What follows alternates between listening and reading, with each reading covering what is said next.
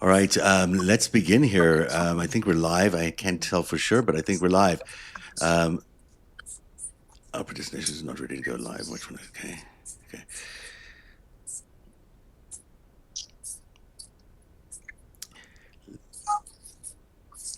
There you go. 1 second, Lev. I'm just Can going to you try hear get me? you up Yes. here. There you Yeah. are. Hi, There you Lev. go. Lev Hey, Zev, Parnas. how are you, my brother? I'm good. It's good to connect with you in the halls of Congress as you're waiting to get in to see this exciting and also very provocative event that is going to be Pam Bondi testifying live in front of the Oversight Committee. What are your expectations for today? She's going to be grilled about Epstein, no doubt, endlessly. Well, yeah, no, it should be interesting. So it's as you could see a madhouse over here, the media and obviously the line to get in. I've been here already for over an hour. I can tell you this much that what I'm hearing from Congress on both sides that we should expect some serious grilling from the Republic. If we don't, I will be shocked because not everyone, because again, majority of them are going to support Trump and they're going to give her a free reign here. But I'm expecting some major pushback, especially after some of the significant evidence that's been coming out with Howard Lutnick. Also, some of the great work that you, Ellie, and everybody has been doing. I've been here, been handing out some of that information that the Crassy's and you guys have passed on to me to some of the Congress people, and and so I expect there to be some fireworks. I don't know. It's gonna be interesting how she comes in. As far as last time she came in, if you recall, very aggressive, basically prepared with notes to attack.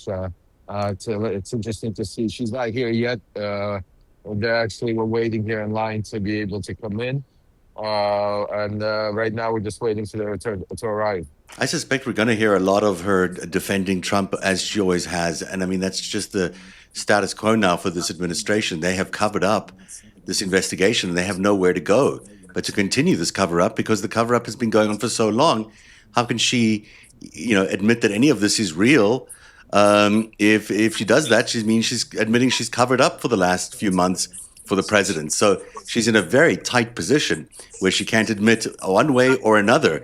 She has to go in there and defend the president and the Epstein duo, Jeffrey Epstein and Ghislaine Maxwell, even though it's becoming increasingly apparent that those two people and everyone around them, Howard Lutnick and you name it, have a lot of answering to do about what happened. So she's in a very tight bind where she's got to walk a very fine line and she's going to get hammered by Democrats. Well, I expect her to definitely support Trump. I don't expect her to waver for that. She's a hardliner. She's going. She's going to go in there fighting. She's definitely. I don't think she's coming here to lay down. And again, as far as the Democrats, yeah, I expect them to come out hard and come out fighting. The answer is, and what's going to be interesting to see is what the Republicans do because this is where it's time to basically stand up to this craziness and they talk and I always say it's great till you can talk the talk, but now it's time to walk the walk. We've seen from Bobart, we've seen what's her name, Nancy Mace come out yesterday. Even from the skiff, we've seen what's his name, Raskin and Rokana and Nassim starting naming names already on the floor. I mean, we're at a point right now where this is where history, these people that decide to cover up and continue covering up for the pedophiles are going to go down with the ship. So it's going to be interesting to see what the Republicans do because I expect the Democrats to come out swinging. It's going to be interesting to see how the Republicans how they come out. Very astute point. I just watched Nancy Grace with the Nancy Mace, sorry, with the the Hold on. survivors outside. Hold on a second. Hold on. They make two announcements. I think she's about to come here. Let's They're walk moving in. us to the side. All right, So go let's ahead. see. I'm Yeah. here with you. Yeah, and I'm just going to say that Nancy, we're still waiting for the live picture to come in from the inside there, so we'll keep monitoring that. Nancy Mace was there talking just a few minutes ago with the survivors outside on the steps of the Capitol, speaking very clearly that the president and the Department of Justice have been covering up this crime. And this has been the theme from all the survivors of the last few days, is not just so much that, that they're being ignored, but they're saying that there's been a cover-up, an active cover-up by the Department of Justice, by the FBI, by Kash Patel, at the behest of the President of the United States, to cover up all these horrific crimes for decades. That is a very hard drumbeat. They always say in Washington, it's the cover-up that'll get you. It's worth. And this is the cover-up that's going to get them, because what is Nancy Mace meant to do now? What is Pam Bondi meant to do now, as she steps in front of the hearing there with voluminous evidence of crimes that include, abuse, potential murder.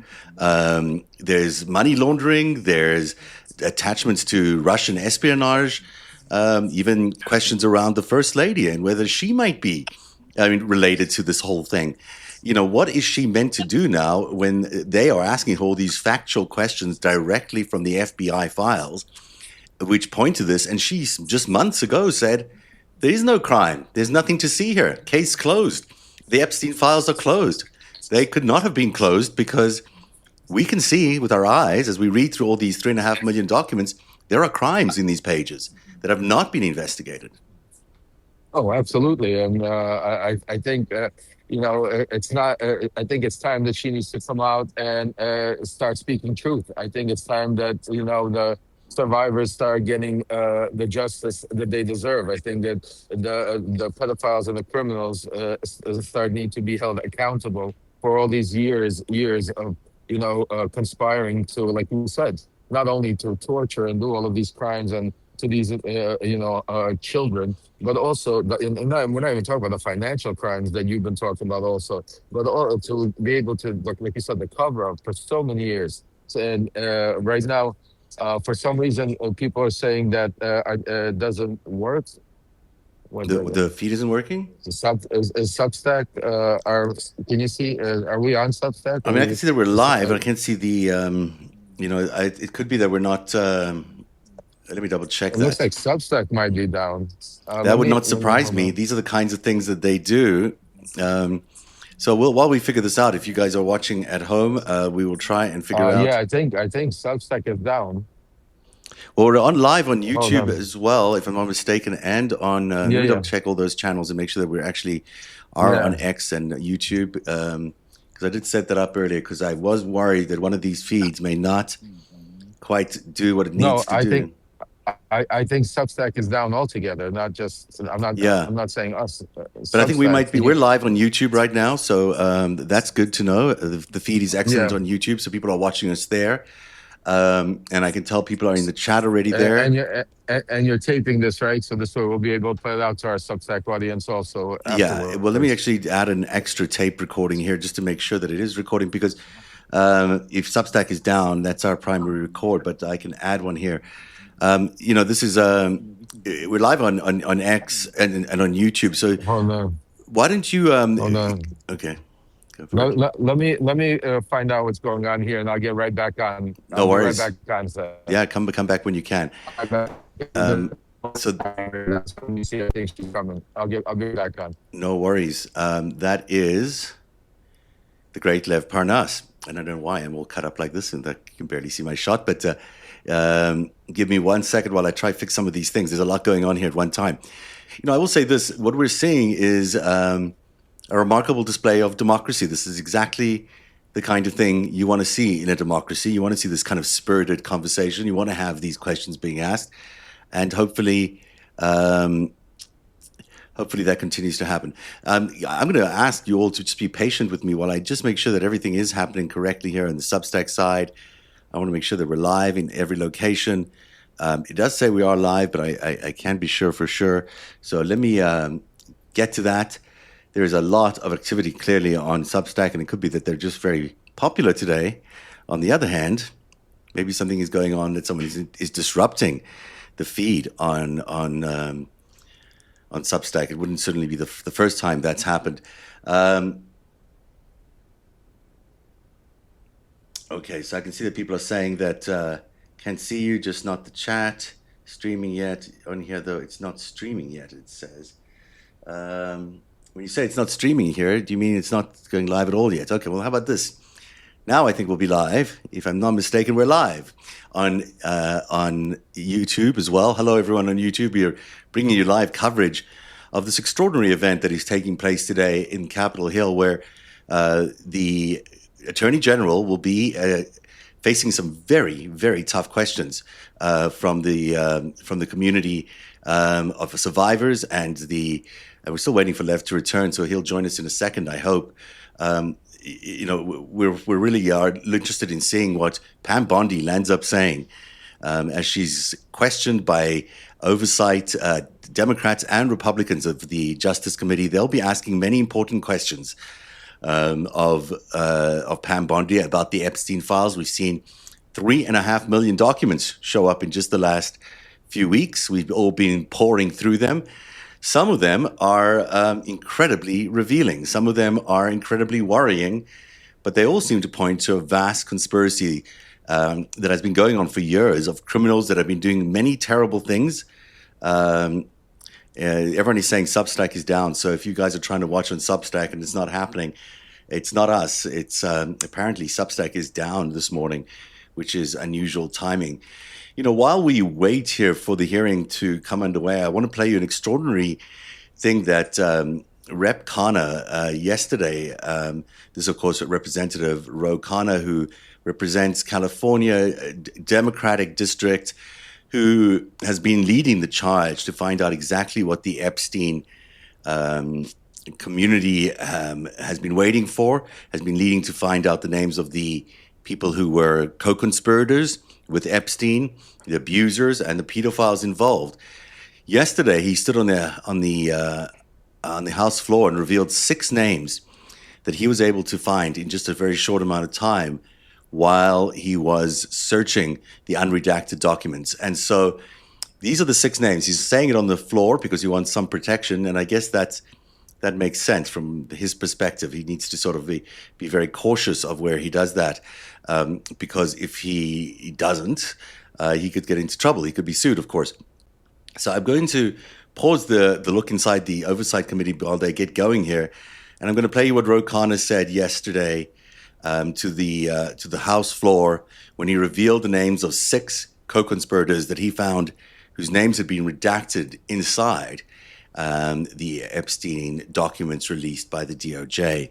Let's take a look at that, and while we do that, I'll check on Substack and whatever else is going on.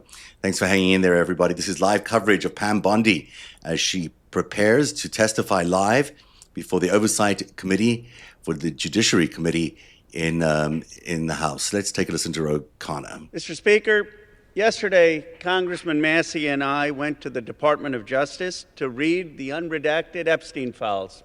We spent about 2 hours there, and we learned that 70 to 80% of the files are still redacted. In fact, there were 6 wealthy, powerful men that the DOJ hid for no apparent reason.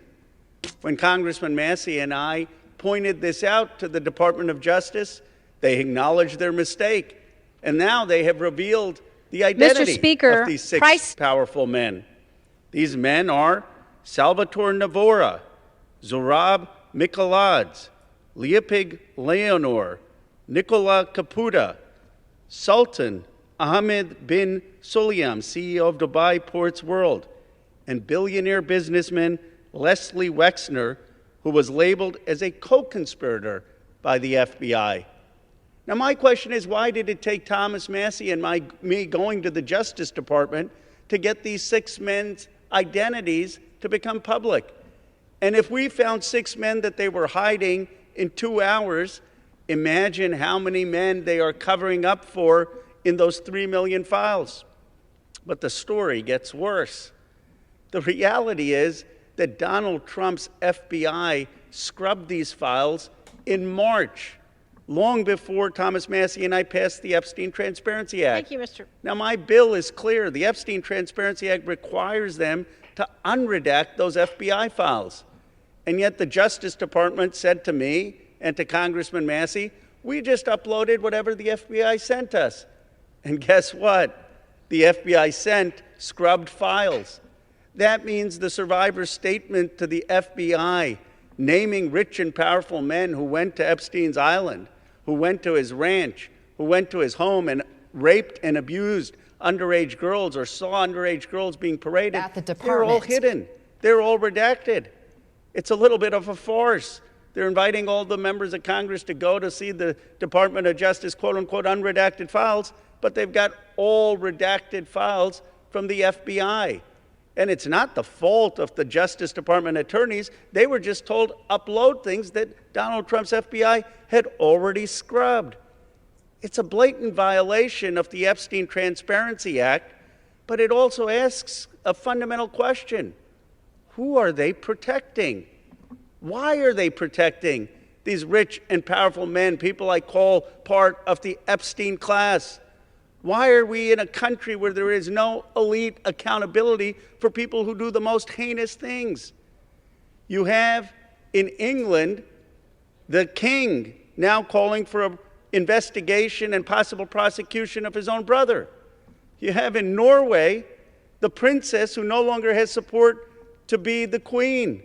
So much hay. All right, we're going to just pop in here to see what MSNBC is reporting as we're waiting here for Pam Bondi to arrive.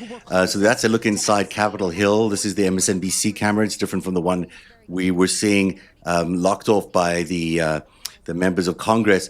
But we're seeing Pam Bondi walking through the halls of Congress. She's about to enter, and let's listen into the correspondent there describing what's on the scene in this hearing room. You can see them. It stretches all the way down the hall. And of course, in the hearing room itself, we are expecting to see the survivors seated and listening to the Attorney General. I just want to play for you, Anna, some of what they said this morning as they set the tone for what we're about to hear over the next few hours. Watch.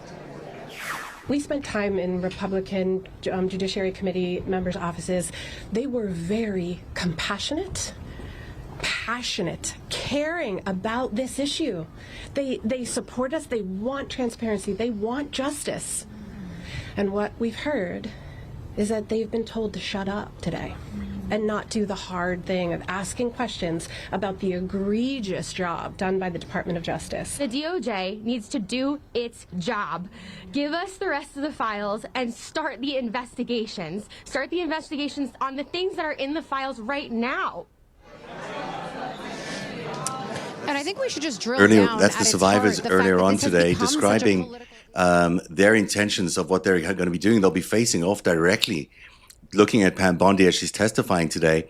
We're waiting for Pam Bondi to arrive, but it's important that everyone who's watching now also please be aware that Substack, which is probably the most vocal community out there regarding Epstein, is under some sort of maintenance alert right now. In other words, they've been taken down. It's unclear if they've been taken down by someone who is attempting to disrupt that very important community, which we're a part of, which has been highlighting so much of the challenges that are arising out of the DOJ release. It is very, very likely that what we're watching right now is a takedown of Substack, which tells you how important that community is to exposing everything that Epstein has been doing, that Ghislaine Maxwell has been doing, and how much they want that community to be silenced. And, we're here on YouTube and we're here on X providing you this coverage, but it seems to me without a doubt that is what is happening. Now, we'll keep a check in that because we can't be sure that it's 100% related to our coverage or that it's not just a technical issue. But it could be that what we're watching is just that very thing, a complete blackout, a complete attack on Substack in order to not allow us to get on the air. So I'm going to keep watching to see if we can get on Substack. In the meantime, let's pop in here and listen again as they're waiting. There's the chairman. They're going to start soon. We'll bring you the live coverage inside. as they present. But in the meantime, let's just pop in here and listen to what MSNBC has to say. Again, they're standing for the Pledge of Allegiance there. As soon as things really heat up, we'll head into that hearing room. We're also, in the meantime, following major breaking news and some significant developments in the search for Nancy Guthrie. We now have security camera footage. A flood of tips that came in. So that's not news anymore. We certainly know that there's been a lot of an arrest yesterday and also security footage as well. Keep watching that story as it's happening. In the meantime, as I'm trying to jockey a whole bunch of different live shots here, and also waiting for Lev. If Lev wants to rejoin us, it would be great to get a view inside that room, because we can't see what's going on inside the room. Certainly not as well as you can, because you're inside of there. Now, you might be asking, why someone like Lev Parnas, known for his association with MAGA, why is he there? Well, he has been advocating for the survivors extraordinarily well in the last few months, and he remains an extraordinary ally of all the survivors as he's trying to bring light to everything that's been happening in the Epstein files. So let me make sure that we have the right sources up here, and then we can bring you some of that coverage as well. That doesn't look right to me. Stand by, everybody. We are going to get you inside as soon as things begin. And it looks like things are beginning. So 1 second, let me put that up for you, and we'll be able to take it release full screen. And then we should be able to bring you audio as well. Here we go. In fact, we can put that up. I think you can see this released. We got the form from the Denver Justice Center. What kind of inmate was Mr. Gonzalez for those 345 days that he was in the Denver Justice Center? We have that too.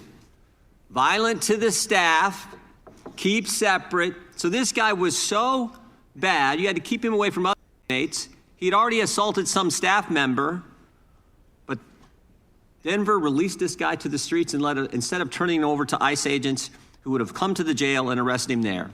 And of course, we all know what happens. When the officers did apprehend Mr. Gonzalez out on the street, he assaulted one of the officers.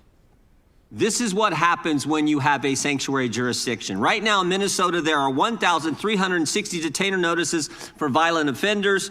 Governor Walz and others have released 470 criminal illegal aliens back to the streets. In New York State, it's 7,000.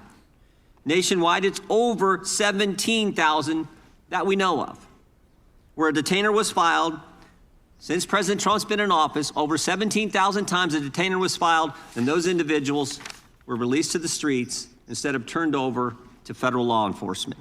17,864 times. Illegals who've been charged with the crime have been released to the streets, and thereby jeopardizing the safety of the public, the safety of law enforcement, and of course the migrant themselves. And frankly, helping create the environment that results in the tragic deaths like we saw with Miss Good and Mr. Preddy. A few years ago, Governor Sarah Huckabee Sanders said this in response to the State of the Union address. She said, "The divide in America today is normal versus crazy." And it's true, because it's crazy not to have a border, which is what we had under the previous administration. It's crazy to abolish ICE, and it's crazy to release bad guys who are here illegally to the streets when with one phone call, federal law enforcement will come to the jail and pick them up. The mindset that says it's okay to release these guys is the same left-wing mindset that thinks it's okay to weaponize government against your political opponents. And that is exactly what we had in the previous Justice Department. The Biden-Harris Department of Justice called parents domestic terrorists. The Biden-Harris Justice Department used FBI SWAT teams to arrest pro-life advocates.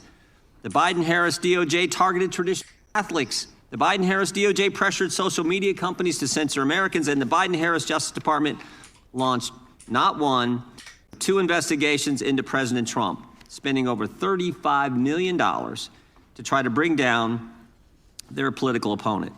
To further this effort, they sought the phone records of over a dozen Republican members of Congress. Even the Democrats said this was wrong. They got bank records for scores of White House officials. They even paid at least one confidential human source $20,000 for information on President Trump. And of course, while doing all this, they couldn't tell us who planted the pipe bombs, who leaked the Dobbs opinion, and who put cocaine in the White House. But thank goodness the American people saw through it all. Americans were tired of being targeted for their beliefs, tired of the lawfare, tired of the rampant crime throughout this country, and that's why they overwhelmingly elected President Trump. And what a difference a year makes. What a difference a year makes. Under Attorney General Bondi, the DOJ has returned to its core missions, upholding the rule of law, going after the bad guys, and keeping Americans safe. The Trump Justice Department has restored the rule of law. Murders are down nationwide by 20%. In D.C., violent crime is down by 28%. The federal surge in D.C. resulted in 8,000 arrests, the seizure of 800 illegal guns, and the recovery of 16 missing kids. The Trump Justice Department apprehended a suspect in the pipe bomb investigation, and they've arrested 6 of the FBI's top 10 most wanted fugitives in just 1 year. Of course, they arrested narco-terrorist Nicolas Maduro, and they seized a record number of drugs flowing into this country. Trump Justice Department put an end to targeting Americans for their beliefs. Attorney General Bondi rescinded Attorney General Garland's anti-parent memorandum. Department of Justice ended the practices of using the FACE Act to target pro-life Americans. They've refused to tolerate attacks on places of worship and investigations of traditional Catholics that we saw in the previous administration. On her first day, Attorney General Bondi disbanded the Foreign Influence Task Force that was pressuring social media companies to censor Americans. And the Trump Justice Department has ended lawfare. Under Attorney General Bondi, along with Director Patel, they've worked to expose the political nature of Arctic Frost and the Jack Smith investigations. They've turned over hundreds of pages of documents to Congress, and that's why we know, for example, that Mr. Smith paid at least $20,000 to some confidential human source. That's why we know that Jack Smith knew it was unconstitutional to seek to toll records from members. But since the litigation risk was low, and because members would never find out about the subpoena until years later, they charged ahead and violated the Constitution. The Trump Justice Department has changed DOJ policy to require prosecutors to tell judges if NDOs relate to members of the separate and equal branch of government, the Congress. And to top it all off, the Trump Justice Department opened an investigation into the conspiracy behind the Russia collusion hoax. The Justice Department has put common sense ahead of politics. They sued to keep boys out of girls' sports. They secured deals with universities to stop race-based admissions and anti-Semitic practices. And after discovering rampant fraud in Minnesota, the Justice Department, under the leadership of Attorney General Bondi, has established a new national fraud division. In fact, I met with Colin McDonald, who will head that division last week. I think he's going to do a great job. There's a lot of work to be done in that area, but I want to thank the Attorney General for her great work in the first year on the job, and I want to thank you for being here. With that, I would yield to the ranking member for an opening statement. Thank you kindly, Mr. Chairman, and welcome Attorney General Bondi. You've got the best lawyer's job in America because your mission is justice and your clients are the American people. But to promote justice for the people, you've got to listen to the victims, like the women seated behind you today. Those are just some of the hundreds of survivors of Jeffrey Epstein's global sex trafficking ring who are demanding that the truth be told and are demanding accountability for the abusers who trafficked and raped them. You still haven't met with these survivors. So with their permission, let me introduce to you the survivors and late survivors' family members who are present today. There's Teresa Helm, there's Jess Michaels, Laura Bloom McGee, Danny Bensky, Liz Stein, Marina Lacerda, Sky and Amanda Roberts, who are the family of the late Virginia Giuffre, Charlene Richard, and Lisa Phillips. Now, you're not showing a lot of interest in the victims, Madam Attorney General, whether it's Epstein's human trafficking ring or the homicidal governmental violence against citizens in Minneapolis. As Attorney General, you're siding with the perpetrators and you're ignoring the victims. That will be your legacy unless you act quickly to change course. You're running a massive Epstein cover-up right out of the Department of Justice. You've been ordered by subpoena and by Congress to turn over 6 million documents, photographs, and videos in the Epstein files, but you've turned over only 3 million. You say you're not turning over the other 3 million because they're somehow duplicative, but we know that there are actual memos of victim statements in there. And you also took down the Department of Justice's prosecution memo from 2019. So it's clearly not all duplicative, but even if it were, why not release it? Just release all the duplicative stuff. In the half you did produce, you redacted the names of abusers, enablers, accomplices, and co-conspirators, apparently to spare them embarrassment and disgrace, which is the exact opposite of what the law ordered you to do. Even worse, you shockingly failed to redact many of the victims' names, which is what you were ordered to do by Congress. Some of the victims had come forward publicly, but many had not. Many had kept their torment private, even from family and friends. But you published their names, their identities, their images on thousands of pages for the world to see. So you ignored the law, and even with over 100,000 employees at your disposal, you acted with some mixture of staggering incompetence, cold indifference, and jaded cruelty towards more than 1,000 victims raped, abused, and trafficked. This performance screams cover-up. Convicted sex trafficker and groomer Ghislaine Maxwell opened the gates of hell to Virginia Giuffre and hundreds of other victims, as Virginia recorded in her remarkable book, Nobody's Girl. But when Maxwell was subpoenaed to come testify before Congress, you and Todd Blanche quickly moved her from a higher security prison to a minimum security camp in Texas, where she's enjoyed 5-star treatment, including catered meals, private gym time, and access to a therapy puppy. All because Todd Blanche, who's utterly failed to investigate the monstrous crimes of Epstein and Maxwell's co-conspirators, spent 9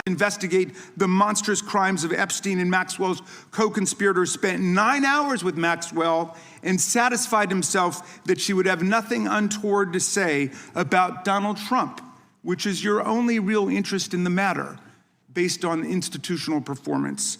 But abandoning victims and coddling perpetrators is what you do best. When the FBI opened a criminal investigation into the brutal killing in Minneapolis of Renee Good, a poet and 37-year-old mother of 3, by Trump's masked paramilitary ICE agents, you shut it down. You claim you're investigating the cold-blooded murder of Alex Preddy, an ICU nurse at the VA. But how can we trust the administration when the president and Kristi Noem call Preddy a domestic terrorist and Stephen Miller called him a would-be assassin? Not only do you refuse to share evidence with the state and local investigators and prosecutors in Minnesota, you have blocked their access to the crime scene and the evidence. How are you seeking justice for Marimar Martinez, the Montessori school teacher in Chicago who was shot 5 times by a Border Patrol agent who bragged about it on text? Or the family of Keith Porter, a father of 2 shot and killed by an off-duty ICE agent in LA? Or the family of Silverio Villegas Gonzalez, shot and killed in Illinois minutes after he dropped his kids off at school? There's no sign of any movement at the Department of Justice. You even launched a criminal investigation into Renee Good's grieving widow. How sick is that? But it's even worse. You've turned the People's Department of Justice into Trump's instrument of revenge.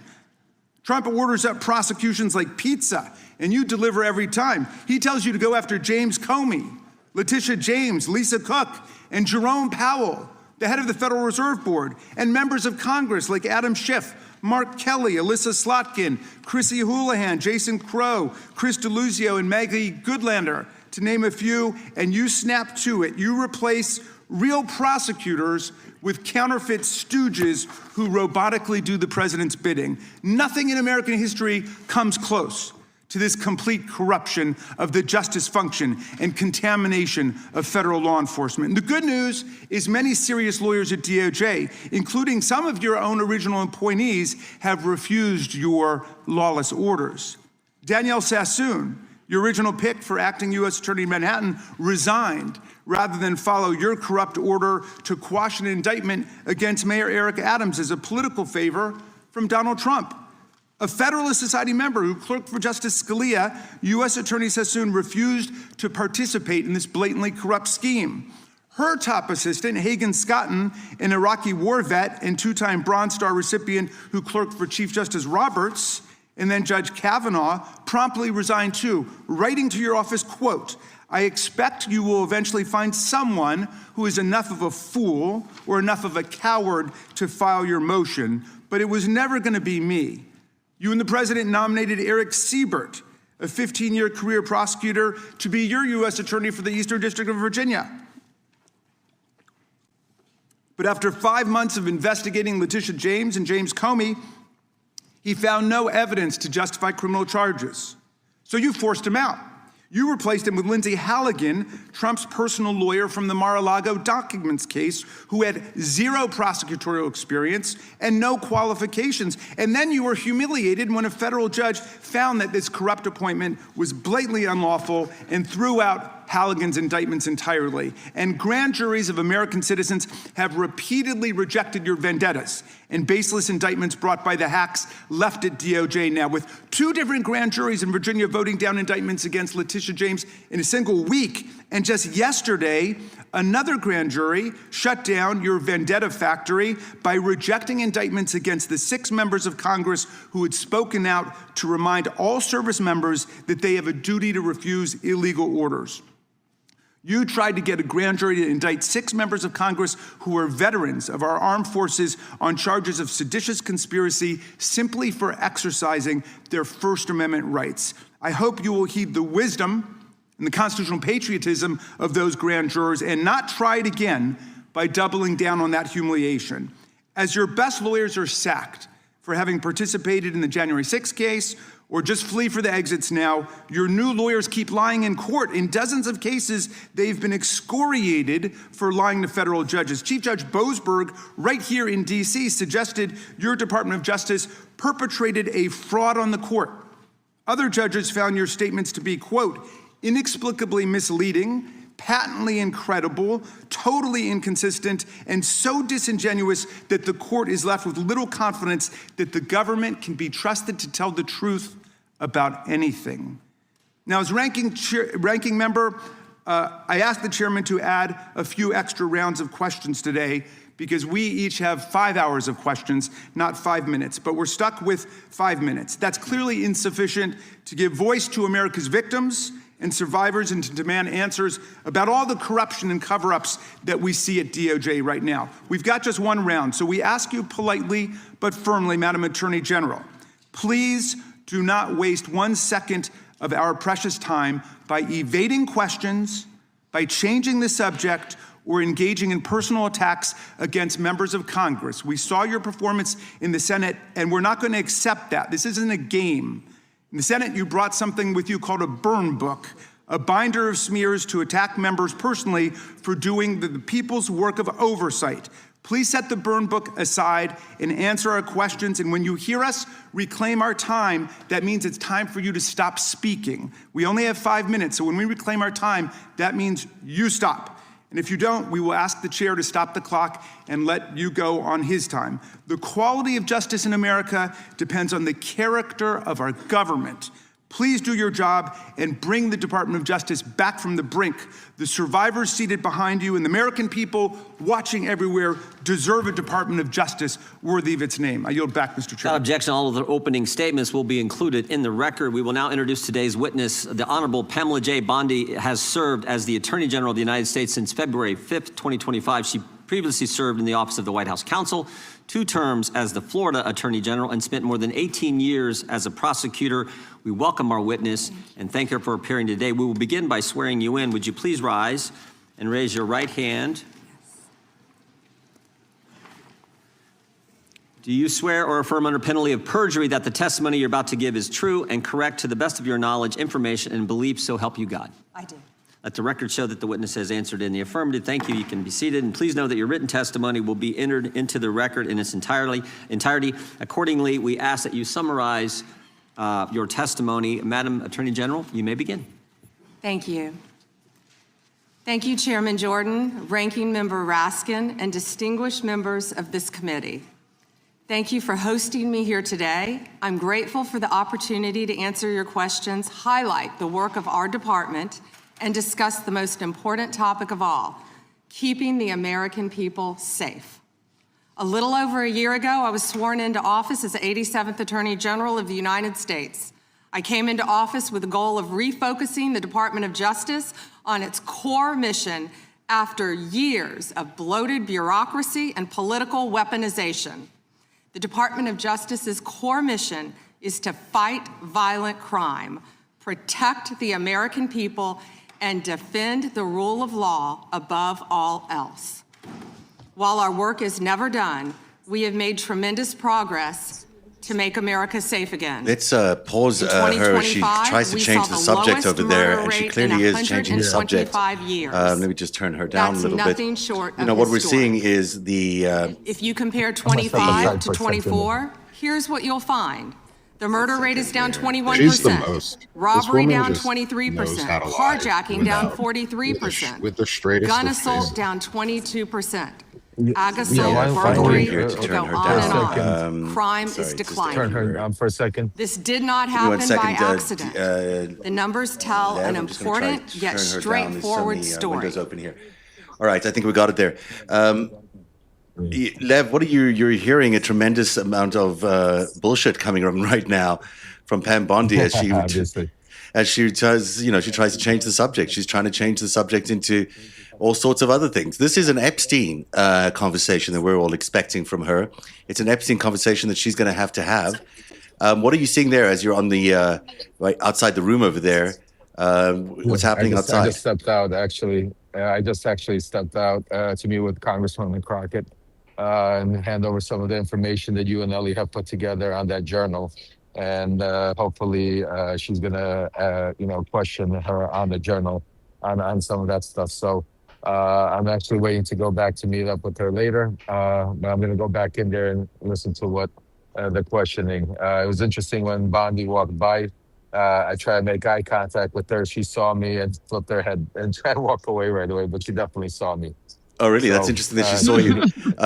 Did she give you any reaction at the time? Was it just...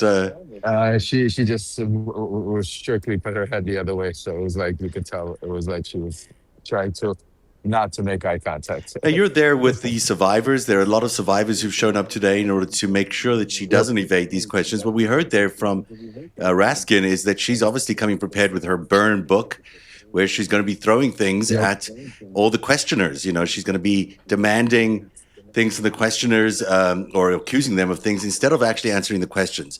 This is her new strategy when she goes into these kinds of hearings. Tell me what your, what the survivors are there for, why you're there. Well, the survivors, we're here for justice. We're here for justice. We're here for accountability for the survivors. We're here to make sure that put pressure on the Republicans and the GOP to make sure that they grow a spine and start, to hold accountability also. So, Pam Bondi, like I said, is expected to come out fighting. This is what she does. This is why, she's part of Trump's inner circle. But the interesting part is going to be seeing not how the Democrats react, but how some of these Republicans, and not all of them, because we know some of them are staunch Trump supporters, and are going to be giving her a platform to be able to spew her lies.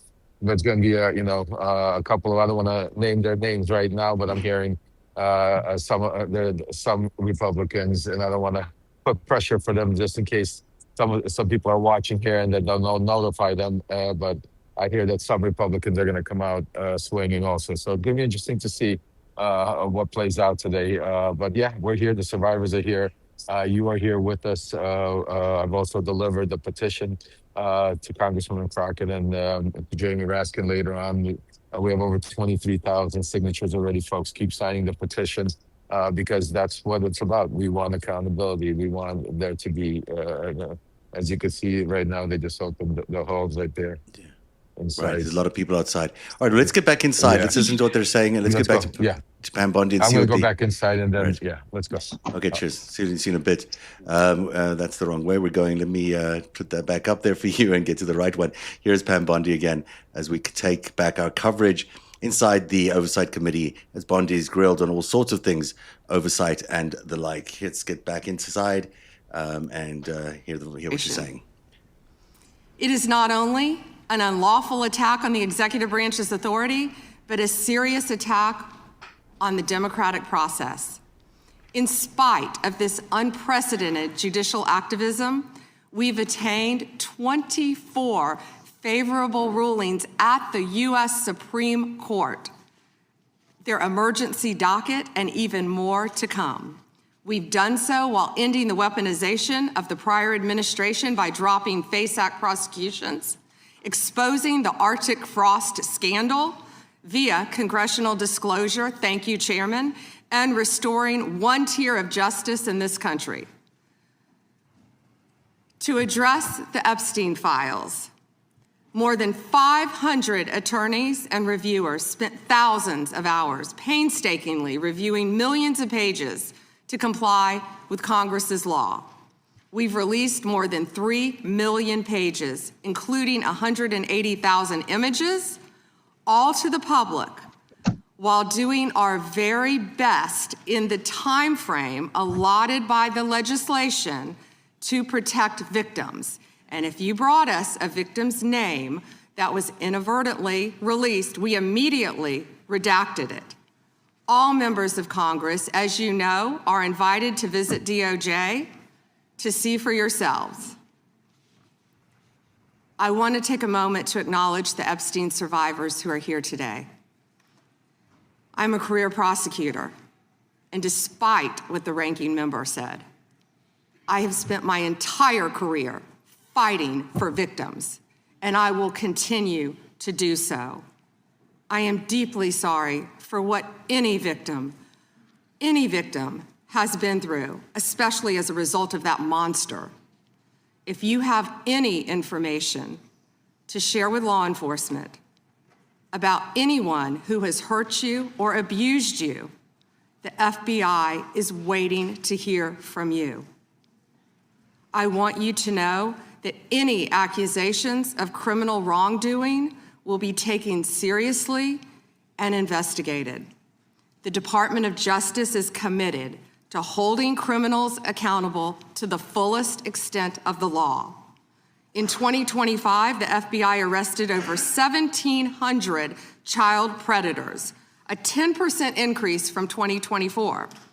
We also located 2,700 victims of child exploitation and shut down 3.8 million dark web pedophile accounts. 3.8 million. So please, if you have information to share that needs to be investigated, contact the FBI. Today, I look forward to discussing further our shared obligation to protect the American people, uphold the rule of law, and keep this nation safe. Thank you. Thank you, Madam Attorney General. The chair we now proceed under the 5-minute rule. The chair recognizes the gentleman from California for 5 minutes. Thank you, Mr. Chairman.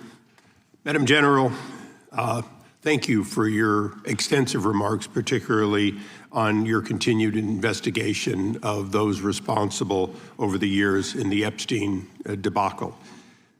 Obviously, you have an amazingly full docket between civil rights, between criminal, between so-called white-collar crime, and doing so, as the chairman said, at a time in which both you and the president are under attack, and our ICE agents and FBI and others are under attack when they try to enforce the law.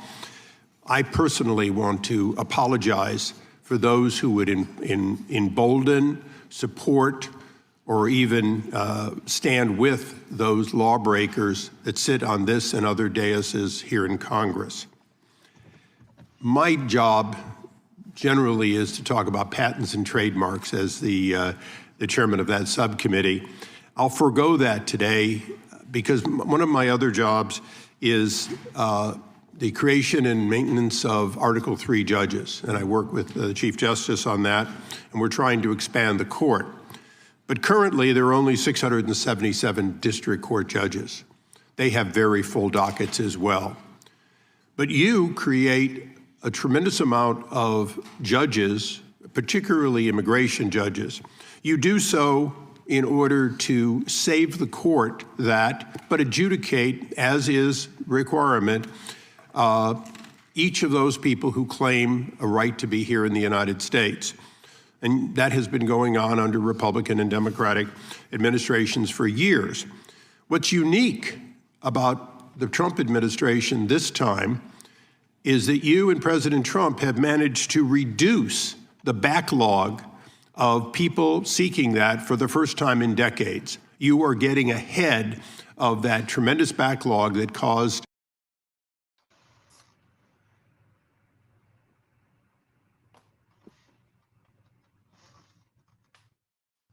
There we go. Now you can hear me. Hello, Nick Parra, Ellie Leonard. Hello. Just trying to figure out where the other two friends are. There's Dean Blundell. I see him now, so let me add him.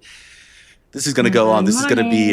Hey, Dean, how are you? Can we hear you? Just say something, Dean. Yeah, hi. Hi. Hi. I love technology. It's so nice to see you. Enjoying the Live Fest. This is a lot of bullshit. You know, How many people it's we can amazing. squeeze in? Yeah, it is. It's amazing to me that every time there's a hearing where Pam Bondi or Kash Patel or any one of these fucking losers is giving a deposition where they're encouraged to lie, Substack undergoes routine maintenance. Isn't that interesting? It's, I was wondering if it was routine maintenance or there was something else because it did say scheduled maintenance at one point. I did see that error pop up, which means they timed this somehow. Hey, Substack. Why would you do a scheduled maintenance at 10 a.m.?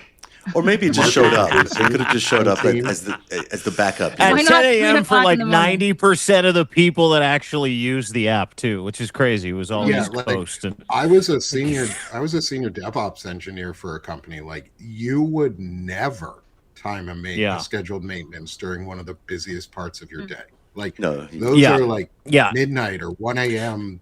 on like Central Time you would think, right? When we're all fucking awake. asleep ahead of the actual deposition. Anyway, welcome. But it could have been grateful to be part of this. It could have been something else. It could have been not a Substack. Who knows? But I'm really it wasn't. It wasn't something else. Okay, but it said scheduled maintenance. So that said, I'm not mad that they do maintenance. I'm glad you guys keep your app up, but please schedule it at a better time. I'm not angry. I'm more disappointed than anything. And let's not talk about scheduled maintenance. Let's talk about Jim Jordan.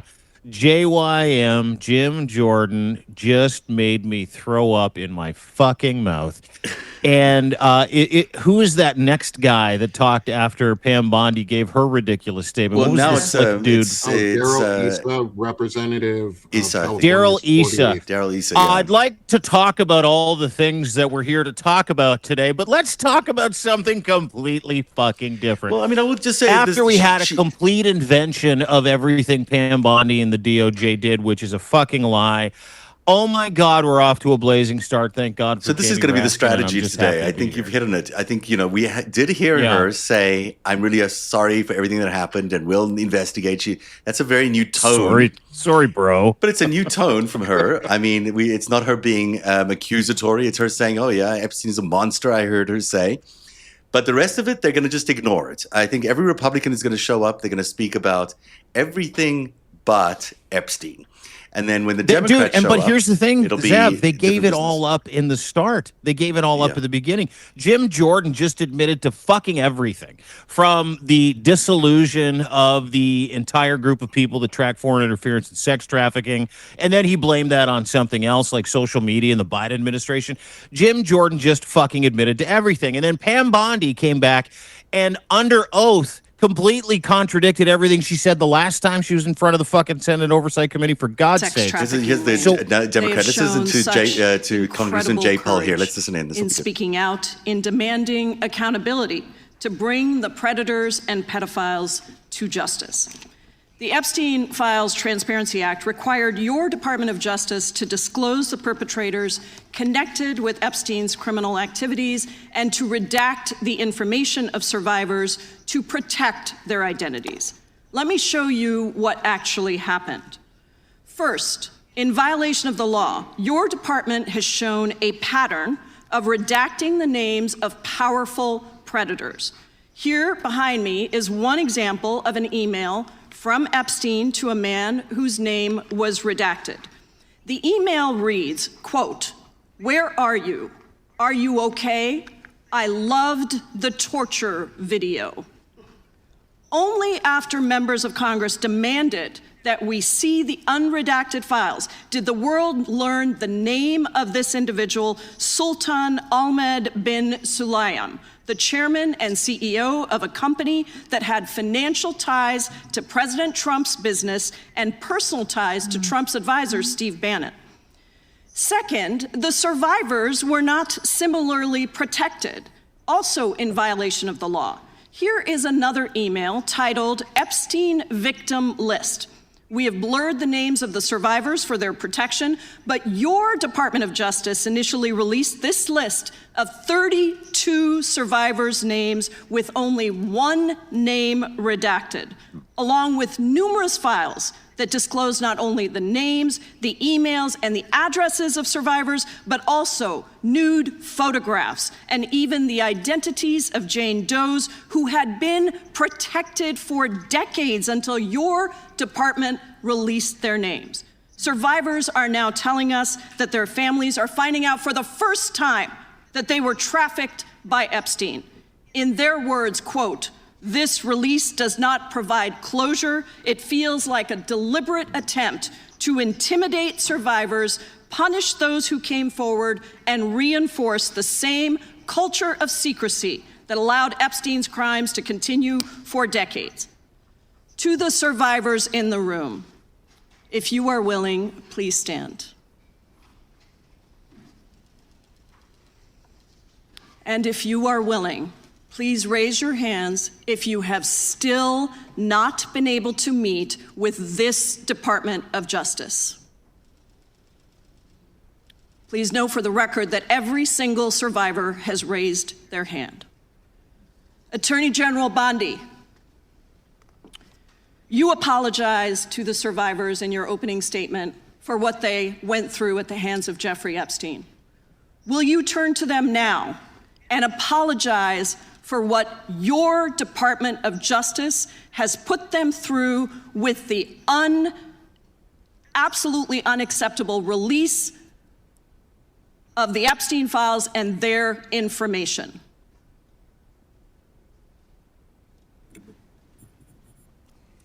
Congresswoman, you sat before Merrick Garland sat in this chair twice. Attorney General Bondi, No, can I finish my answer? No, I'm going to reclaim my time because I asked you a specific question that I would like you to answer, which is, will you turn to the survivors? This is not about anybody that came before you. It is about you taking responsibility for your Department of Justice and the harm that it has done to the survivors who are standing right behind you and are waiting for you to turn to them and apologize for what your Department of Justice has done. Members get to ask the questions, the witness gets to answer in the way they want to answer. The Attorney General can that's respond. not accurate, Mr. Chairman. Because she doesn't like the answer. Time. So, Mr. Chairman, why I have asked didn't she ask Merrick Garland this? I'm reclaiming my time, and when I reclaim my time, it is Mr. Chairman, the gentlelady's reclaimed her I'm not time. going to get in the gutter for her theatrics. The time belongs to the gentlelady. The gentlelady has 17 seconds. Thank you. You're not going to answer this question, so let me just Chairman, say this. I'll direct it to what you. a massive cover-up. No, I'm answering a question. Chairman, will you restore her time? The witness is interrupting. I'm not going to get in the gutter with this woman. Stop the She's time doing theatrics. and let me have my time. The gentlelady from Washington controls the time. The gentlelady has 17 seconds. You can proceed with your final 17 seconds. What a massive cover-up this has been and continues to be.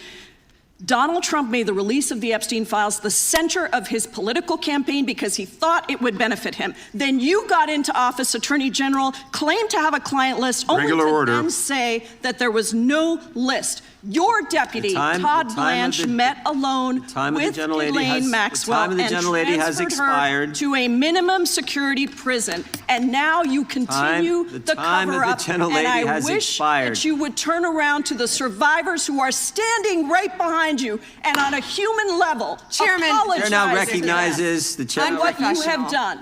Time of the gentlelady expired. The gentlelady, you have no time to yield back. We appreciate that. We appreciate the thought. And I would argue the central issue in the last election, the presidential election, was securing the border. The gentleman from Arizona who knows something about securing the border is up for 5 minutes. Thank you, That Mr. Chairman. was Thank the kind of you, stuff you were Attorney General expecting Bondi, to for being hear. here That's today. Jayapal. In I'm 2022, gonna assume this guy's gonna talk Lafarge, which about- is a French cement company, pled guilty. Yeah, he's going to talk about everything else, but what we expect him to. So, Congressman Jayapal, Thank bringing you up the very much guns for that. there. Let's talk about a French security company now. Let's change the subject to everything else. But that was a good moment. I mean, this is exactly having the survivors stand up, asking Bondi to apologize to them, or at least acknowledge the fact that none of them have spoken to the Department of Justice, which is astonishing. There is 3.5 million files that point to a whole bunch of crimes. The Department of Justice has not investigated these survivors who are there and is continuing to ignore them. And yet she's claiming that they've done everything they can. What Congressman Jayapal was saying there, it's a cover-up. And it absolutely is. Nick or Ellie, Dean, jump in here. Ellie? I was just going to say really quick. Okay. Ellie, please. Yeah. Go ahead. Ellie. No. Ladies first. Thanks, T. I was just going to say, like, when I was listening through Ghislaine Maxwell's proffer, I think it was probably in September, October, somewhere around there, and she had named Jane Doe. I remember how frantically, the second I heard that name, I was reaching out to Congress people, I was reaching out to lawyers, I was trying to figure out a way for them to redact it. What do we do? How could they name somebody? And then just going through these files, it's just like, oh, that wasn't the point. The point was cruelty. And every day I post something on Substack or some kind of social media site, and somebody goes, wait, why is the email sender redacted? Like, I get that comment every single day. And it's because they're the only ones that are redacted. The women are not redacted. I saw those folders full of headshots and driver's licenses of girls listed 14 to 17 years old. It was a whole packet full of headshots. Like, there's no, I mean, just if you look at it mathematically, if they go, oh, there was 3.5 million files, we just didn't have the time, we missed some. No, they got 98% of the perpetrators. They got like 10% of the victims in this case redacted. So mathematically, no matter how many files, that doesn't line up. That's not the case, though. We know what's really going on here. I mean, they know exactly who the survivors are. They know who the victims are. They're just covering it up because the president has told them to cover it up because he's involved in these things. I mean, the only reason you'd want to cover up this proportions is because you're part of the gang that committed the crimes. Nick? So let me tell you who Representative Darrell Issa is, the first gentleman who started asking questions, the Republican representative for California's 48th district. He is in the Epstein files, but not for any reasons that I've seen of his involvement. However, the file that he's in is specifically about how he lied about Obama's involvement in an IRS scandal. Oh, interesting. And he was caught lying and selectively releasing information to make it so that it sounded like there was a narrative around what was going on. So Rep. Darrell Issa is a liar and is known and proven to be one. So his word means shit when he started asking questions at the beginning, whatever he was asking about. That said, we can't trust what he has to say. He's already been proven to be a fraudster in these files. That's what you do to get into the GOP. You have to be a fraudster. You have to be part of the criminal gang. Dean, this is a cover-up happening in real time, and we have to be calling it out nonstop. Yeah, without question, I want to do that after I hear from Ellie. She just said, "Can I?" And anytime Ellie speaks, we should all listen. Anytime Ellie jumps in, I'm like, oh, okay.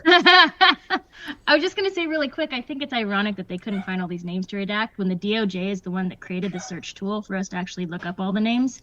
So if they can create the search tool to look up all the names in the Epstein files, they should be able to find all the names in the Epstein files. Doesn't that feel... I don't know. All you have to do is to send them an email saying that you'd like them redacted, even though they won't talk to you at the end of the day. I mean, that's what we got from Congressman Jayapal there is, the Pam Bondi saying, yeah, they will absolutely redact your names, but they have not actually spoken to a single survivor. That is stunning. It's stunning. I mean, what kind of world are we living in? A lot. That was a great imagery. That was great. Can we just stop on that one point for a second? Okay. You know, we sit here and try and ingest this fucking theater of bullshit. Right. This is a theater of fucking bullshit. You have one side that's trying to get answers for victims. The other side is just talking about anything other than that, including France and security problems that America has. And I'm sure Canada will make its way into Daryl Issa's fucking dirty, disgusting mouth, and every single Democrat that is sitting there listening to this. I feel sorry for them. I feel sorry for the fucking victims. But let's just be fucking honest about something. Nothing that is coming out of the mouths of Jim Jordan, JYM Jordan, who has stood up for pedophiles for a very long time at the Ohio State University. Here, so I'm sorry to interrupt you again, Dean, but please, go ahead. On February 11th, 2026, and it says it was because of an impasse with the DOD over the use of unmanned military aircraft and not triggered by Mexican cartel drones. Without objection. Point of order, Mr. Chairman. I didn't hear back about the second round of questions. I assume that's not happening. I just want to be able to assure the members, certainly on my side, if not both sides. That's not a point of order. No, that every member will get 5 minutes with the witness. Will there be 5 minutes for each? Yeah, you get 5 minutes. Yeah. With the witness. Okay, very good. Yeah. Okay. And are you up next? Gentleman from New York is recognized. Mr. Chairman, I want to begin by acknowledging the survivors of Jeffrey Epstein's horrific abuse who are in the room with us today. I want to thank all of you for your bravery in speaking out. And I want to say that you and the other survivors of these heinous crimes deserve better from this Department of Justice. In particular, it is shocking that the department did not redact the names of Epstein's victims, but it did redact the names of their abusers. I don't know whether this was done out of incompetence or whether it was deliberate and malicious. But either way, it is completely unacceptable. Even more troubling, the DOJ has failed to bring any of these perpetrators to justice. Instead, it has engaged in a relentless pursuit of Donald Trump's perceived enemies. I want to focus on just one example. The Attorney General of my home state of New York, Tish James. This DOJ has been hell-bent on securing an indictment against Ms. James for something, anything, simply because she held Donald Trump's companies accountable for years of financial fraud. And indeed, the department manufactured an investigation against her for alleged, quote, mortgage fraud. But the U.S. attorney leading the investigation, Eric Siebert, a Trump appointee, refused to bring charges against Ms. James because there was simply no evidence. Unfortunately, a prosecutor who refuses to do Trump's bidding has no place in this DOJ, so Mr. Siebert was forced out. Trump could not contain his fury that he expressed to you in a social media post addressed to you by name. I'm sure you've seen it. Quote, I fired him and there is a great case, he wrote to you about Mr. Siebert. Then we moved down. We can't delay any longer. It's killing our reputation and credibility. They impeached me twice and indicted me 5 times. Over nothing. No, I'm not that interested in what Rep. Nadler is saying here either. I think it's a mistake that they're not hammering away at Epstein because as important as all these other issues are, there is only one thing that needs to come out of today's events. We need to understand exactly what is going on in terms of the cover-up. We need to understand why these victims weren't addressed. And we need to understand the extent of the crimes and the president's involvement in these crimes. I mean, we have now Howard Lutnick admitting that he was at the island, at least once, he says, for lunch. He's the Commerce Secretary, and he still has a job. That, to me, is beyond reproach. And I don't know which one of you want to pick up on Howard Lutnick here. But that man shouldn't be in power. I mean, this is a secretary. Well, I got news for you. None of these fucking morons should be in power. None of these assholes that are asking questions on the GOP side are legitimately in a position to be able to judge anybody knowing who they fucking support. You know, you've got Pam Bondi, who, you know, for the past several months has been touting. She's on the stand right now. No one's saying anything to her. She's just repeating the constant lies, and now she's changed her tact, and she's like, sorry about that. We'll try to get to the bottom of it, but I want to get back to that one point that you made prior to going to Nadler, who, by the way, was sleeping in the intro of this whole thing. Don't know if anybody noticed that. He got his head back. He's on his way out for many good reasons. Don't do one of those. Yeah. But I do have to point this out. and I think everybody needs to pay attention to this. Every single one of the victims that is in that room, standing there with Lev Parnas and our team, the resistance here on this call that have made this possible to give Jasmine Crockett and some other members of this committee some select information that people like Ellie, Zev, and others involved here have gone to great lengths to uncover, including this journal. None of these women have been contacted by the FBI ever. None of these women have been selected to be, have a conversation to find out what happened to them, the legitimacy of their complaints. Not one of them. And should Pam Bondi wear that? Yeah, here she goes again. Let's have a listen. I think she's going to respond to this line of questioning that I'm going to answer the question. Answer my question. No, I'm going to answer the question What a the way I want to disgusting answer the question. state. Your you're gonna answer theatrics the are question the way I ridiculous. asked it. Chairman Jordan, I'm not going to get in the gutter with these people, but I'm going to answer That's the her question. line. How many of you indicted? Again, the time You're belongs to claiming my time. The time I belongs think it's very Claiming interesting. my time. I think it's very Claiming my interesting time. You can that reclaim he your talks time, about but they claiming my time, indicted. Mr. The Chairman. president said they Close the indicted him clock. twice. Mr. Chairman, please They stop the sure clock did. and stop the he clock and indicted- restore his time. Okay, here we go with these Committee will get in order. theatrics. The time belongs to the gentleman from New York. Theatrics. We will give you a few more seconds. We will do that. But when Reclaiming you ask my- a question, the The witness question gets to was- answer. You may not like the answer, but she Right. gets to The answer. question was, No, how many And you know what? They If you could don't just like bring the the volume down answer, here. Chairman. You know what? Time. Because He it's asks a honest. question. These guys all So ask he questions, asked and what they get before, back is an answer to a different question. And then they sit there with Jim Jordan and go, "Oh, she's allowed to answer the question the way she wants." No, she's not. Our watch. Reclaim- Not Let's on see. I mean, our it's interesting time. to see No what's way. going on And here. I told Let's you take- about That's what that, we're asking, Attorney Sam. General, before you started. You don't tell me. Yeah, oh, I anything, did tell you because we washed saw up what you did in the Senate. loser lawyer, not even a lawyer. Committee will be in order. Time, and I should get back at Oh, least we do 45 get to seconds. tell We'll you give you a because few that's more how hearings seconds. I said work. that already. 45 seconds. Okay, I'm timing right now, Mr. Nadler. Go All ahead. right. Reclaiming my time. The answer to my question, how many of Epstein's co-conspirators has she indicted, is 0. You have been the Attorney General for a whole year, and your DOJ fired the lead prosecutor of this case, sat on evidence this entire time, and claimed falsely last July that there were no more leads. It took an act of Congress for you to finally release part of the Epstein files, and when you did, you included personal information about the victims while protecting the names of abusers. Time of the gentleman None has of the perpetrators have expired. been brought to justice, but enormous resources Time have been of the dedicated to gentleman has pursuing Trump's expired, enemies. and It's obviously clear there that was- under your leadership, the Department of Justice There no was longer no works for question American in there people. It works for her to for respond Donald to. Trump. I yield back. The gentleman yields back. May I answer?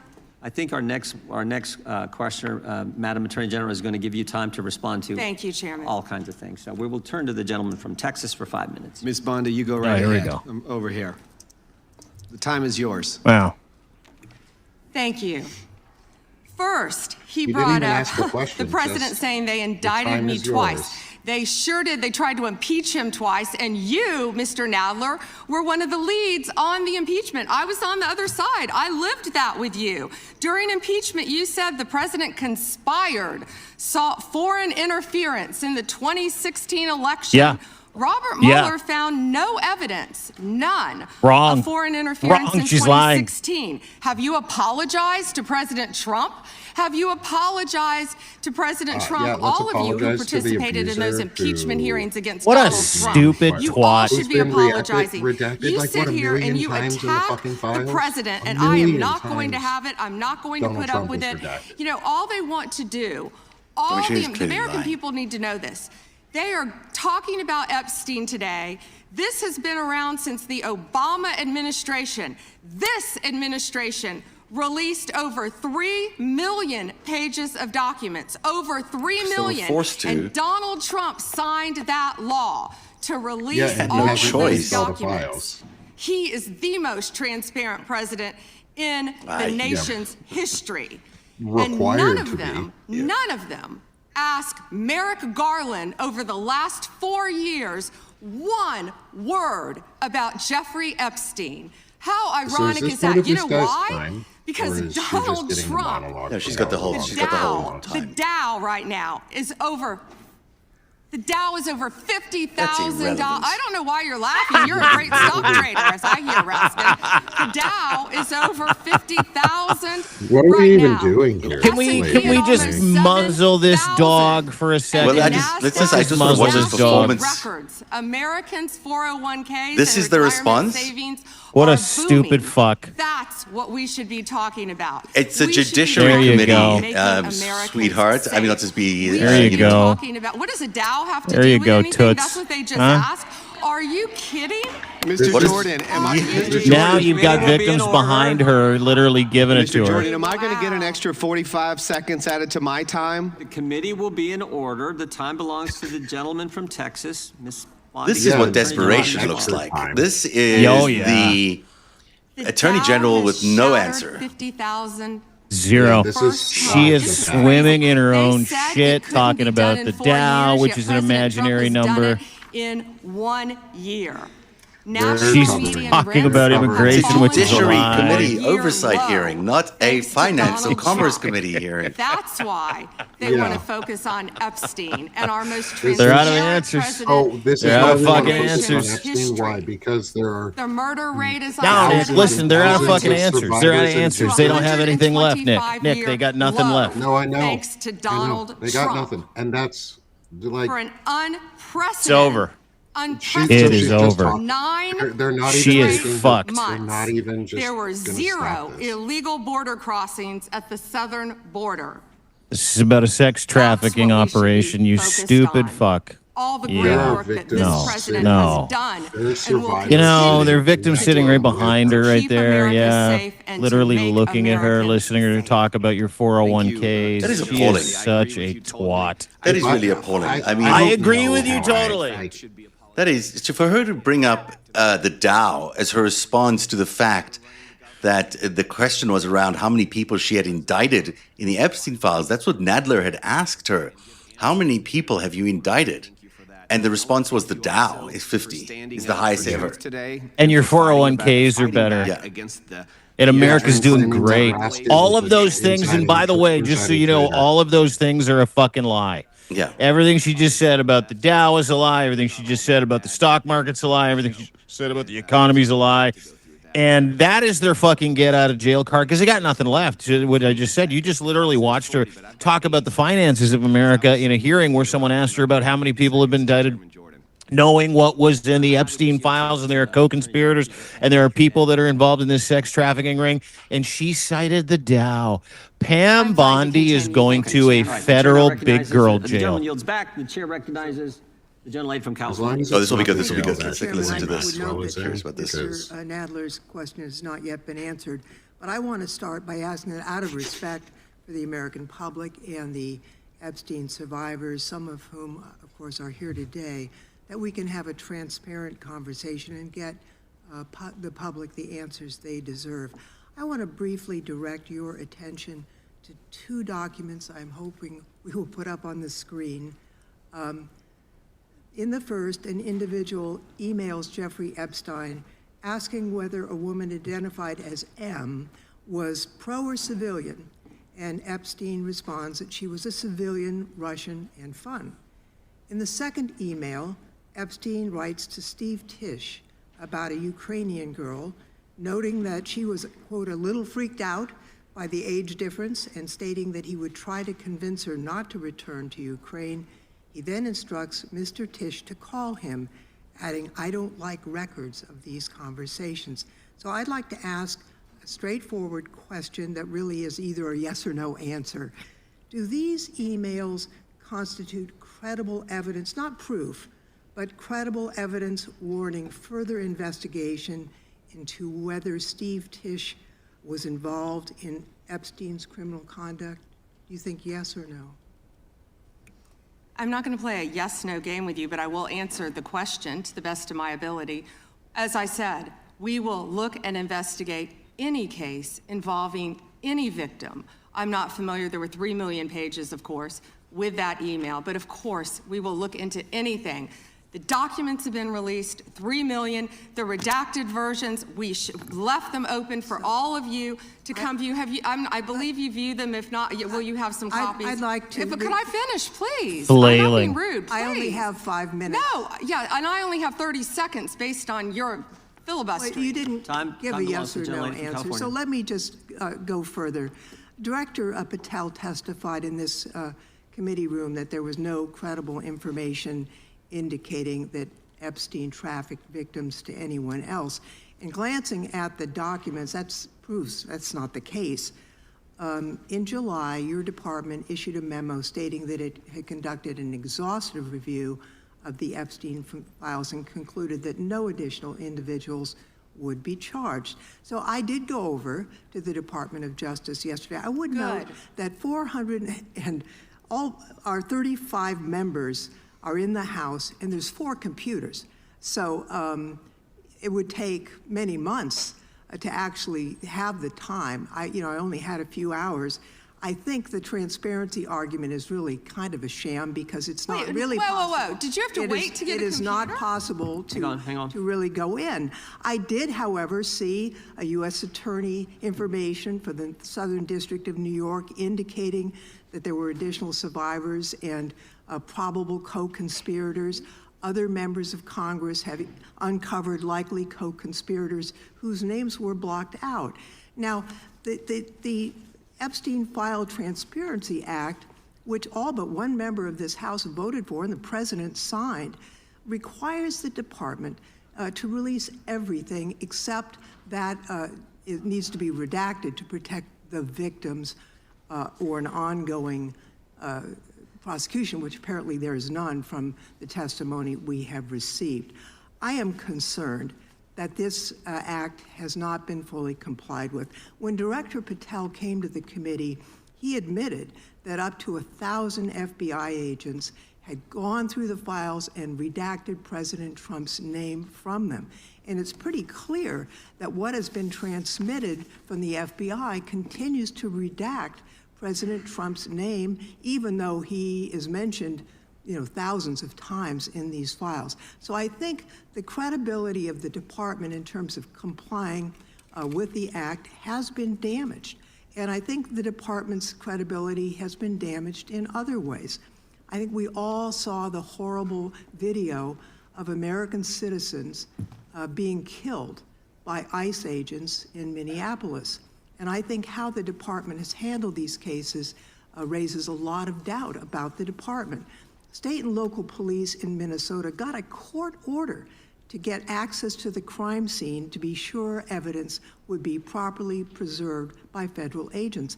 But they took the agents defied the court order, and in a departure from general policy, the DOJ is not collaborating with state and local law enforcement on these homicides. So I really think that is a disgraceful approach to the homicides of American citizens, and really does nothing to bring credit to your department. And Mr. Chairman, I would yield back. Gentleman yields back. May I answer? Attorney General can respond. I find it interesting that she keeps going after President Trump, the greatest president in American history. And if they could maintain their composure, this isn't a circus, this is a hearing. I find it interesting she keeps going after Donald Trump. She doesn't say how much money she took from Reid Hoffman. The biggest amount of shit just came off that nose. If there was a she posted nothing on her X account, on her Twitter account during the Biden year. Oh my gosh, this is insane. I mean, this is a response to a question about a murder of a citizen. This is what circus Attorney General, she doesn't you just elect get a to clown and you Committee put will be the in full order. circus. I have a point of order, This is the Mr. fucking Chairman. circus that Committee we will be got. in order. Point of order, Mr. They Chairman. have Hang on a second. Point of Just order. listen. When a witness attacks, Not a valid point of order. You got to state. She hasn't completed her point of order yet. Please let her speak, Mr. Chairman. Let's have some regular order here. Regular order is you got to state the rule. I am trying to make a point of order that the witness, And what rule are you referring to? without responding to a question, has attacked me personally. I think it's pathetic that she can't answer the questions and First instead time is that's attacking not even close members to a of the point of committee. order. The gentleman from Wisconsin is recognized. Okay, so he'll go on about something else now. Let's listen. In August of last year, I sent a letter to the Department of Justice asking for assistance in seeking compensation for the town of Lac du Flambeau Tom-elect Flanders. Serious? This is what we're going to talk about, dude? Replied that it was an ongoing matter and unable to. All right. Shut it off. Shut it Tiffany, off. Mr. Shut Tiffany. it off.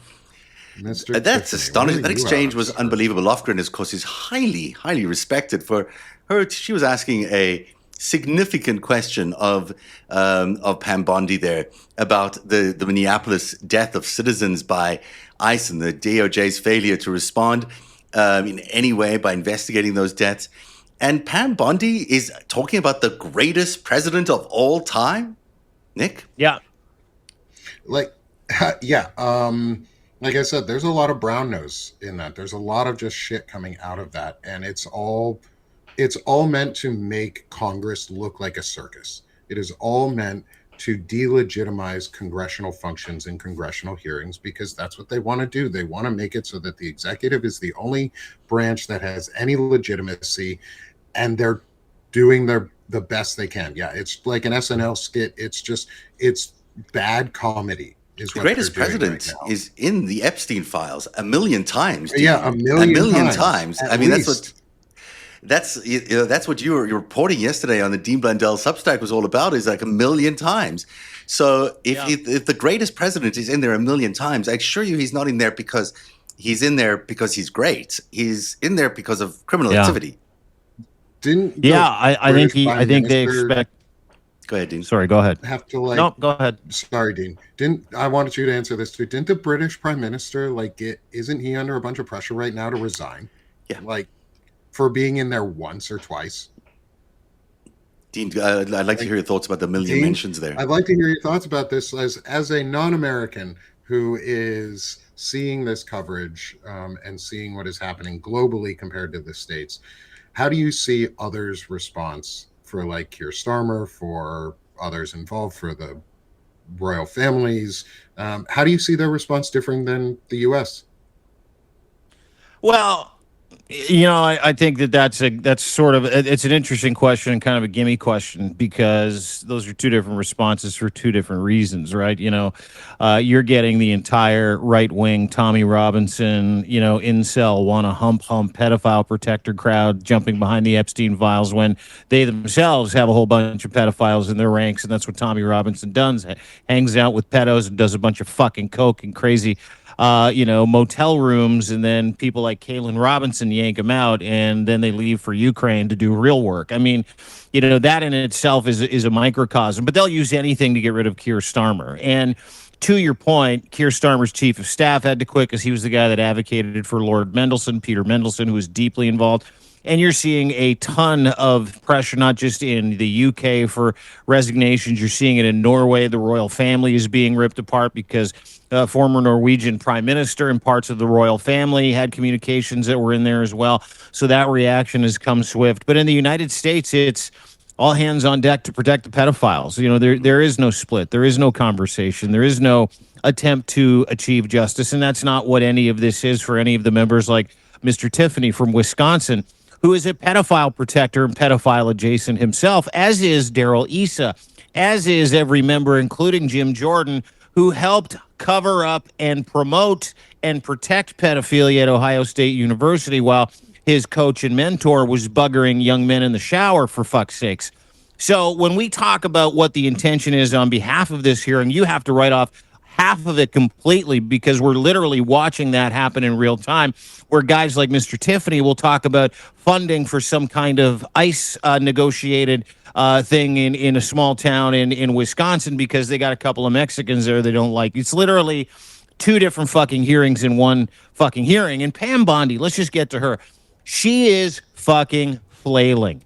She is screaming. She is out of fucking answers. She keeps relying on the same rhetoric. She's probably got the same 4 or 5 talking points written down as she did the last time she lied and perjured herself in front of Congress, when she said none of the things that she apologized for today to the victims sitting behind her actually happened or existed, and there were no more fucking charges or files coming forward, right?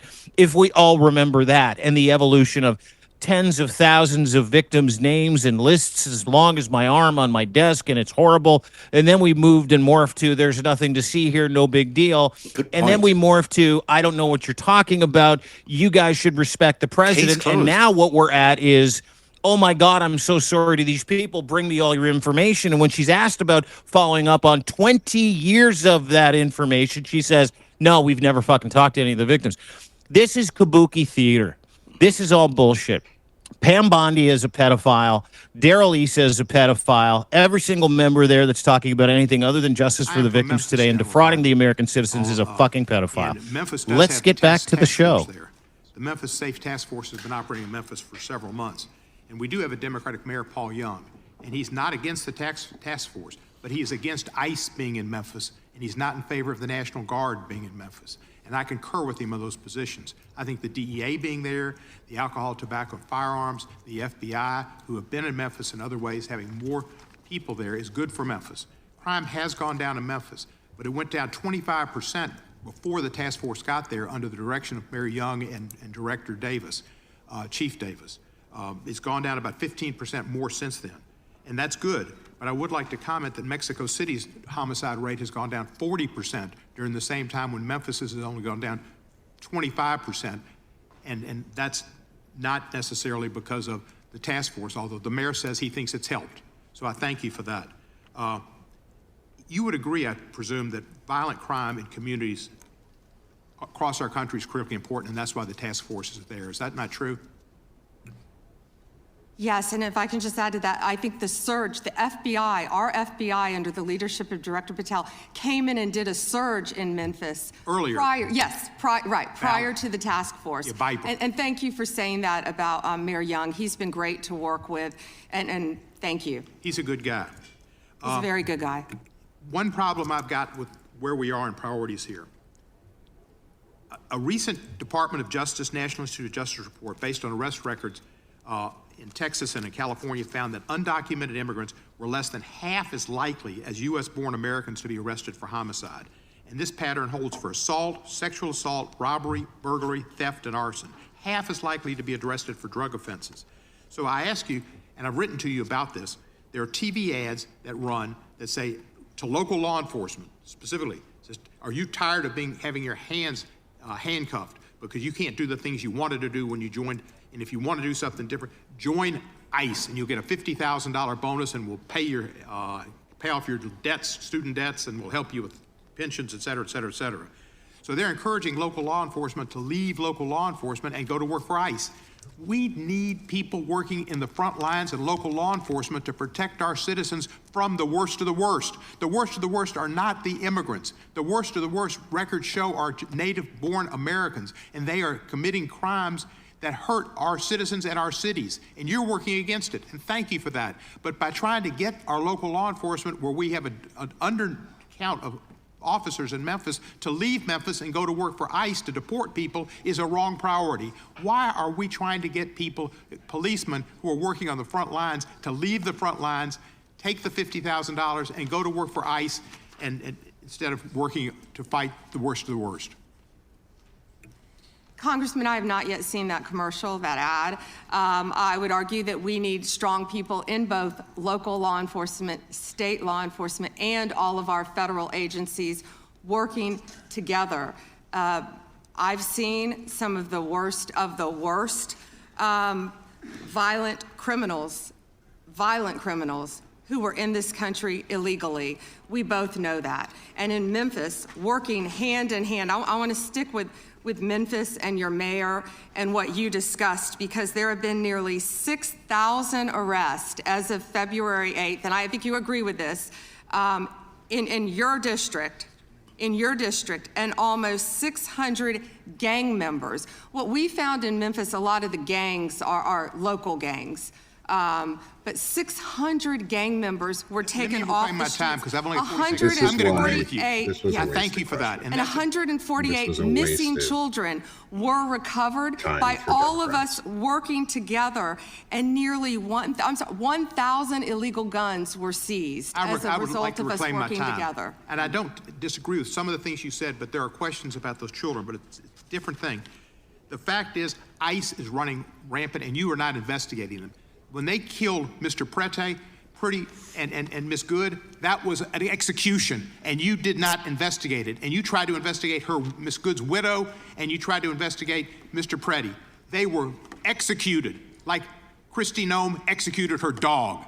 And that was wrong. And you should investigate those people, and you should investigate anybody that uses a weapon, in federal official or not, for civil rights violations. I yield back the balance. Gentleman yields back his time. Madam Attorney General, anytime you need a break, just let us know. If not, we'll just keep going. The chair is now recognized for 5 minutes. Madam Attorney General, you're not allowed to exercise your constitutional rights in a way that tramples on someone else's, are you? No. No, you can't do that. I mean, you have a right to petition the government under the First Amendment. That doesn't mean you can come into this room and start screaming at Mr. Raskin or me or anybody else and disrupt a congressional hearing. You have a right to protest on the street, but that doesn't give you a right to go into the Capitol and disrupt Congress. Something these guys talk about every day. You can't do that. So when Don Lemon said that he was exercising his First Amendment free press rights, freedom of the press rights, that's not really accurate because he was trampling on other individuals' rights. Is that true? Chairman, we will always protect our churches and the freedom of religion. And yes, that's accurate. First right mentioned under the First Amendment, freedom of religion, freedom to practice your faith the way you think the good Lord wants you to, right? That's right, under the federal government. And isn't it true that Mr. Lemon met at a shopping center with the rioters who entered City's church in St. Paul, met with them prior to marching to the church? He did meet, and this is a pending case right now, so I will only stick to what is in the four corners of the unsealed indictment, if I could, Chairman. Yeah, I'm There's a lot more that will come out. But under the four corners of the indictment, yes, he did. They had an operation called Operation Pull-Up. They said they were gearing for a resistance. They met in a parking lot, and they caravanned to a church on a Sunday morning when people were worshiping together. And Mr. Lemon said that he live streamed before entering the church with the rioters. Didn't he say we're going to head to the operation? Didn't he say this he said this on camera, is that right? Yes, Chairman, yeah. And more. That he was in Minnesota and that, as you said, they were gearing up for an operation. So you can't do that. This is why this is, I think, so important that this guy be held accountable, and I think why you guys have charged him and indicted him. Moving to the second subject here, will John Brennan be indicted? Mr. Brennan lied to the committee, which you're not supposed to do. Last Congress, when we deposed him, he definitely, 18 U.S.C. 1001, we're all familiar with it. He lied to the committee, and the Congress, and I think the country would like to know if, in fact, he's going to be indicted for lying to, and here's why it's so important. I'll give you a chance to respond. Here's why it's so important. It wasn't just that he lied to us, it's what he lied to us about. He lied to us about when all this weaponization against the President of the United States started. He lied to us about the dossier, and specifically what role the dossier played in the intelligence community assessment. Because we know back when President Trump was first elected, first term, this is when it all started, which led to the Mueller and to the impeachment and to the Jack Smith and all the stuff that's happened in the last decade. But it began here, and he lied to Congress about the role he played. And I just want to read a couple of things he said during that deposition before I give you a chance to respond. Mr. Brennan, when asked a question, said the CIA was not involved at all with the dossier. He said it was their purview, FBI's purview, and not ours. He also said the CIA was very much opposed to having any reference or inclusion of the Steele dossier in the intelligence community assessment. Well, that's interesting because declassified information that was declassified this past summer by the CIA. What you're seeing here is the chairman, Jim Jordan, giving Fox News its noon clips. Basically, they need stories, and they've got an only Epstein so far. So now they need to put up a Don Lemon narrative, and they're going to put up a John Brennan narrative. But let me assure you that what we're seeing here is theater in order to give Fox News something to talk about this evening, because otherwise they're going to show Pam Bondi squealing. Yeah, and let's not confuse the absolute fucking hilarious nuclear hypocrisy there, where ICE agents have been literally invading churches in the middle of service, going into Sunday schools, yanking children, women, pregnant women, immigrants, migrants out of their fucking churches, out of their worship services, while she's saying we protect those places as a free place to go and worship. We'll protect those churches. Meanwhile, Don Lemon goes in, tries to record an interview with someone in the church to find out what's going on in the church, and he gets charged and says that he's not allowing people to worship. It's truly some of the most fucked up shit I have ever seen. And then we get to a Brennan investigation and possible indictment. Jim Jordan talking about perjuring people, and we're literally watching Pam Bondi perjure herself as Jim Jordan, with immunity, continues to fucking pathologically lie and mislead and misdirect and gaslight. Truly some of the most spectacular bullshit I have ever seen in my fucking life, because these guys are fucking bankrupt when it comes to protecting Donald Trump and Jim Jordan and the cabal of pedophiles that they're currently protecting. They are out of fucking gas. All they have is Don Lemon. This is what they're bringing up against 30 years of corruption, raping, murder, and other allegations in the Epstein files. Assigned to the task of identifying and scrubbing Donald Trump's name from the Epstein files. Were those reports accurate?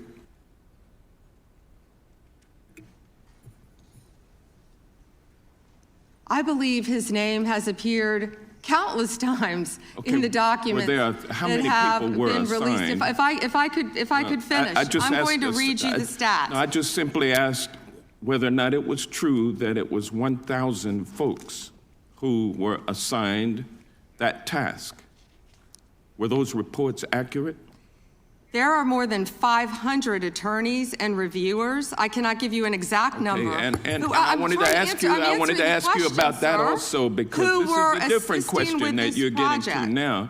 There were 500 DOJ lawyers and others assigned the task of redacting the appropriate information, including identities of the Epstein victim survivors from the Epstein files prior to their release. 500, is that correct?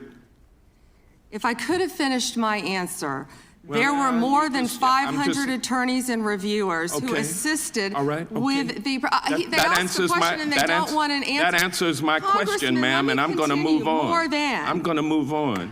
From multiple Bondi, would you be in order? This time is belongs. ridiculous. The time belongs to the gentleman from Georgia. General Bondi, would you agree that your 8 years of service as the state of Florida's Attorney General, the third largest state in the nation, served as an excellent preparation for your current role as Attorney General for the United States of America? Not only that, I was a career prosecutor for 18 years. And for 18 years. And for 18 years. For 18 She's an years. ambulance Ask a question chaser. that doesn't want an answer. This is theatrics. Well, no. I like how you you prosecuted serious. Yeah, I'm not cases, playing your yes and no game. It's not a game, it's yes or no. This is good. Drug cases, correct? Oh, I prosecuted homicides. I prosecuted capital cases. I prosecuted domestic violence cases. I prosecuted multiple cases, and that's why I feel for all of these victims. And did you ask Merrick Garland this when you were sitting before him, sir? You also prosecuted sexual assault cases and child sex trafficking cases, correct? I answered that question quiet. earlier. I prosecuted multiple cases when I was Bottom line, if I can you're an answer the experienced question. and seasoned. For 18 years. Mr. Chairman, will you a reminder of the rules? The time belongs to the member of the committee. You think are I've a said that a few seasoned times. and experienced prosecutor, correct? I think we've established that. Yes or no? Does You he wanna want answer an it? answer or not? he wants to When say I no. I want a answer, yes I or get no cut answer. off. I think he wants to say I want a no. yes or no answer, but I can I'll explain live my with what you experience. have I'd be already love to said. explain Let my me ask you. experience. Let me ask you this questions. Clearly in you the don't have any. prosecution of sexual assault cases, She's you such a are bitch, acutely too. aware of how important it is to protect the identity of victims of sexual assault, correct? I have addressed this multiple times. I think others No, were you cutting haven't. me off when I was trying Well, to. I just simply asked, are you aware of the fact that it's vitally important to done. protect the identity of sexual assault victims as you prosecute their, the people they accuse of assaulting them? Isn't that correct? Excuse me. As we have said multiple times, protection of the identity of all victims of the victims are is protected. so very you are important. protected under. Do you want me to answer or do you want to interrupt? Well, because you're not answering the question. You do a Jekyll and Hyde kind of routine around here, and I just want you to answer my questions. What does Jekyll and Hyde mean? Can you explain that? Well, it means you're nice to the Explain Republicans and you turn like Hyde on Democrats. But let me ask you this, ma'am. We have the Epstein victim survivors here today. Representative Jayapal asked a simple question. If you would be so kind and honorable as to turn around and face them and apologize to them for outing them. I mean, how many lives have been derailed because your department was either sloppy and incompetent or willfully trying to intimidate and punish these ladies for coming forward? The time of the gentleman has expired. The gentleman yields back. The chair now recognizes the gentleman from Wisconsin for 5 minutes.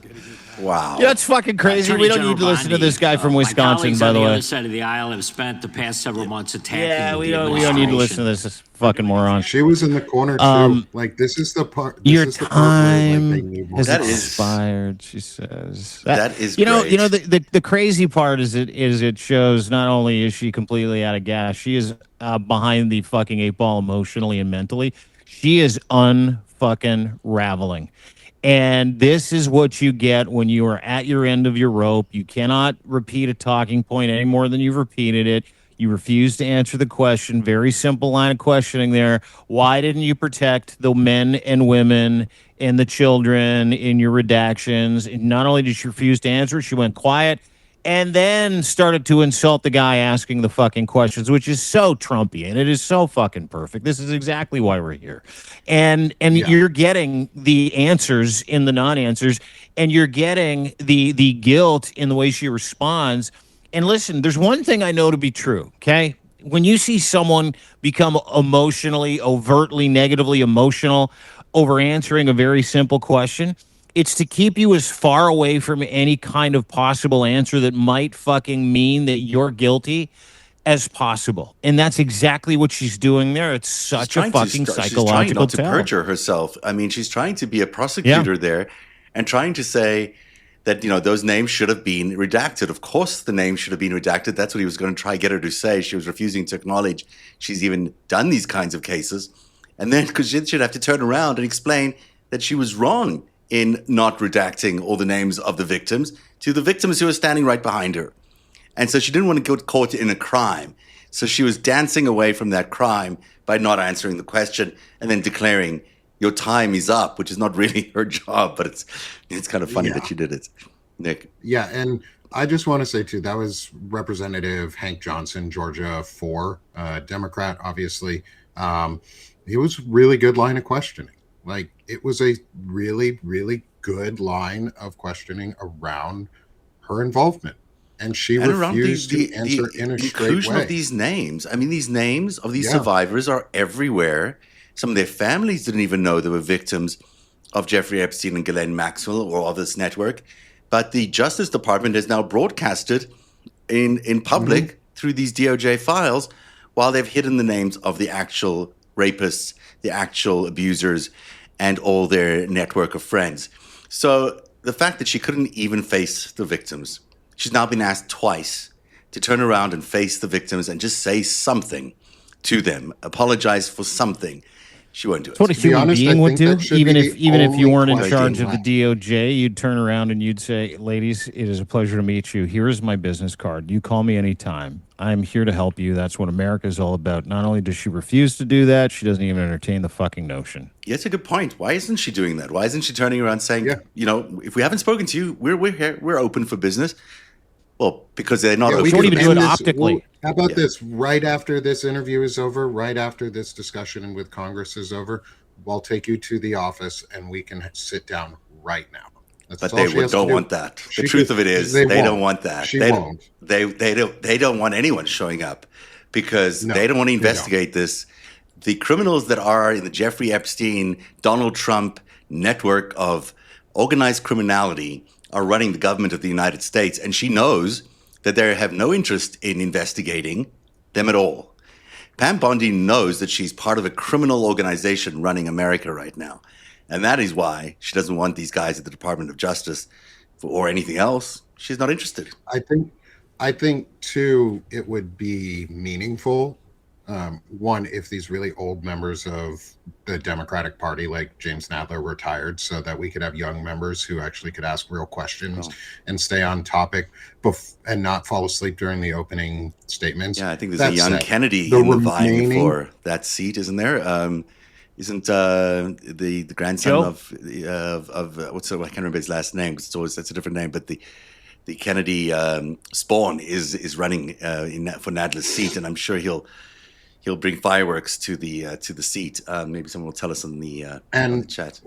To be honest, I think the Democrats at this point should be just asking that question, though, is will you turn around and acknowledge to the survivors that are sitting here right now that it was wrong of what happened, and that you will ensure that it does not happen going forward?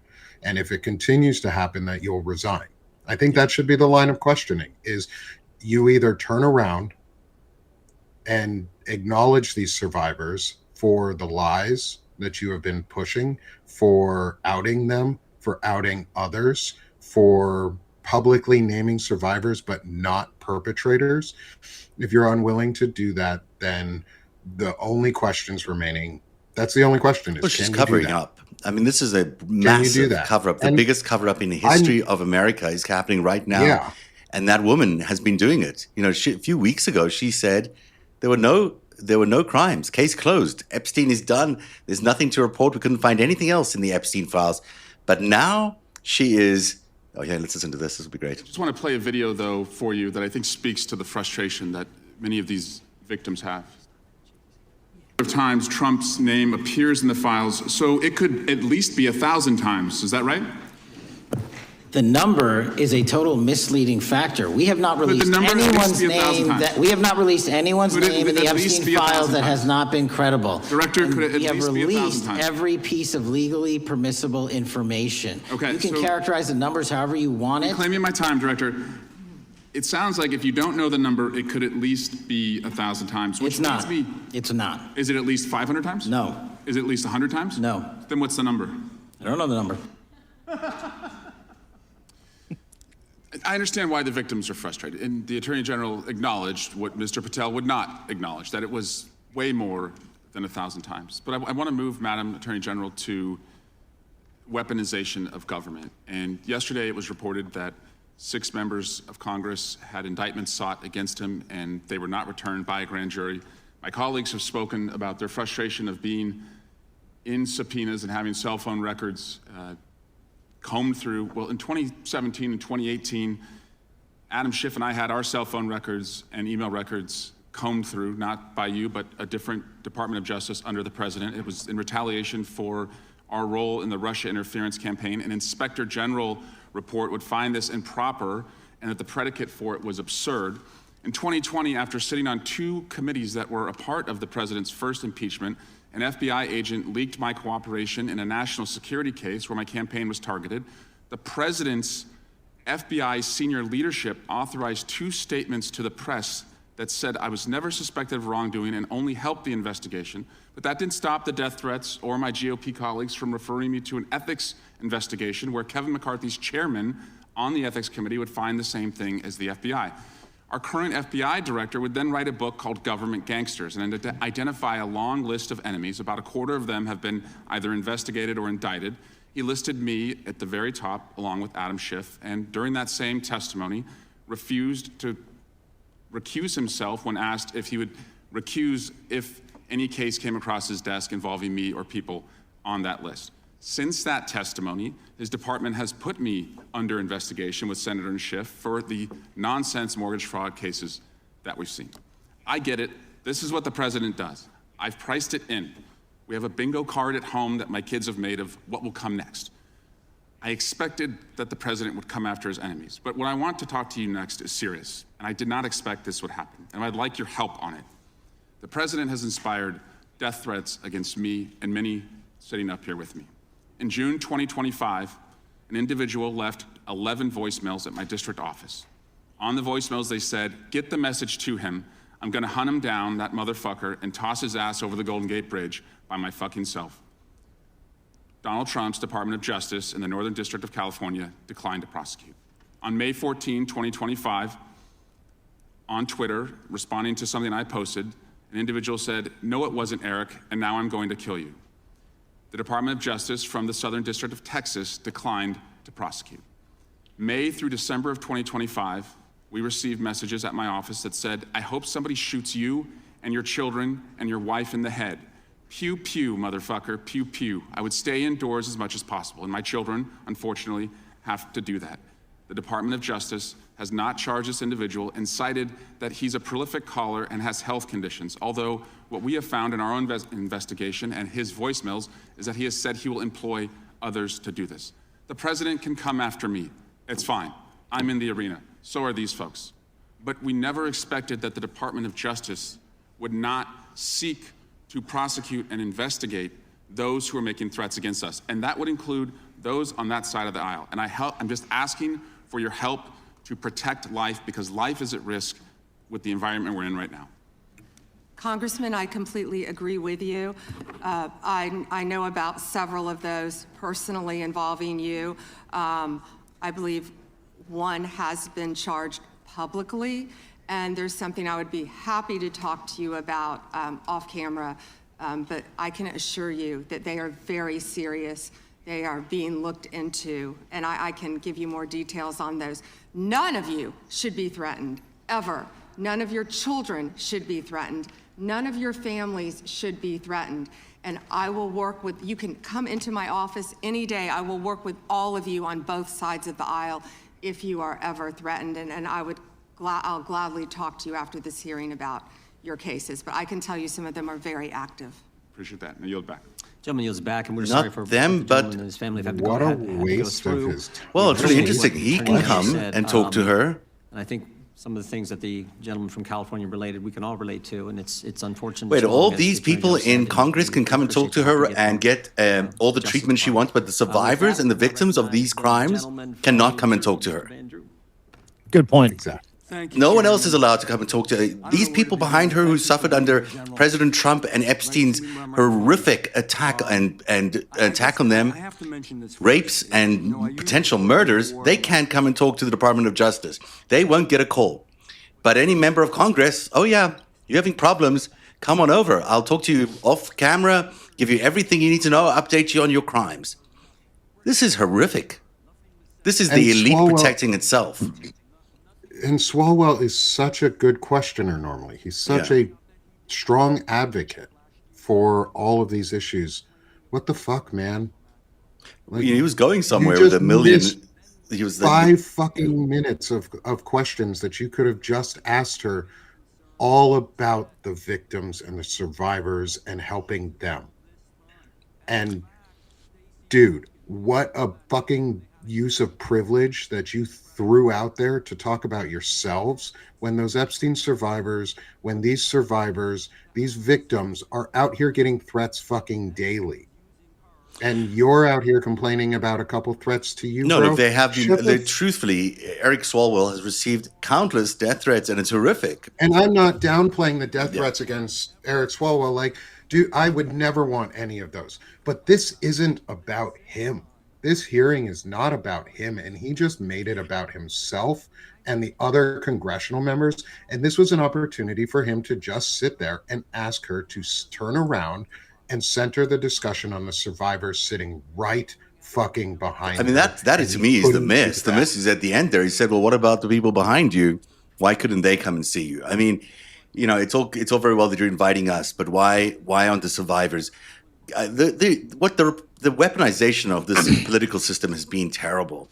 The fact that Republicans are constantly protected while the Democrats get attacked, the fact that the president keeps putting out hate messages day after day against Democrats, the fact that Democrats and observers are getting killed in the streets of Minneapolis, those are terrible things because those people are Democrats, and the Department of Justice needs to be there. But equally, the victims of this Epstein tragedy need to be investigated and supported. And the Department of Justice has completely ignored that. Yeah.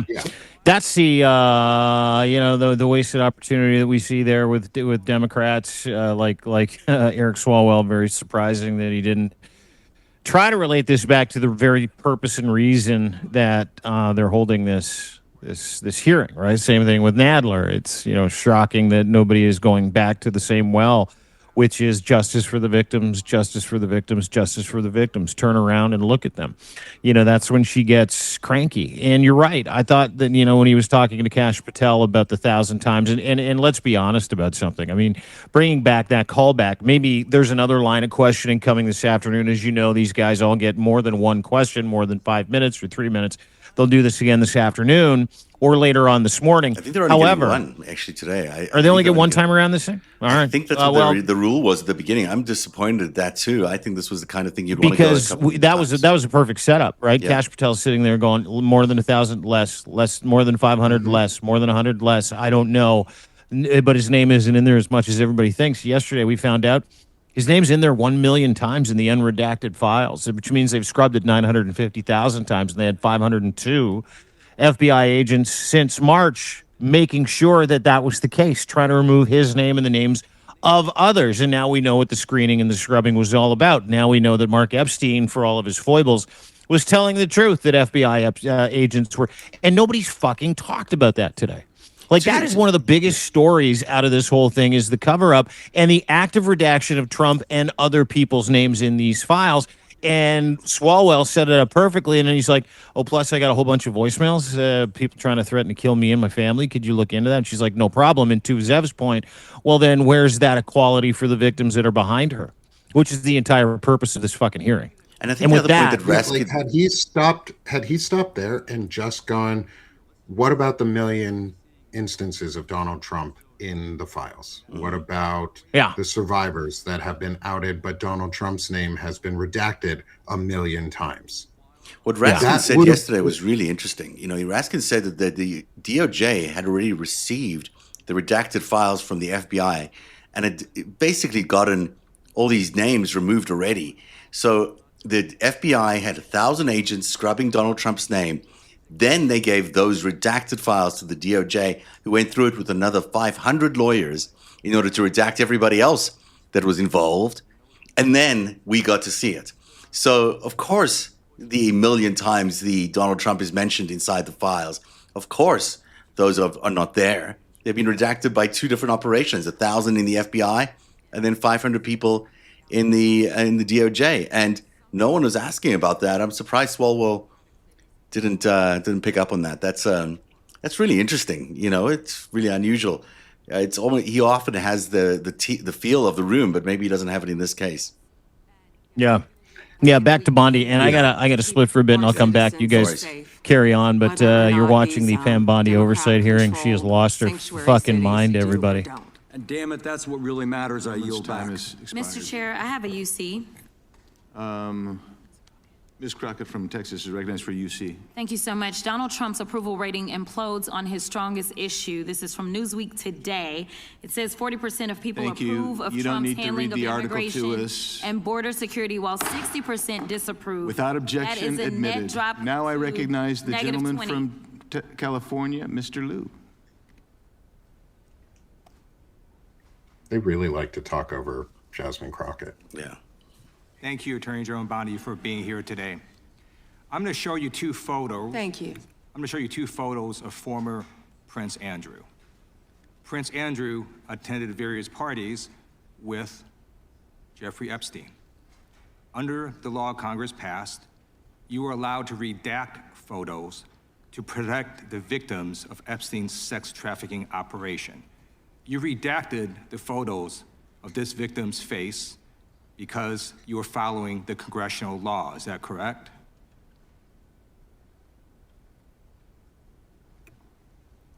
I'm sorry, that we redacted the victim's Because you were face? following the congressional law, correct? Yes. Okay. You have now established that please put the photos back up, that we are looking at a sex trafficking victim. Under the federal Victims Trafficking Protection Act. Not only is Jeffrey Epstein guilty, but anyone who patronizes Epstein's sex operation is also guilty of a crime. That's why I find it absolutely despicable that you sought to protect Epstein's clients, like former Prince Andrew. Last July, you closed the case on Epstein's abusers. The July 2025 memo from your Department of Justice stated, quote, "We did not uncover evidence that could predicate an investigation against uncharged third parties." These two photos, please put the photos back up. These two photos staring you in the face are evidence of a crime and more than enough evidence to predicate an investigation against former Prince Andrew. So I ask you, Attorney General Pam Bondi, why did you shut down this investigation last July, and why have you not prosecuted former Prince Andrew? I don't believe you asked Merrick Garland these questions when he was Attorney General and set before. I agree with you. You twice. I'm reclaiming my time. Never I agree with mentioned you. I agree with you.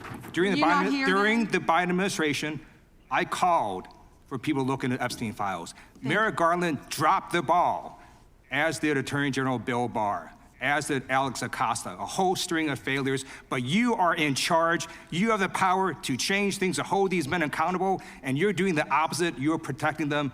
So I want to move on to another man. Can I answer Donald that, Trump. though? I want to move on to another Can I question. answer your question about protecting You Prince answered Andrew? the question. You're saying no. I love this. I want to discuss another man, Donald Trump, who is all over the Epstein files, like former Prince. Here's the video.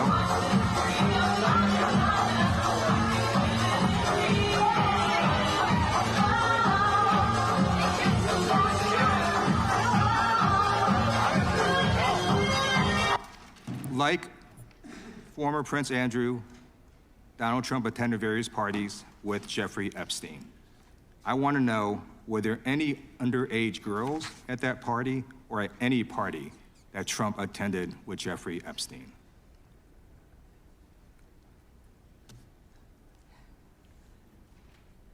This is so ridiculous, and that they are trying to deflect from all the great things Donald Trump has done. There is no evidence that Donald Trump has committed a crime. Everyone knows that. This has been the most transparent presidency. He's the one that asked that those files I'm reclaiming my time. be released. I got your answer. You said there's no evidence. Trump asked Mr. Chairman, please stop the to clock. sign Stop the clock. the legislation. This is Time ridiculous. belongs to the gentleman from California. Okay. I'm going to put up another document from a witness who called the FBI's National Threat Operations Center, because I believe you just lied under oath. There is ample evidence in the Epstein file. Don't you ever accuse me of a crime. I believe you just lied under oath, and this is all on videotape. You said there's no evidence of a crime. I'm showing you, here is a witness statement who called into the FBI's Threat Operations Center. He drove Donald Trump around in a limo. He overheard what Donald Trump said to Jeffrey on his cell phone. He was so angry, he was going to stop a limo and hurt Donald Trump. And he met a girl who said she was raped by Donald Trump and Jeffrey Epstein. She later had her head blown off, and officers at the scene said that could not have been suicide. No one at the Department of Justice interviewed this witness. You need to interview this witness immediately. Epstein should rot in hell, so should the men who patronized his operation. And as we say here today, there are over 1,000 sex trafficking victims, and you have not held a single man accountable. Shame on you. If you had any decency, you would resign right after this hearing concludes. The gentleman has expired. That was a powerful. That's how you do it. Questioning right there. Yeah, I don't know how you respond. Thank I you. did not ask a question. He doesn't You're allowed want to talk to. about I did the not ask a horrific question. crime in California. He does not want to talk about I did not ask a crime question. in his state. You can't just Madam ad lib Attorney stuff. I did not ask a question. Meeting will be in order. The gentleman has yielded back his time. I think our next witness will be more than happy to let the Attorney General Madam respond. Attorney General, would you like to? Gentleman from Alabama is recognized for 5 minutes. You have a few minutes to respond. Thank you, Congressman. This is what Congressman Liu didn't want to talk about. He didn't want to talk about Deflection. all the crime that is happening in She's going to ignore the his question? state. She's going to ignore this question. California refuses to honor detainees because of its dangerous sanctuary city policies. The refusal We just heard, ladies and gentlemen, evidence of a crime involving the President of the United States, involving a murder, potentially, of a woman that was raped by him and Jeffrey Epstein. Ted Lieu pointed the question directly to Pam Bondi. She's given extra time with no interference now, and she's talking about the crime in California. This is the most unbelievable cover-up. The President of the United States was credibly accused in that call, and we all saw that document before. This is a document from a limo driver overhearing Jeffrey Epstein and Donald Trump on the phone together discussing the rape of a woman. The woman involved was later asked why she wouldn't go to the police. She said, "They will kill me." And then she was found dead with her head blown off. That is the crime that is currently being discussed here in the Congress. And Pam Bondi is not responding to that. She's declaring the president as the greatest guy ever in the entire world, and is refusing to acknowledge that there is credible evidence of a crime involving rape and murder of an underage girl, and Jeffrey Epstein and Donald Trump discussing this very crime, and she refuses to even say that that is real or acknowledge that it exists. All she's talking about is how great he is. Is he really that great? When he's raping and killing girls, if that's the allegation there, that he's raping and killing girls, is he really that great a president of the United States? There is no greatness in any of that shit. Like, there's no greatness. All that is vile and disgusting. And if at the end of this hearing, there are not immediate calls for impeachment and investigation into both Pam Bondi and Donald Trump, to remove them from their offices. Absolutely. If there are not articles of impeachment written today based on this hearing, there need to be. And Lev, I know you're there in Congress. I know you're there today. I hope you ask for that to happen. Everybody should be calling their Congress people right now, to your point, Nick. Absolutely. Everyone should be calling their Congress people, demand that this woman be removed from her office. This is not the only instance, by the way, of alleged rapes happening in the proximity of Congress. Yeah. This is a federal crime. Yeah. Donald Trump and Jeffrey Epstein and Ghislaine Maxwell threw underage parties or sex parties at the golf course in California, where one person was killed allegedly killed in a sexual event that went too far with Robin Leach, according to two separate FBI tips in different times from different people who witnessed this thing. How is it possible that those are made up? It's possible, I guess, but it's not likely. So we have two instances now where the president and Jeffrey Epstein, maybe three if you count Katie Johnson. We just don't know the truth about all these things, but there are multiple instances where they apparently raped girls, and now several instances where these reports of bodies being buried in the golf course at Donald Trump's golf course. In this case, we just heard Ted Lieu refer to another instance where a girl was shot in the face unrecognizably after she went to police. And then on top of that, there are other instances of bodies being buried at the Zorro Ranch, the Epstein Zorro Ranch in New Mexico. At least 2 bodies are said to be buried there. This is not just serial rape. This is serial murder. That is, a trail of evidence suggesting the president and Epstein were involved in this kind of serial killing and raping of kids. And they're ignoring that at this Congress, and she is walking away by calling him the greatest president of all time. This is an appalling state of affairs, and the fact that Democrats are not aggressively pursuing what you're suggesting there, this kind of line of questioning that has to happen, which is, why are you still in your job? Why aren't you currently under investigation? Yeah, and why, with all of the evidence that has come out, because we don't need to ask, where is the evidence? Where is the evidence? The evidence is sitting right in front of us. They are releasing the evidence to us. California if there was murder like this in your state, rape and murder like this in your state, investigate it. Yeah. Attorney General of California, investigate this. New Mexico. New Mexico. Go investigate everything that happened at Zorro Ranch. And if there is an active investigation going on, now is the time to announce it. I know that's not standard procedure to announce that investigations are happening or are ongoing until they're in trial often, but it might be worth saying something. Jeffries. Yeah, we should go back in here. Fundraising. Epstein file says Biden was replaced in 2019, question mark? Without objection. Thank you. The gentleman yields back. The gentleman from California is recognized. Mr. Correa. Thank you, Mr. Chairman, and welcome, Ms. A.G. Bondi. I agree with you. Our top priority should be protecting Americans. In my past life in the California State Legislature, I did a lot of work on solving sex crimes, passing legislation to update our codes. And I found that the biggest challenge to solving sex crimes is reporting them. Victims have to have the guts to stand up to report those sex crimes. But it's not easy. It's the most unreported sex crime there is. Crime there is sex crimes. It's painful, humiliating.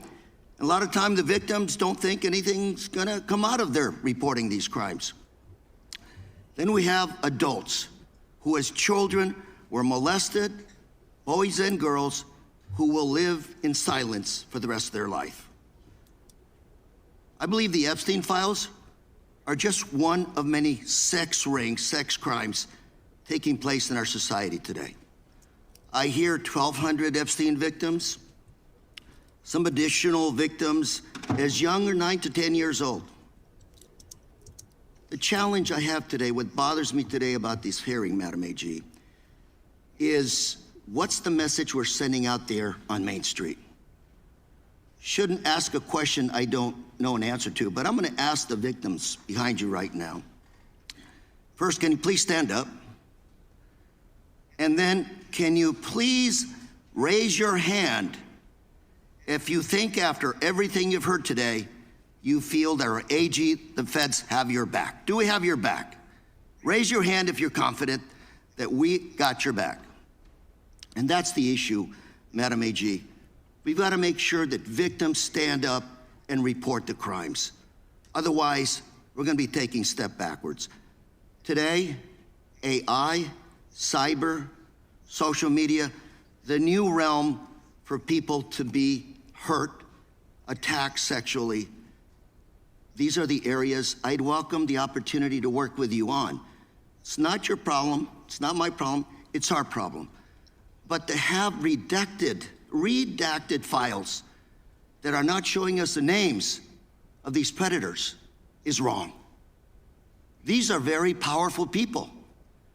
This was a very expensive business, and we don't know who they are.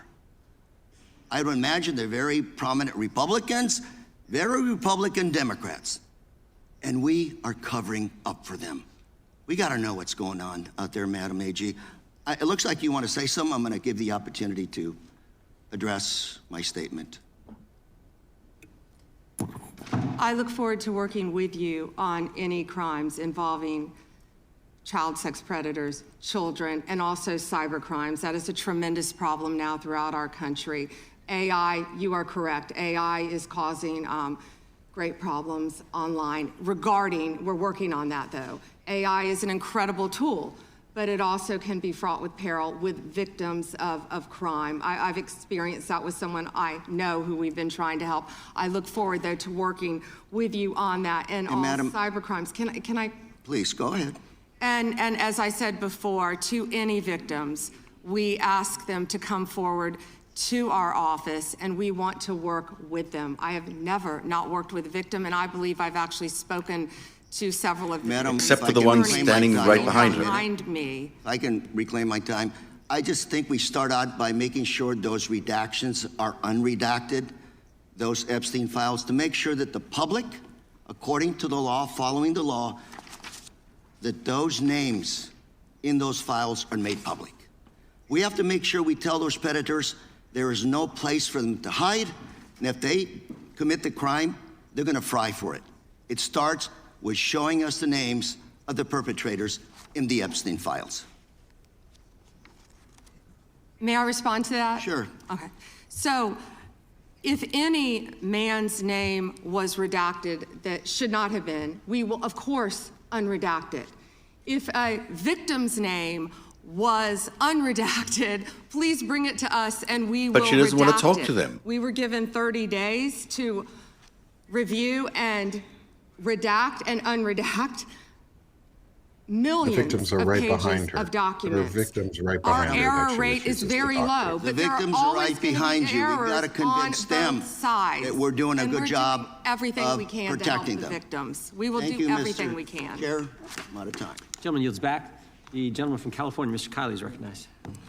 Thank you, Mr. Chair. Good morning, Madam Attorney General. I wanted to return to a point that the chairman raised at the beginning of this hearing, which is these jurisdictions that refuse to honor detainer requests from immigration. All right, customs enforcement, let's often leave. called We, sanctuary. as much as this is an important issue, he's going to give a Republican speaking points here. Ellie Leonard is back with us. Ellie, you've been watching. Unbelievable. What's your reaction? Oh, your microphone's not on, and it could be my doing. So give me 1 second while I figure that out. There you are. You should be back now. Go ahead. Can you hear me? Yes. Hello. Okay. Obviously Pam Bondi is doing a miserable job, and the idea that she said we've done such a wonderful job and very, very low, error rate, and I mean, I don't know how you prove that. Like, we're all looking through these files and literally all of the perpetrators, which we have figured out who they are based on clues in the statements and people learning how to unredact things, we are figuring out who they are. And yet they, with all their technology to do all these things and their search tools, couldn't figure out who these people are. They have 1,000 people working there. They have 1,200 women who have come forward that they know all the names of. They could search for their names and go through and redact those files That's a very immediately. good point. They know. Look, they did it on purpose. They exposed the survivors' names and they redacted all the perpetrators. That's clear because they've redacted Donald Trump a million times, almost a million times. If you have the time to redact one person's name 960,000 times, like, you can go through and redact the women's names. What did you think of what you just saw there? That remarkable moment where she's been asked to face these victims over and over again, and she won't do it. She won't address them. She keeps saying, hey, I'll work with you on sex crimes, but those people behind me who are sex victims, I'm ignoring them all at the same time. How are they supposed to believe that when it's been 30 years? And I didn't even love that last statement from the representative that was there, because I felt like it put the onus on the victims to come forward, and they've come forward. Like, they've been coming forward, and all we've done is prove their point of coming forward has hurt them worse than it's helped them. I don't think the onus is on them. I don't think the idea of them providing their own list of perpetrators, that shouldn't be on them. Like, they've done the work. We're literally flailing and providing nothing to them. They've come forward. How many times have they come forward? How many times have they spoken? They've gone on documentaries. They've done interviews. They've done FBI files. They've done police reports. They've done everything that they were supposed to do. And what have they gotten out of that? Nothing. Most of those people who stood up earlier on in response to an earlier question have not even been seen, not even been spoken to a single investigator over 30 years. And no one returns their calls. We've just had Ted Lieu point out about a potential murder involving the President of the United States and Jeffrey Epstein. No one returns people's calls when you call in about Epstein. They don't answer the phone. Well, and you'll notice she didn't look at him and go, Trump didn't do that. Like, she didn't even say that. She can't even say that he didn't do that. She just talks about other things. Like, it's He's the greatest. So He's the greatest, Ellie. It's the greatest president of all time. The greatest. And this is all theater, don't you remember? 960,000 redactions later. He's the most transparent president in history. I hope that this is, all I can think of in these situations is I hope in whatever media people are getting this information, and I hope that they are all watching this today, that they see it for what it is. Like, how can you constantly hear about these files and see emails and see the memes and see the things that people are posting, even if you're not digging through themselves, and then watch the people that you voted for say that there's nothing to see here. You can't have it both ways. And I don't think people have figured that out. You're making such a good point. You just can't continue to support this person that you've supported for 10 years, but also support the survivors of the Epstein files. It is now an either or. It is not an and. You can't do that. It's so interesting because all these people voted in favor of the release of these files. They all voted for the transparency, the release of the transparency Epstein law, and here they are ignoring it. Why are they suddenly ignoring it? Right. It's just, it doesn't make sense. It's a law that was. Yeah. Go ahead. Sorry, it's a law that was passed almost unanimously, except for by one person. So the fact that they can't even comply with their own law is the worst part about it. Like people have said, people say is the cover-up is often worse than the crime. In this, it's not the case. The cover-up isn't worse than the crime. It's just making the crimes worse. Yeah. It's not actually like lessening any of the impacts. It's just making the crimes worse because they're actively still doing it. Did someone mention in the chat here that Michael Cohen is doing a thing with Joy Reid right now about the truth about... Oh, right now? I don't know if that's the case. I don't know if any of you guys can check. I see them live, yeah. That is going to be an interesting conversation because I hope she asks him about, and if anyone's watching there, I hope they keep asking about the Maison l'Amitié, the house of friendship that he was involved in. Because, they can keep arguing around Katie Johnson a million ways. The truth of it is, we don't know the truth about Katie Johnson. What we do know is we know a lot about the Maison l'Amitié. And we know that looks like a Russian money laundering effort that he was involved in, and that Jeffrey Epstein thinks was money laundering involving Russian money laundering. And they are going to try and make this about Katie Johnson, which we have all spoken about Katie Johnson a lot. But we don't know where Katie Johnson is. We don't know if Katie Johnson's case it was real or not or whatever. Nobody knows that because we have no way of knowing that because she was intimidated, apparently, according to the lawsuit, to retract her case. And in fact, Michael Cohen admitted that he sent private investigators to do exactly that, to intimidate the victim in this case, who would have been Katie Johnson or Jane Doe. But the question that we all need to be focusing when it comes to Michael Cohen, and I hope people can ask him this in his chat there with Joy, is what about the House of Friendship? What about the Maison l'Amitié, the house that made Donald Trump $50 million clear from Rubelov, the Russian oligarch? How did Donald Trump make $50 million clear from a Russian mobster and oligarch? And how was he involved in that particular real estate transaction? Because that is the biggest question around Michael Cohen. He says that was just legitimate real estate. Well, let me tell you, when the market was crashing at that time, and we should get back to the hearings here, the market was crashing. How did he sell this house for $50 million in profit for free? That's the question. So, Joy-Ann Reid, have me on. I'll argue that with you. Let's get back to the hearing. And to update that report every 30 days thereafter. So can we assume that you or persons under your direction at the Department of Justice have prepared that list of groups or entities who are designated as domestic terrorist organizations? And I just remind you that's a yes or no question. Did you prepare the list? I'm not going to answer it yes or no, but what I will say is I know Antifa is part of that. I will talk to you about that. I'm reclaiming my time. I asked you whether you an Antifa member was arrested in Minneapolis federal court for my time. Did you have a list? They ask a question and don't want an answer. The answer is yes or no. Time belongs to the gentlelady from Pennsylvania. Gentlelady can proceed. Okay. So will you commit to providing this committee with any list of organizations that you have recommended be designated as domestic terrorist organizations? We will comply with the law in all matters.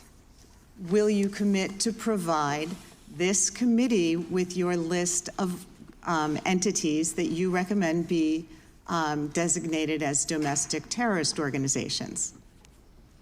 I'm not going to commit to anything to you because you won't let me answer questions. Okay, well then, we do understand that your current position is that you have a secret list of people or groups that you are accusing of domestic terrorism, but you won't share it with Congress. And I'd remind you that when the US government designates an entity as a foreign terrorist organization, it must report that to Congress and to the entity, because the government can make a mistake and the entity has the opportunity to contest it. So your position seems to be that if you falsely designate an American or an American organization as a terrorist group, there's nothing they can do about it.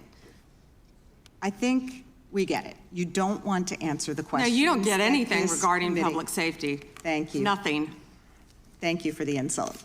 It's clear you didn't come to Congress prepared to answer questions that the American people have every right to have answered. But if you were prepared to answer truthfully, here's what we expect the facts to show.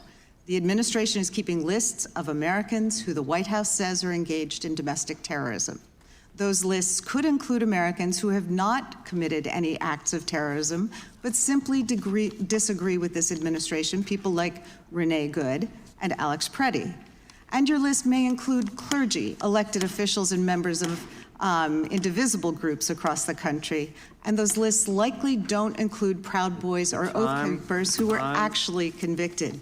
Americans have never tolerated political demagogues who use the government to punish people on an enemies list. It brought down McCarthy, it brought down Nixon, and it will bring down this administration as well. And you were right. Back. That's why we're so glad they rescinded the memorandum targeting parents. For goodness sake, as the gentleman from California just pointed out in his 5 minutes, the gentleman from Kentucky is recognized for 5 May I minutes. respond very briefly to her statement?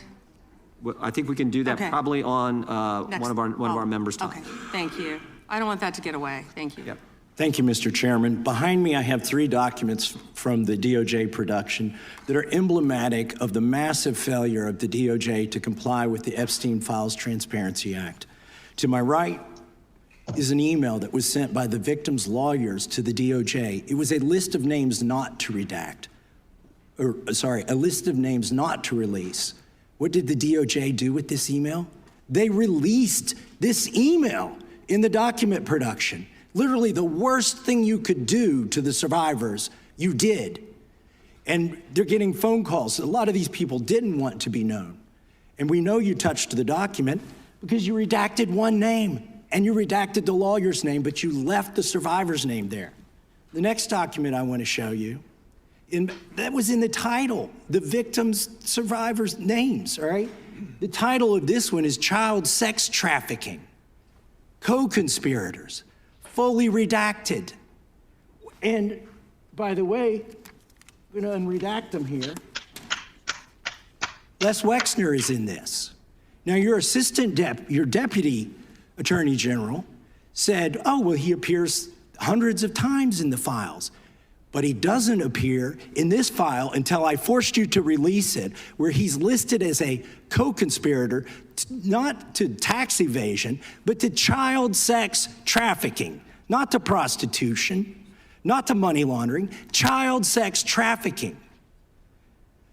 And then finally, what we have here is the third exhibit that I have is emblematic of the FD 302 release. These are the documents that we need that you're holding on to and over-redacting because they have the names of the men who are implicated. How do we know?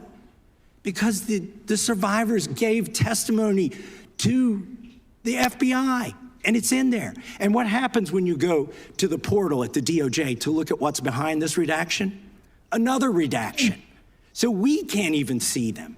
And then there's some of these files you've pulled down from the website that we will never see because we can't search the redactions. So I have several questions for you. Who's responsible? Are you able to track who in your organization made this massive failure and released the victims' names? Are you able to track who it was that obscured Les Wexner's name as a co-conspirator in an FBI document? Do you have that kind of accountability? I believe Wexner's name was listed more than 4,000 times. Yeah, I already told you that. This is where he's listed as a co-conspirator. Can I finish my answer? Come on, let me finish my answer. We corrected that within 40 minutes. He was already, you're acting like everybody's trying to cover up Wexner's name. Reclaiming my time. I'm going to answer this question. Reclaiming my time. Mr.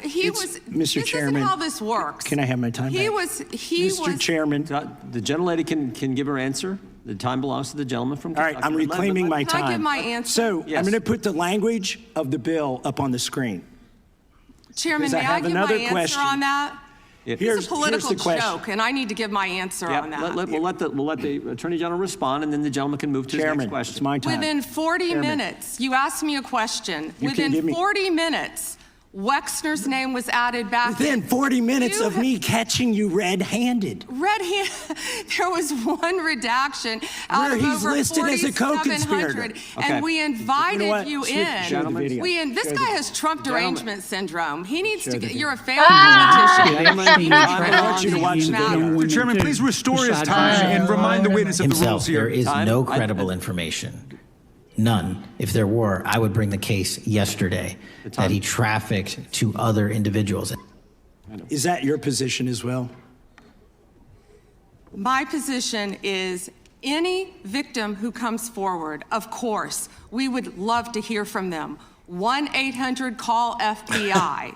Did you ask Merrick Garland that the last 4 years? Did you talk about Epstein? I am reclaiming my time. I'm glad you're asking about Merrick Garland. You don't get to reclaim because this time is when you bigger don't, than Watergate. When I don't answer a question the way This you goes want. over 4 administrations. You don't have to go back to Biden. Let's go back to Obama. Let's go back to George Bush. This cover-up spans decades, and you are responsible for this portion of it. And that's now, where the I want to know at what point did the FBI and the DOJ decide that Lex Wessner was not a co-conspirator? Because our Epstein Files Transparency Act requires you, please put it back on the screen, please, to release the internal decision about whether to prosecute him or not, and it's not in the files, and it's not in the files for any of these other men. Time of the gentleman has expired. May she answer? And he's a hypocrite because he voted against the ban that we were talking about on deep fake AI porn. Only 2 people voted against it, and you were one of them, hypocrite. The gentleman's time has expired. Massey was good there. Mr. Chairman, Mr. Chairman, could she answer the question? Chairman, I was wondering. The gentlelady's allowed, the Attorney General's allowed to respond the way she wants to respond to any member's questions, Republican, Democrat. All right, I have unanimous consent request. Gentleman's recognized for a UC. All right. This is an example. I'm submitting these 302 forms that are entirely redacted, even when you go to look at them. Without objection. I'm submitting a witness statement that implicates Les Wexner. Without objection. I'm submitting an article from the New York Times that the DOJ released nude photos and identifiable pictures of the victims. I'm submitting a letter from AG Bondi, the Cash Patel, imploring him to quit keeping the files when you found out that they were keeping files from you, because they're still redacting files that you... Chairman, are we going to recess for votes? Yes, we are. I'm submitting for unanimous consent a document of 17 individuals who've resigned because of the Epstein files. Without objection.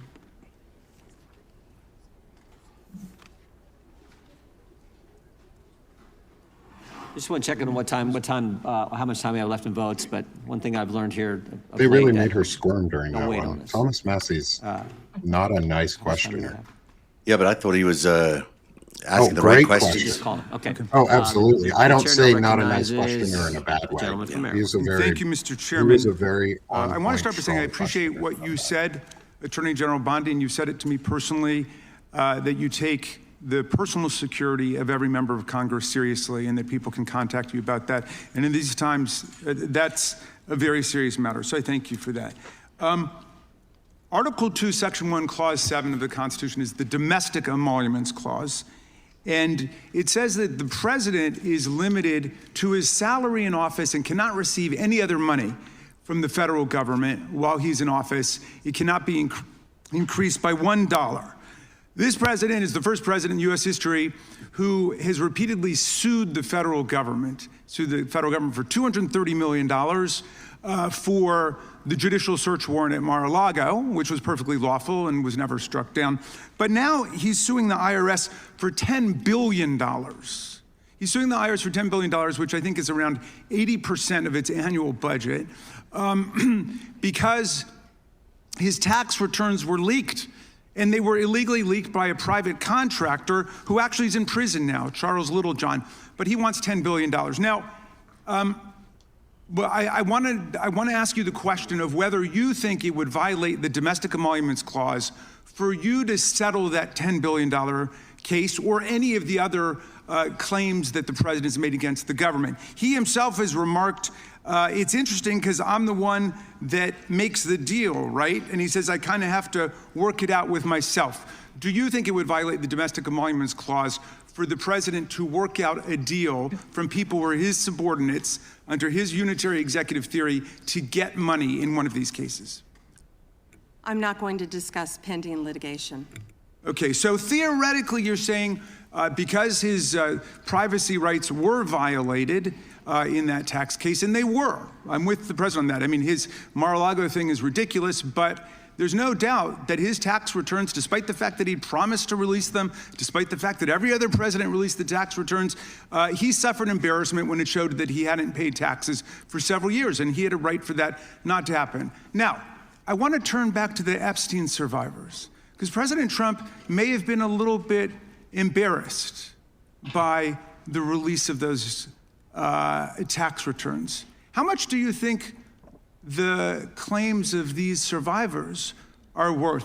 As the good congressman from Kentucky just pointed out, there were lots of survivors who had decided, for reasons of their own, never to release their names. That determination was represented to people in Congress, and we built it into our federal law that their names could not be released, and yet you published their names, their phone numbers, their addresses, personally identifying information. If Donald Trump can get $10 billion theoretically from the Department of Justice, how much should these people get for a far worse violation of their privacy rights and a far greater danger established to them in their lives? Do you even know who Chase Mulligan is? You're so obsessed with, you don't, do you? I'm going to teach you the rules again. You're the Attorney General of the United States. We have rules here. You're obsessed with him. You're the Attorney General of the United States. You're obsessed with Donald Trump. You have Trump derangement syndrome. Mr. Chairman, I'd like my time restored. I'd like my time restored. In your district. In your district, and you don't even know about it, about keeping children safe from online predators. Time belongs to the gentleman from Maryland. The gentleman can proceed. Yeah, and I want the whole country to look at this. Because this is the Attorney General of the United States, whose job is law enforcement. We've never had a witness who has misunderstood our rules and been unable to conform his or her conduct to our rules before.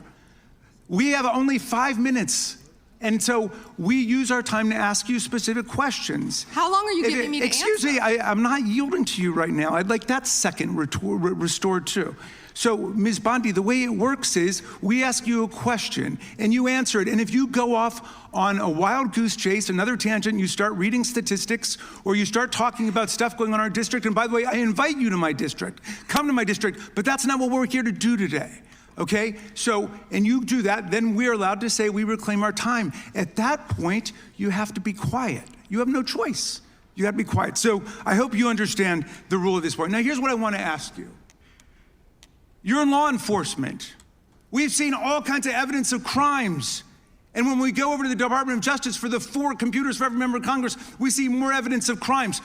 Will you create a joint task force of the Department of Justice and governors and state attorney generals and district attorneys across the country to investigate the crimes that have taken place against these victims and more than 1,000 like them? The DOJ is not doing its job. Will you create a task force with state and local law enforcement to make that happen?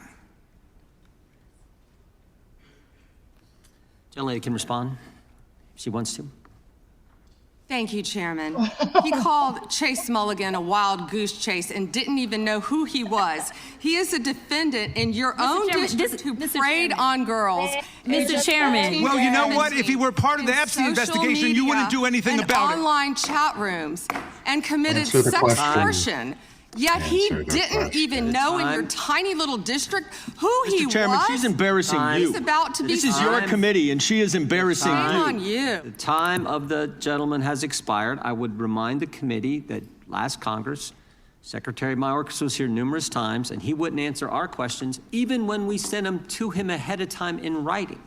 So that's what we've had to deal with. I think the Attorney General is doing just fine. We have votes shortly. I will go to the gentleman from Virginia, and then we will take a break to head to the floor. Well, they're asking for a juice there. I mean, he's right. Why isn't there a joint task force? Why isn't there a joint task force? She should have answered yes, of course. They should have a joint task force investigating all these things. And I don't even know the crime she's referring to in Raskin's district, but it doesn't really matter. It's just all deflection. Ellie, Nick, what are your thoughts? I just thought there was something that he just brought up, and I already forgotten what it was, but like they're bringing up some very specific things that are a little bit of gotchas, but like that idea where they said we didn't have time, we didn't realize, we made the mistake, we forgot to redact, and they have that whole list of the survivors' names, and yet they went in there and had the time to redact one name, but they forgot to redact the rest. Like that was a gotcha moment. I thought that was very clever, because I don't think I would have thought of that. Like, yeah, of course they looked at it that if they redacted a name, they chose not to redact the other names. Absolutely. And the Massey stuff, I thought was very powerful with Wexner. I mean, Wexner was removed from a list of co-conspirators. And when he was pointing out, the law says you have to say why you decided not to investigate the co-conspirators. You can't just ignore that rule. They've ignored it. They've ignored the law. They're in violation of the law. She knows she's in violation of the law. And it's happening in real time that they're covering up this investigation. Wexner is a co-conspirator in this investigation, and they have not explained why he's been not investigated. Mm-hmm. Yeah, and I'm glad. On the 18th. Yes. Go ahead. And I'm glad that you're right, Ellie. He's going to be on the stand here soon, or supposed to be, and it's good that Hold on, I'm getting asked by a baby questions. I'll be right back. There's important questions. I was just going to say, Leslie Wexner is supposed to be on the stand on the 18th of this month. Yeah, I don't think he's going to show up. I think he'll be one of those, I can't make it, I'm too sick, I'm too old, I can't do it. I think they're going to do a Harvey Weinstein. They're going to like roll him in, and he's going to be slumped over, and he's going to be drooling, and they'll do one of those, he's too old and sick, and why are you doing this to this old person? It'll be one of those moments. That's what I'm pretty sure is going to happen. It's Ellie, you and I have looked at these files for way too many hours for us to possibly believe that there's nothing there. There are so many crimes. Yeah. And what Raskin was saying at the end there is so important. I mean, they have a duty to the public, of the American public, to investigate these crimes. That's what the Department of Justice is there for. And they should be having that joint task force. And I thought that was a very good question. And I think it's incumbent on the attorney generals of every state to say that they are willing to be part of this joint task force, or that they should form their own joint task force. I mean, really, there's nothing stopping them from all the individual states for saying, hey, if the DOJ isn't performing, we're joining a task force together to investigate all these crimes that are happening across state lines, because the government's not doing it. So, it's a good point he's making. The DOJ is not doing its job. Why isn't state attorneys? Why aren't they picking it up? Yeah, and if the DOJ is complicit in covering it up, it's incumbent upon state attorney generals to uphold the law, because law and order do not uphold themselves. You don't uphold the law without someone prosecuting. And so state attorney generals, if the federal government is refusing to uphold the law, hold them accountable. If they are actively covering up a criminal conspiracy, hold them accountable. When it goes across state lines like this, it becomes RICO. It becomes a racketeering organization. When there are multiple parties like this, it has become a racketeering organization. There are heavy racketeering laws in the U.S. in every single state, and they should be used to their fullest. And that's it. Like, that's what they should be doing. And I'm really interested because there's a lot of people are watching right now, Joy-Ann and Michael Cohen. What do you make of the timing of that? Here they are in the middle of this Pam Bondi hearing that everyone should be paying attention to. And Joy-Ann Reid has chosen to host Michael Cohen as a distraction event. To me, it's telling about Joy and about where her interests are. Why is she currently doing this up against Pam Bondi when people should be watching Pam Bondi and the hearing? You've now got Joy-Ann Reid talking to Michael Cohen. I think what I understood was they were supposed to go later, and I kind of wonder if he asked her to go earlier. To stop people from watching Pam. Yeah, well, I had heard that they were supposed to speak later this afternoon, so I was kind of surprised that they came on a little bit earlier. So I'm wondering if there was intent from Michael from that. I don't know. It seems like that. I want to assume Levy's on there apparently, so that's Joy isn't doing anything. Yeah.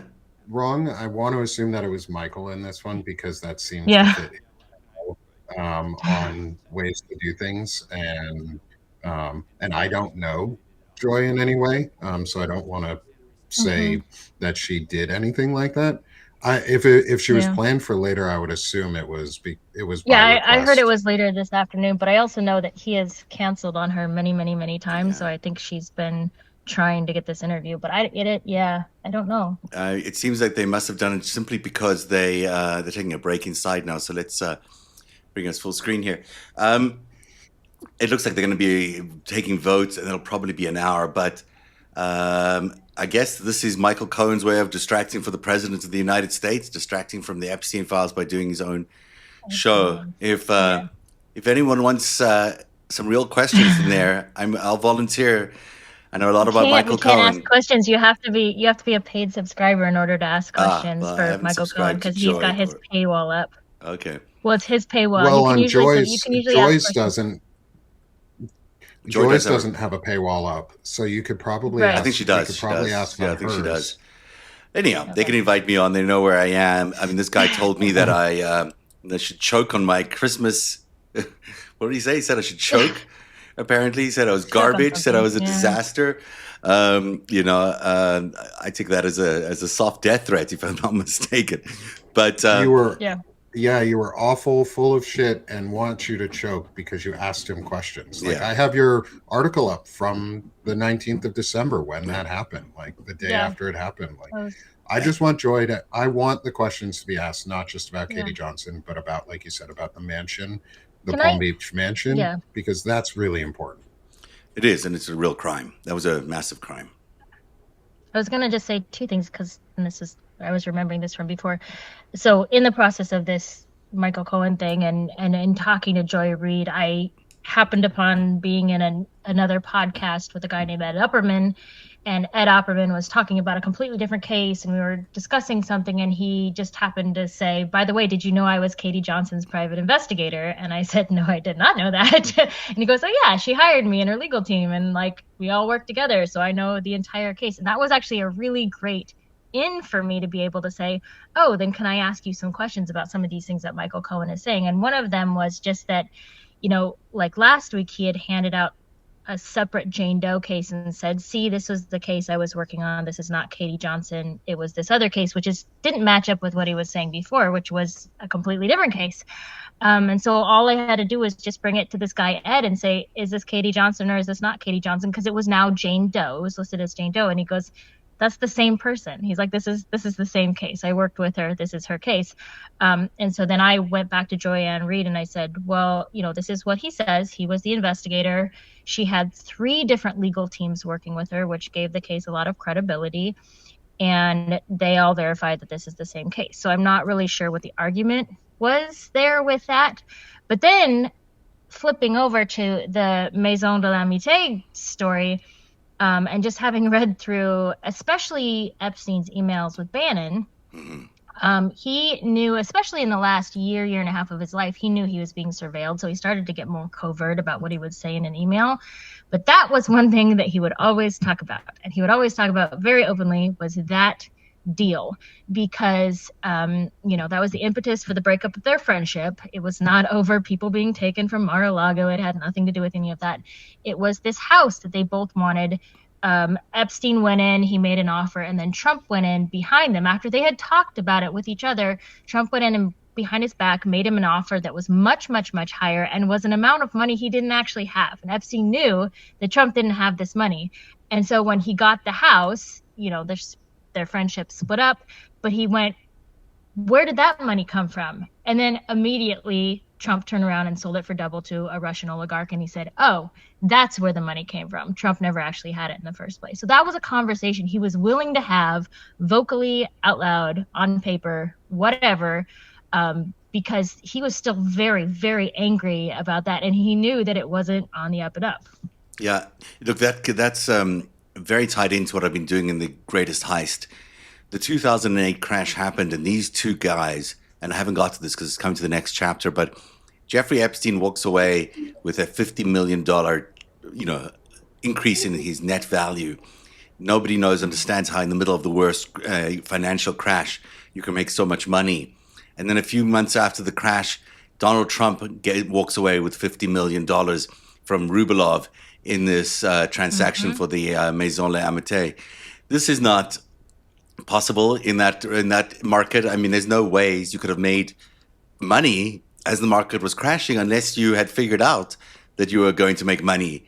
And the money came from Russia. I mean, the money that was paid for that house that Michael Cohen facilitated the sale of to Donald Trump, that money was Russian money. It came from Russia. It came from Rubelov. And it got right into the pockets of Donald Trump right after the 2008 crash, which we have been saying on The Greatest Heist. It was a coordinated crash by Jeffrey Epstein and his buddies. And one of his buddies was Donald Trump. I find it very hard to believe that those payments from Russia to Donald Trump and to Jeffrey Epstein were just coincidentally happening during the worst financial downturn in the world since the Great Depression, if not worse than that. So, Donald Trump has a lot of explaining to do, and Michael Cohen has a lot of explaining to do about how a bankrupt businessman could afford to buy this house with Deutsche Bank just giving him $40 million to do that. Deutsche Bank itself involved in Russian money laundering. Michael Cohen is very much, I'm not going to say he committed a crime, but he should be investigated for committing a crime involving Russian money laundering, for facilitating an illegal transfer of funds from Russia to Donald Trump in the sale of that house, because he was the lawyer acting there. I don't think he's part of the bar anymore, but he was certainly committed, was not acting in terms of the law by facilitating an illegal transfer like that. And I'm sure it's not the only one involving Michael Cohen. We've seen how he transacted around what's the name of the woman in the Trump trial, the Stormy Daniels. That was another illegal transaction. He was quite willing to break the law for Donald Trump when it came to passing on money, to getting paid in the transaction to pay off Stormy Daniels. Guess what? He would have done it as well with the Maison Les Amitiés. And it's ridiculous that Joy Ann Reid is entertaining this guy in the middle of this hearing, because what we're seeing is someone with a big audience distracting from the Epstein victims, who should be front and center right now. In fact, by tolerating someone saying that Katie Johnson is not whatever she's saying about Katie Johnson, I'm not watching the show, but to allow that charade to come on when they should be talking about how Pam Bondi is ignoring the Epstein survivors in Congress today. That is the story Joy should be covering today. She knows it, and she knows she's currently playing to the hands of Donald Trump by distracting everybody with her broadcast. It's really upsetting that he's doing this. So everybody needs to hear about Go ahead. Sorry, Eddie. Go ahead. I would just say, just playing devil's advocate, I don't think this was the plan for her to be doing this interview at this time of day. I think this is something that she's been working on behind the scenes about Michael Cohen and about this stuff that we've picked up and about this stuff that we've talked about. And, I know a lot of people have dropped him, obviously, from their regular broadcasts. But I think in talking with her, I think ultimately she's seen a lot of the documents that we've pushed forward that show each time he comes back and says, this proves my point. And then, like we were talking about with Dean yesterday, like literally you just have to Google this stuff. This stuff is on Pacer. Like you can find the court documents, you do a little background check, and you can disprove the thing that he's saying. So then it becomes the greater story of like, well, if he's trying to make the point and he feels that he's being truthful, why are we disproving all of these things? Like it became something on top of something on top of something. And I do know. But why today? I don't know, but I feel that I don't know this for a fact, but I feel that he's had a hand in the timing a little bit, because I think he knew Lev would be out of commission. He knew we would be out of commission. I feel that that's probably the only time that he was willing to do this, would be my guess. That would Yeah, I mean, look, if she's smart enough to say no right now, she just, look, I don't know Joy. She certainly knows who I am, and she's had plenty of opportunities to invite me onto her show. I've invited her onto mine. She's never responded. And she has not ever tried to understand, I think, the full details of the greatest heist. I don't think she's tried to understand what he was involved in La Maison Les Amitiés. And I don't think she understands that Michael Cohen was really investigating a victim of a crime in the last days of that, as they were heading into that election in 2016, where Jeffrey Epstein, and whether the case is true or not, the fact that they were going after the victim of a child. Even if he thinks it's a magical other victim that is somehow doesn't exist in anything that we can find on the internet, like why was he and his investigator going and knocking on the doors of victims of Jeffrey Epstein? Like, why would you do that? Like that's that whole idea of Epstein's investigators intimidating and calling and chasing and, tailing. Like that's that same idea. And even if it hypothetically in a magical world was another case completely, like that says a lot about what they were doing and the character of Michael Cohen. Yeah. And the questioning at Congress by I think it was Rep. Lou around the illegality. If you know something is illegal and you are then participating in it, you are also participating in the crime itself. Is if he knew these actions were happening, he is culpable in this. It doesn't like the thing that pisses me off is anybody is giving Michael Cohen just any airtime. Not Joy and Reed in any way. I think now actually this hour might be the perfect hour for her to be doing it, because the event is in recess. The congressional testimony is in recess. However, I think it would be, to me, the best thing that she could, and this is what I would do, and this is a suggestion from me who's just coming into this, is I'd cut him off when when congressional hearing starts and just switch over to that broadcast. Like, hey, I will say that the comments are not letting us. It's very hard for us to I'm watch. reading the comments on. The comments are pretty rough. I don't think people are being real low key for him. Well, there's also there's discussing Rule 35 now, which is so interesting because Ellie, that's really the story you uncovered with one of your followers uncovered in that Epstein file, where we discovered through your follower that that he was trying to get a deal in order to get in order to release information. He was going to try to get out of jail early in exchange for releasing information about what he knew about Epstein and Trump, which he has never done. He's never revealed that information. Yeah. And I mean, all it takes is a few people to come forward who are involved and just say, here's what happened, Now, I will say that we can keep doing this, but I actually do need to take a break as well. And I also want to get back to the hearing in a few minutes. So if Lev, I was hoping Lev would join us in this half hour, but I guess he's stuck in that call. So we're going to let you guys watch Michael Cohen and Joyanne Reed. And if anyone's if you're in the chat, he's holding something. Make sure that mention that I'd love to come on. Huh? I wonder if that's the lawsuit against us. What is it? What did he get? He's holding up documents, Oh, executive orders. I don't know what he's doing. You know, if he's suing us, I'm gonna just post in Joy's comments right now on it. Would be Zev Shalev would be glad to. Yeah, I'd be glad to join in and help them figure this out. I don't know if we can keep his feed live while we take a break, but we're going to try. If they cut us off, we'll reestablish all the live links. But in the meantime, I'll put on some Pam Bondi art for you, and then we'll play some music or something just to make sure that they don't take away the feed. But we'll be back as soon as the hearing starts with more live coverage of today's interesting and provocative and also frustrating Pam Bondi hearing with the Oversight Committee in the Judiciary Committee of the House. We'll see you a little later on. Thanks for being here today. Thanks, guys. Thanks, Zev.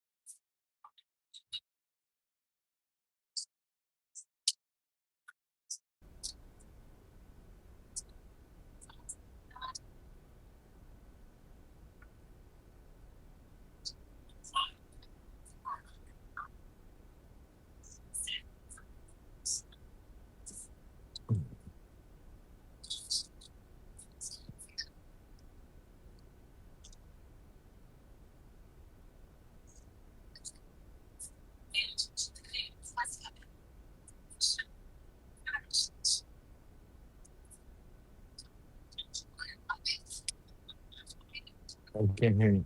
Is that? I can't hear you. There you go. Now you can hear me. Now I can hear you. Well, hello, Lev Parnas. Apparently, you've been the subject of some conversation on the other Substack over here. I don't know what Michael Cohen's problem is. He protests too much. Is he suing us? Did he say he was suing us for something? He said he's suing us. I look forward to it. I would say we go straight to discovery. I'm really I can't wait to hear him talk about the Maison La Amitié, because it is such an important transaction that took place between the president of the United States and Rubelov, the oligarch who's so close to Vladimir Putin. I can't wait to find out why he got paid that $50 million bonus from Putin that Michael Cohen must be aware of, because he was the lawyer in that case. Oh, Michael Cohen's aware of a lot of things. I mean, just think about even what he was saying about the Katie Johnson case. It was just so hilarious if it wasn't so sad. What did he say? He is trying. So he said, this is incredible. He said that he was looking. Remember, he said that there was another Jane Doe case that he was involved with. So he had this lawyer's name that he was involved with in the Jane Doe case. So him and Joy were trying to find this lawyer that Michael Cohen was involved with in the Jane Doe case that Michael Cohen said he was involved with. Well, when he found the lawyer responded, it happened to be Katie Johnson's lawyer. so now Michael Cohen is trying to somehow say, you see, Katie Johnson's lawyer never heard of me. And because he never heard of me, that means I was just like Katie Johnson had several lawyers, Donald Trump has several lawyers. Just because Cohen didn't deal directly with that lawyer or with Lisa Bloom does not mean he doesn't know what's going on. Oh, so he's arguing. That's his argument, is that Katie Johnson's lawyer doesn't know who Michael Cohen is. That's the whole argument. That's the whole argument. It is ridiculous. That's it's just ridiculous. Now, what do you think is going on here? Why do you think they've decided to do this broadcast right in the middle of the Pam Bondi thing? Because it seems unusually timed, right? Like, it seems like it's designed to distract. Well, I don't think it was done to distract so much. From Joy's part, I think Joy wanted to bring out the truth. I think Joy wanted to basically give Michael Cohen a chance to hang himself, which he did. She basically gave him the opportunity to go on record and continue his lies. The good part about all of that was recorded. So all of these things that he says consciously is a recording. So, it's good to see, exactly what he was saying and how he was deflecting and how he was playing Ring Around the Rosie when it came down to.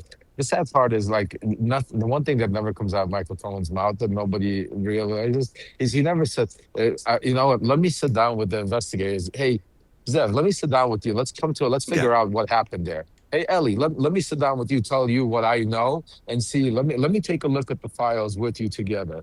You know what I'm saying to you? He instead, what he does is he always tries to deflect and always insult other people, accuse other people of lying, accuse other people of doing something. But the one thing he doesn't do, he never, and then the interesting part is if you see every time Joy tried to ask him his opinion if Donald Trump did anything wrong, he wouldn't answer it. He That's kept incredible. saying Donald Trump, it was even until this moment. She said, even now, after seeing everything, you don't think he goes, until I see all the files, until I see all of that, the same spiel, the same what's it called. He's not seen enough files. He's not seen enough evidence that the president was involved in some shady Jim shit. Jordan, here. Jim Jordan is here talking right now. Hold on, guys. We just missed him. Sorry. Jim Jordan. We just missed him. What did you think of the hearing? Did he say anything? Nothing. No, nothing, right? That hearing was remarkable, wasn't it? Yeah, they're getting back in there right now. So now, because I left my spot, I have to get back in line. It's crazy. Well, get back in line. Can you keep talking to us while you do that? Yeah. I'm here, still here with you guys. Okay. And we're going to keep watching to see when they start the hearing. That was Jim Jordan. Yeah. So right now they're coming back right now. Everybody's starting to pile It's amazing back to me how the Republicans who voted for this bill are not actually questioning very much of Pam Bondi about Epstein. Yeah. They seem to have forgotten that it was such a big deal. It was sad. I'll tell you the most saddest part that I the feeling is watching the survivors. During the break, when the survivors started walking out, they're all wearing shirts here, white shirts with survivors on their name on, and you could see their faces were, very gloomy and very upsetting because, they're basically sitting there watching the Attorney General of the United States of America basically reassaulting them all over again. And Really, it it's must have been just a disgusting traumatizing thing to see. because they, Yeah, I mean, she had so many opportunities to stand up and talk to them and acknowledge them and say, she said on camera once that she views him as a monster, but every time she was asked to stand up and take a look and talk to the survivors, she didn't.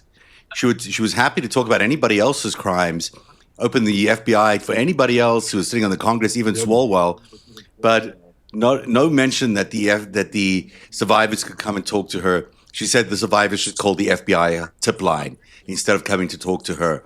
I mean, this is an abject failure of this Department of Justice and this Attorney General, and a real cover-up. Well, also I'm a little, I'm not a little, but I'm very disappointed in Eric Swalwell and some of the questioning that's going on here, not only by the Democrats. I don't know where he came from, and all of a sudden, what was that all about?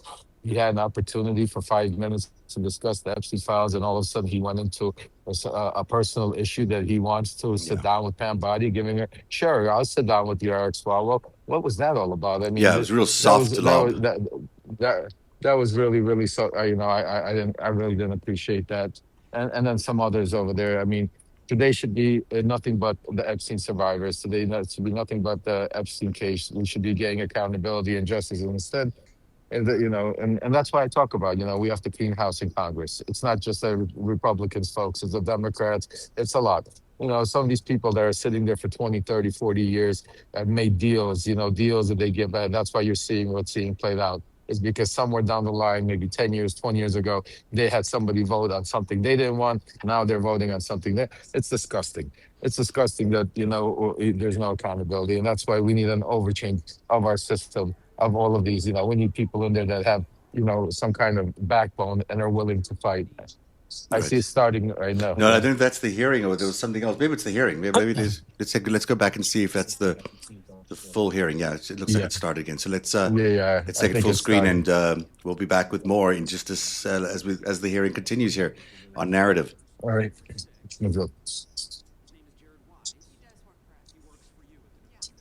Here's the audio. Sorry, guys. This is an individual whom a federal grand jury indicted for 2 felonies and 4 misdemeanors related to his participation in the attack on January 6th. One of those charges was forcibly assaulting, resisting, opposing, impeding, intimidating, and interfering with police with the intent to commit another felony. This is who you choose as the Chief Law Enforcement Officer of the United States of America to hire at the Department of Justice. Someone on video yelling, "Kill him," at police officers, right? I believe he was pardoned by President Trump. Oh, he was pardoned. You're right. You're right. Pardoned by President Trump for his offense. Pardoned for yelling, "Kill him," at police officers. And yet you expect hardworking police officers across the country to believe that you take law enforcement seriously. You could imagine the reaction of so many folks across the country hearing the Chief Law Enforcement Officer of the United States refuse to even condemn what that individual whom you've now hired did. But in any event, let's talk a little bit about some of the other divisions within the Department of Justice and what's happened over the last year. You're familiar with the Public Integrity section of the DOJ's Criminal Division. I think it's referred to as PIN. Is that right? Yes. Okay. Do you know which presidential administration under which the PIN was first created? I can tell you what administration that the weaponization was ended under. I'll reclaim my time. This wasn't a trick question. You don't get to Madam Attorney reclaim General. your time. Madam Attorney General. Because I don't like it. Mr. Chairman, will you explain to the witness that he does reclaim his time? Because I don't answer a question to your satisfaction. Mr. Chairman. Madam Attorney General, the time belongs to the gentleman from Colorado. The president under which PIN was created was Gerald Ford. It was created after Watergate. I'm not asking a question, Madam Attorney General. The administration under which it was created was Gerald Ford. When you first started as the Attorney General of the United States, there were 35 people working in that office. There are now 2 people working in that office because you have gutted it. How many people work for the National Cryptocurrency Enforcement Team in the criminal division today? Can I answer the question about Penn? I've asked you a question. How many You've people asked work? me a question, but you don't How want many the people answer. work I'm not for the gonna answer your National questions the way you Cryptocurrency want. Enforcement Team? You won't answer how many I'll people? answer Penn. You. Penn will not be you know weaponized. what? You know what? What's Madam funny Attorney about General, this? I'll say to the chairman. What's funny about Mr. Chairman, this? you know what the answer is? And I think I What's understand funny why the about Attorney General this? does not want to answer the question. Because you eliminated the National Cryptocurrency Enforcement Team last year. So I understand why you don't want to tell the American people who works there. Yeah, I no one understand works why there you don't want to anymore, talk about Madam Mohammed Attorney Solomon General. in So, your district. In any event, who I would just- murdered people. Mr. Chairman, will you stop the clock so his time is not wasted by I've the been witness? very generous with allowing extra time when we have these little disputes. I understand. You got the time, Mr. Magoo's. I might as well ask the chairman these questions. I'd be happy because to answer what some is of your fun- questions. What's profound, the questions I've Profound? asked, The crime in your I've district. asked, Mr. Chairman, are not trick questions. They're not gotcha questions. They're actually basic questions about how the Department of Justice functions and the unwillingness of this Attorney General to answer them in good faith. When a member of Congress asks, how many people work at the National Cryptocurrency Enforcement Team, and the Attorney General refuses to answer it, it is not a coincidence. It's because she eliminated the team. Why? Because her boss, the President of the United States, is making money hand over fist, $1.4 billion over the course of the last year through cryptocurrency holdings. I think what is happening at the Department of Justice is a disgrace, Mr. Chairman, and I would urge you to gain control of this hearing. With that, I yield back the balance of my time. Yeah. I would ask the gentleman, does he agree with the standing up of the Deputy Attorney General for dealing with fraud? That's something that's happened in this administration. First time. You talked about Penn. That happened with this Justice Department. We're talking about this committee. Mr. Chairman, had you answered the question, had the Attorney General answered the question in that way, perhaps this hearing would have some modicum of resembling something that has typically been fairly conventional, an oversight hearing of the Department of Justice. The gentleman's That is time not has expired. The gentlelady from Wyoming is recognized for 5 minutes. Attorney General Bondi, I want to express my gratitude to the President, you and your team for your continued efforts against extreme anti-energy policies taken by states and cities that serve only to increase costs on the American people. This is an issue of great concern for Congress as well as the consumers. At the behest of networks of non-governmental organizations and anti-growth activists, Democratic-controlled states and cities are enacting laws and pursuing coordinated lawsuits that would impose retroactive liability on energy producers for past global emissions based on speculative future climate change harms. The proponents of these plans call them climate superfund laws, but in reality, that is simply window dressing for taxes and fees imposed on consumers and businesses that don't even have a presence in these states or communities. But if you look at the billions of dollars they hope to gain from these efforts, the real goal here is to increase their already mismanaged state budgets by imposing fees on consumers and businesses in energy. Boy, this is going on a bit. They're obviously going to ignore the actual Epstein files as they continue to go through this. I thought the interaction there was really interesting because with Mr. Magoo, because what's his? I can't remember his full name there. But it is interesting that she sounds like she's actually in contempt of Congress when she is not following the rules of Congress. Mr. Goose, sorry about that. It's a terrible mistake there. If she has to refuse to answer all these questions, it's an absolute contempt of what that proceeding is about. And they need to start calling her out because she is consistently out of line with the rules of engagement there. And she's costing the American people accountability on this major issue. And I hope they start pointing that out.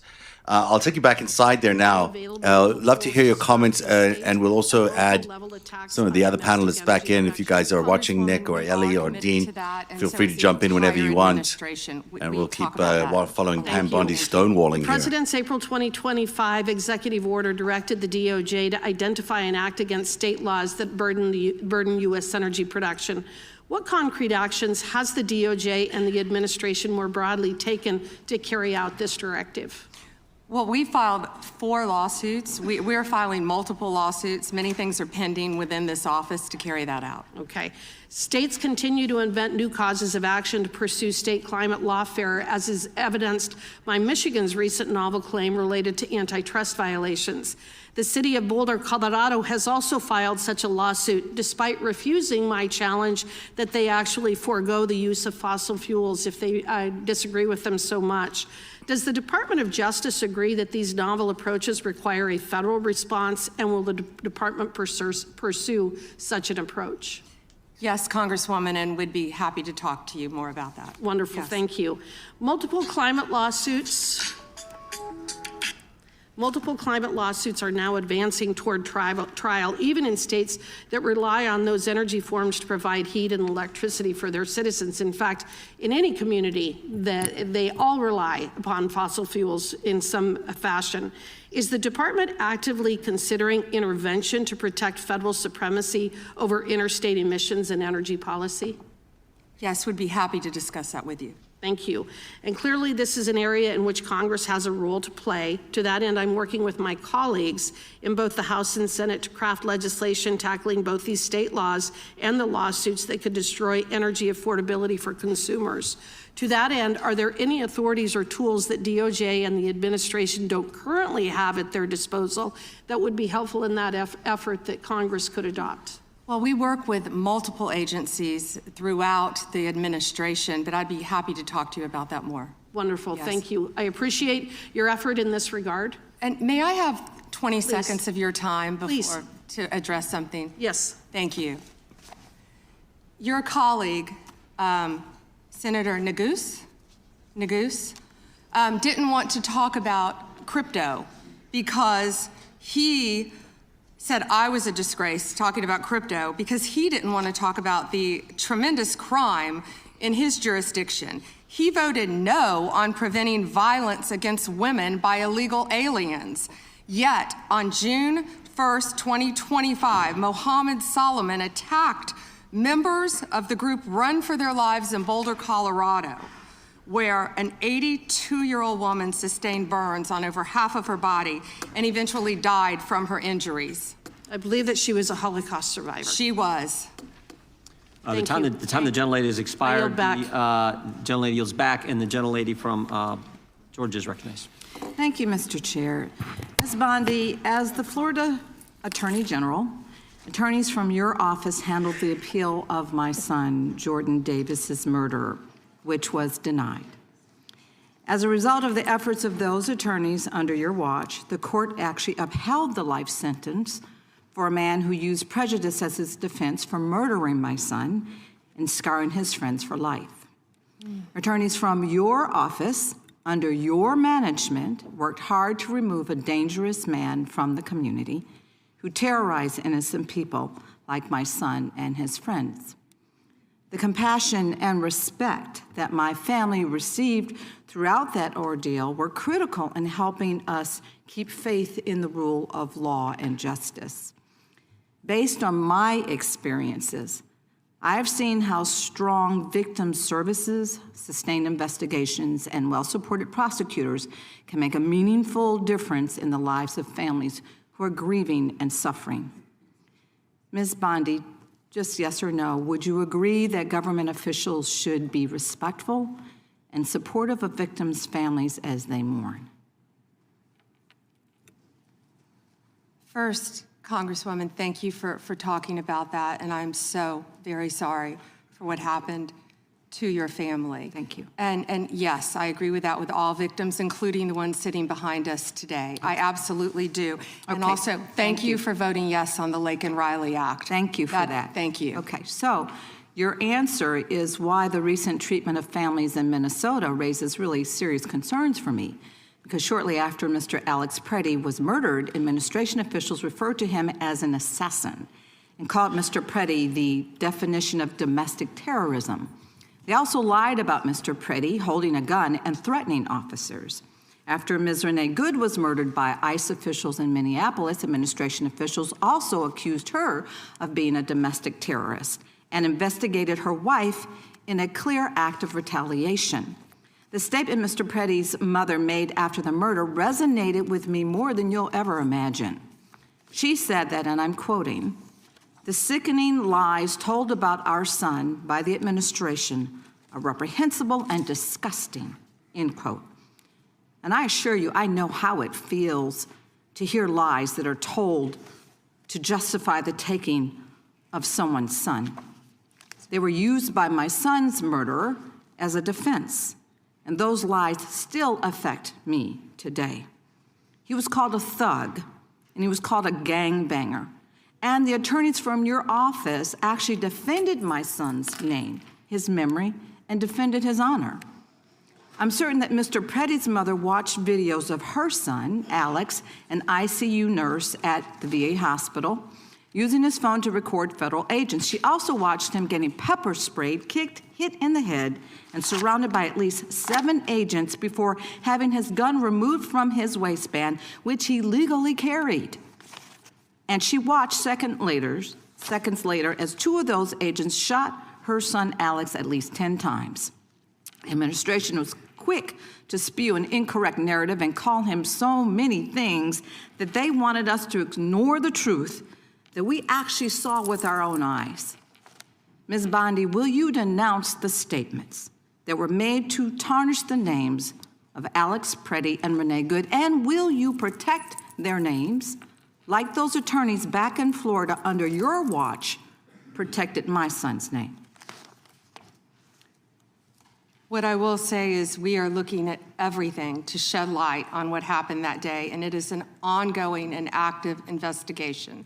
Both of those cases, and I assure you they will be investigated. Investigating, we understand that, but will you do everything in your power, as you have done for my case, as you are asked to do, as you've sworn an oath to do? It is your responsibility to make sure that you are following the rule of law. Those families in Minnesota, they deserve the same respect. They deserve a full investigation, which you have not even begun to do yet. So what are you saying, is that they don't deserve any respect for a full investigation into their murders?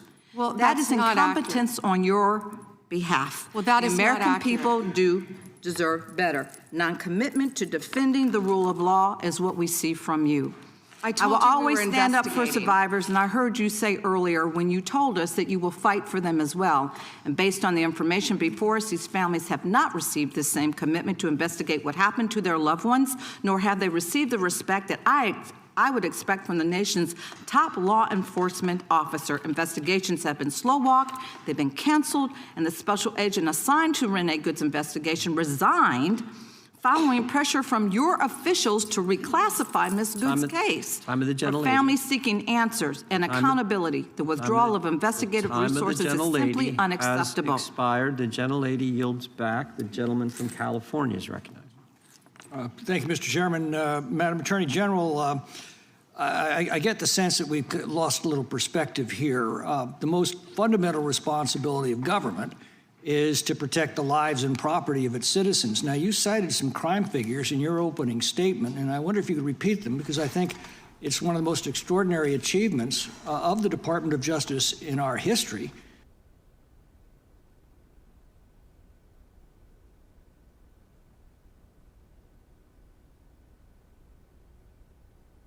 My microphone's on. While Pam Bondi repeats her stuff about crime figures and whatever else she's talking about there, I'm having some time to digest what Michael Cohen and company are doing on by apparently suing me and others for our coverage of Michael Cohen. You know, I'm told by people who are watching Joy Reid that he kept talking about a wolf pack. I think that's because my name in Hebrew means wolf, and the pack, I guess, is the people who are asking questions about Michael Cohen's integrity, about Michael Cohen taking money from his supporters while claiming to be anti-Trump, but actually being still in Trump's camp. And I think what we're seeing now is proof of that, because over the last few weeks, the coverage on Narrative, as well as the coverage on Ellie Leonard's site and Dean Bundel's site and a whole lot of other people associated with what we do here at Narrative has been extraordinarily good in uncovering the dark deeds of the President of the United States, his connection to Jeffrey Epstein, his connection to a network of criminals from around the world who were raping girls, perhaps murdering girls. It's clear that that reporting now has triggered somebody inside that network to tell Michael Cohen to sue us or take legal action against us. Because it's interesting, he's calling it a wolf pack, which means it's obviously targeted directly at me and not at the person who initially raised these questions was Tara Palmieri. But it's targeted at me. It's not targeted at Tara or anybody else. So it's targeted at the wolf pack. Well, let me tell you something. We are not going to stop asking the questions that need to be asked of this presidency and asking the questions that need to be asked about his relationship with Jeffrey Epstein, because that relationship runs deep. And Michael Cohen knows that relationship pretty well. So as Lev was saying earlier on, we will gladly go right into discovery on this because we want to know exactly what Michael Cohen knows about Jeffrey Epstein. What was he willing to proffer to attorneys at the SDNY when he was arguing for that Rule 35, where he was going to be allowed out of jail early in order, in exchange at least, for offering this dirty information that he had about Epstein and Trump? Because there is a lot of relationship between Epstein and Trump in the files. You heard earlier on the record in the House, an allegation of murder, rape and murder by Donald Trump and Jeffrey Epstein of a young girl, a limo driver, saying in no uncertain terms in a call that they did to the FBI, saying that they overheard Epstein and Trump talking about about raping a girl, and that if she told anything about them, she said she was going to die. She was going to be murdered. And in fact, that's what happened. She was shot in the face. Now, we expected to believe that Michael Cohen is the attorney for Donald Trump for all those years. We expected to believe he knows nothing about all these instances of crime, of all these rapes, all these dead bodies, of all these murders that allegedly happened at the president's golf course at Zorro Ranch. So we expected to believe that he had no idea that he was getting a $50 million payoff from Rubelov, the oligarch who's so tied to Putin, when he sold the house, Maison Les Amitiés in Palm Beach. By the way, a house owned by Wexner in the past, a known Epstein associate. And by the way, also bought by Donald Trump in what looked like a rigged or staged purchase, which Michael Cohen must have been aware of when he facilitated the deal. So for Michael Cohen to now threaten to sue us for our coverage, which has been on point, to say the least, in the last few days about Melania Trump, for example, and the relationship between Melania and Donald Trump and how Epstein was the person who introduced them. Well, isn't it interesting that the day after I put that story out, the very next day, here comes Michael Cohen threatening to sue us for doing something against him. I'm not even sure what we did, except ask some really good questions. This is appalling that anybody is still supporting Michael Cohen needs to understand that they're supporting the President of the United States. Michael Cohen does not say anything negative about Donald Trump ever. He is still his lackey and remains his lackey, his bag man, call it what you will, the fixer, as he was first introduced to the world. Michael Cohen does the cleanup for Donald Trump. He used to do that, and I guess he's still doing that today.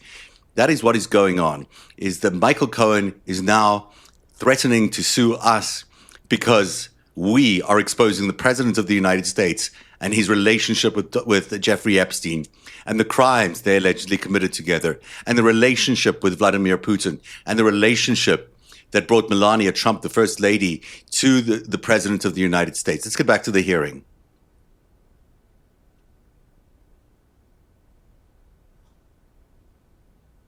Co-conspirator received perk after perk in prison. In July, She had a 2-day interview with your deputy and President Trump's former defense attorney, Todd Blanche. Just days after that, Maxwell was transferred from a federal correctional institution in Florida to a minimum security camp in Texas, which she, as a sex offender, would normally be ineligible for. At this new facility, as the ranking member talked about, and by the way, it's nicknamed Club Fed, we've heard reports that she's been afforded special privileges, puppy time, private workouts, personal mail, secretarial services.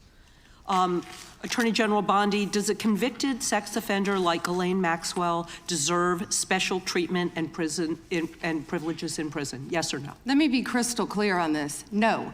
And Thank you. Let me keep going. No, let me keep going. Perfect. Well, I did not know she was being transferred. I asked you yes or no. She was not transferred to a lower Mr. Chairman, level. please stop the clock and remind the witness of the rules. One rule she needs to understand and I'm glad here. that we're agreeing. So when we're agreeing, we can move on to some other things. When but we're I not want you agreeing, to know that every time she does get these perks, and it's been publicly reported, that the folks she's abused, the survivors who are sitting here, they see themselves as being denied justice. They feel re-traumatized. And I'm glad that we agree on that. But she should not be in that prison. And she needs to be moved back to a maximum security prison as soon as possible. But what she has told another committee here is that she won't cooperate with them unless she gets clemency from Donald Trump.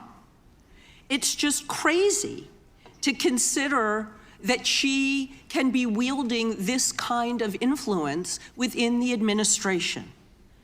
But that begs the question, who ordered her to be transferred to the minimum security prison that she was ineligible for? Who signed off on the special privileges? Was it Mr. Blanche? Was it one of your other subordinates? So please, can you tell us who sent her there, since you don't agree she should be there? I said I do not agree she should receive special treatment. She was transferred, I learned after the fact, to the same level facility, and that is a question for the Bureau of Prisons. I was not involved in that at all. The same level facility, I don't know why, but you know, instead of talking about Ghislaine Maxwell, who hopefully will die in prison, you should be talking about Irina Zarutska. I have a couple of died other on a questions. subway. Right, and I absolutely... You don't talk about that. I have been talking about it and actually helping with these issues. But we're going to move back to you. I bet we are. Yes, of course, because you're here to testify. That's what the whole point of this endeavor is. So of course we're moving back to you. It is all about you. So as we've heard, she took the fifth in response to every single question in that committee hearing. And her lawyer dangled the offer of clemency. Should Donald Trump pardon or commute her sentence? Should she be released from prison, yes or no? You said you hope she dies there, so I'm hoping the answer is no. I already answered that question. Good. I'm very glad. I really like this bipartisan agreement about when what it should agrees happen with you. But you don't want to talk about Irina Zarutska. You don't want to talk about I talk about murdered her all by the a time, violent crime but offender I am not in here your to jurisdiction. testify before Congress. You are. That is your job today. You are That's what you're getting paid for. obsessed with attack. I want you to know that your own DOJ employee, he's recently been demoted and had some other problems, advises on pardons. Do you think he will be advising Mr. Trump on any kind of clemency or pardon for Ghislaine Maxwell? I'm not going to speculate, and you couldn't even identify properly. That's why you don't want to talk about Irina Zarutska. You couldn't properly identify her relative. I absolutely it's embarrassing. Have been, and her family, by the way, appreciates all of the condolences, all of the help, everything that our law enforcement in North Carolina has been doing to help her family. Her family feels well treated. Thank you, and I yield back. Ms. Lady yields back. Gentleman from California is recognized. I'd ask unanimous consent to enter into the record an article by former Attorney General William P. Barr entitled, "Why Pam Bondi Didn't Publish All the Epstein Files in 30 Days." The answer is simple. It was not possible, from the Wall Street Journal. Well said. Without objection, the gentlelady from Florida is recognized. Thank you, Mr. Chairman. Madam, I'm sorry. Yes. May I respond 20 seconds to something that Congresswoman Ross said? Go right ahead. Thank you. She also opposed a sex offender registry as head of North Carolina ACLU. Thank you. Thank you, Madam Attorney General. And I'd like to pick up where you left off a moment ago, because we convene here today as a committee for the stated purpose of conducting oversight of the Department of Justice. And so it's critical for us to focus first on the mission of the department and assess your success in I'm going to just take that off for a second. We will return, of course, to the live coverage of the event as it's taking place. But, you know, where they start talking about nonsense like this, where they start talking about other issues, we're not going to keep covering that. Although I am interested in this line of questioning, I guess this is just going to be more Republican talking points. Just to continue what I was saying there, this idea that they can come after people like myself through Michael Cohen or through other people involved in questioning Michael Cohen is exactly what's wrong with this presidency. When you've got a president who has these lackeys who have been pretending to be anti-Donald Trump, but continued to do his dirty work for him, like Michael Cohen, who's been taking money from people on Substack, pretending to be an opponent of Donald Trump, but he's not. He's still a supporter of Donald Trump. That is the reason they are threatening to sue myself and others who have been asking questions about himself, about his own credibility, but also about Jeffrey Epstein. It is insanity. It is insanity. I'm going to keep talking about Michael Cohen because it's not Michael Cohen. It's not Michael Cohen. It's Donald Trump who's trying to shut down the investigations that we have been doing here on Substack that many of you are involved in. This is an attempt to silence us through law. This is an attempt to stop us investigating Epstein by making it impossible for us to operate because of these lawsuits. It is a clear attempt by Donald Trump to shut down the investigations that have revealed so much about Jeffrey Epstein and Donald Trump in the last few weeks. And it is a shame that people on Substack are even considering attempting to support this man, who keep sending him money on a regular basis because they think he's an opponent of Donald Trump. He is the fixer of Donald Trump. He's always been the fixer of Donald Trump, and he remains the fixer of Donald Trump. And it's threatening to sue me and my colleagues who each have independent operations here. We're just independent journalists on Substack. We're just saying our investigation is independent journalists. We're not wealthy. We're not backed by billions of dollars like Donald Trump is. We are just here doing our jobs as independent journalists, exposing what Jeffrey Epstein, Donald Trump, and his network have been doing. And what Michael Cohen is trying to do, and anyone who's giving him publicity, including Joanne Reed or whoever else is giving him publicity right now, it's an attempt to shut down our investigations into Epstein and Trump. And it is a absolute abomination that people consistently support this man who has proven time and time again that he cannot keep his story straight, that he obviously tried to intimidate Katie Johnson during that time period when Epstein and Trump were being accused of raping this young girl. And now he's doing this to us. So, this is a man who has no ethics, no morality, nothing at all. These threats are empty, and we will go to court if we need to. We will absolutely force him to reveal everything that he and Donald Trump did, because it's high time that these things came to light. Jeffrey Epstein is no better Michael Cohen is no better than Donald Trump or Jeffrey Epstein. Joined now by Wajahat Ali and Dean Blundell. Gentlemen, it's been an exciting afternoon. Let me get your microphones on because I think I might have them off. There you go. There's Dean and where's Waj? Let me get Waj on. Here's Waj. Can you hear me, Waj? I hear you. I can hear him. No, I don't hear Waj yet. Now I can hear Waj. Hi, Waj. You there? I can hear you, but I can't see you both. But I can hear you just fine. Oh, okay. All right. You should be able to see us both. I don't know why that is. So, Dean, you're welcome to the Wolf Pack, I guess. Waj, you're joining us as we're hearing that Michael Cohen is... Jeff, who's part of the Wolf Pack? Because someone in my stream was saying that Michael Cohen is angry and threatening to sue the Wolf Pack. I don't know who the Wolf Pack is. Yeah, that's just so you know, that's all of us. Yeah. That's anybody that is asking him for more details, that has an issue with his continually evolving story, and anybody that is like, hey, isn't Tiffany Doe, Jane Doe, isn't that Katie Johnson, isn't it the same story, including the lawyer that he's fighting with online? I just watched him with Joy Ann Reid. Did anybody else watch? Waj, did you watch? I didn't watch. I watched like 15. I ended up feeling sorry for him. It's one of those things where a guy is still swimming in his own hubris, and he's when you've got kids, right? When they're caught in a lie and they're like, well, and then this happened, and then this, and then you're like, wait a second, hang on, let's go back to the original question. And I watched Joy Ann sit there and go, okay. But Michael Cohen continually talked himself in circles, and then he said he was going to sue the Wolf Pack, and I'm only assuming that's everybody that's gone, hey, we none of this makes any sense. None of this makes any congruent sense in any capacity whatsoever, according to the receipts that we have. So truly fascinating stuff today for Michael Cohen. Wash. Yeah. Just wild. Why sue us when we are simply asking questions? I have nothing against him personally. All the evidence is there, which is not going to help him. And by the way, if he does sue us, it's going to be a waste of his money and time, a waste of our money and time.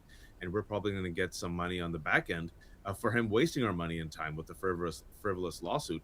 But all we're simply asking him to do is answer some questions. That's what we're asking of everyone who is in some way, shape, or form involved with Donald Trump and or these actors who have been revealed in the Epstein files. He was Donald Trump's fixer. If he knows nothing, okay, but at the same time, literally there's a file, a Rule 35 consideration that your attorney sent while you were in jail. Literally all we're asking him, what is that about? I think that's what's triggered him, because he's never been able to answer that very legitimate question. We should jump back in here, though. Just let's listen to the hearing. I've seen some of the unredacted Epstein files, and obviously, as you know, President Trump's name is all over them, but so are the names of other senior Trump officials: Howard Lutnick, Secretary of Commerce; John Phelan, the Secretary of the Navy; and Stephen Feinberg, the Deputy Secretary of Defense. These men were appointed by President Trump to senior positions in his administration. All of them have clear and confirmed ties to Jeffrey Epstein. Attorney General Bondi, yes or no, has the Justice Department asked Secretary Lutnick about his ties to Epstein? Excuse me. Secretary Lutnick has addressed those ties himself. I'm asking you, has the Justice Department specifically asked Secretary Lutnick about his ties to Jeffrey Epstein? He has addressed those ties himself. Has the DOJ asked Secretary Phelan about his ties to Jeffrey Epstein? I don't know whether he has addressed those or not. Has the Deputy Deputy Secretary Feinberg talked to the Department of Justice about his ties to Jeffrey Epstein? Yes or no? Has the Department of Justice talked to Deputy Secretary Feinberg about his ties to Jeffrey Epstein, which are clearly spelled out in the files? It's a very simple question. It's not a trick question. I'm just asking you.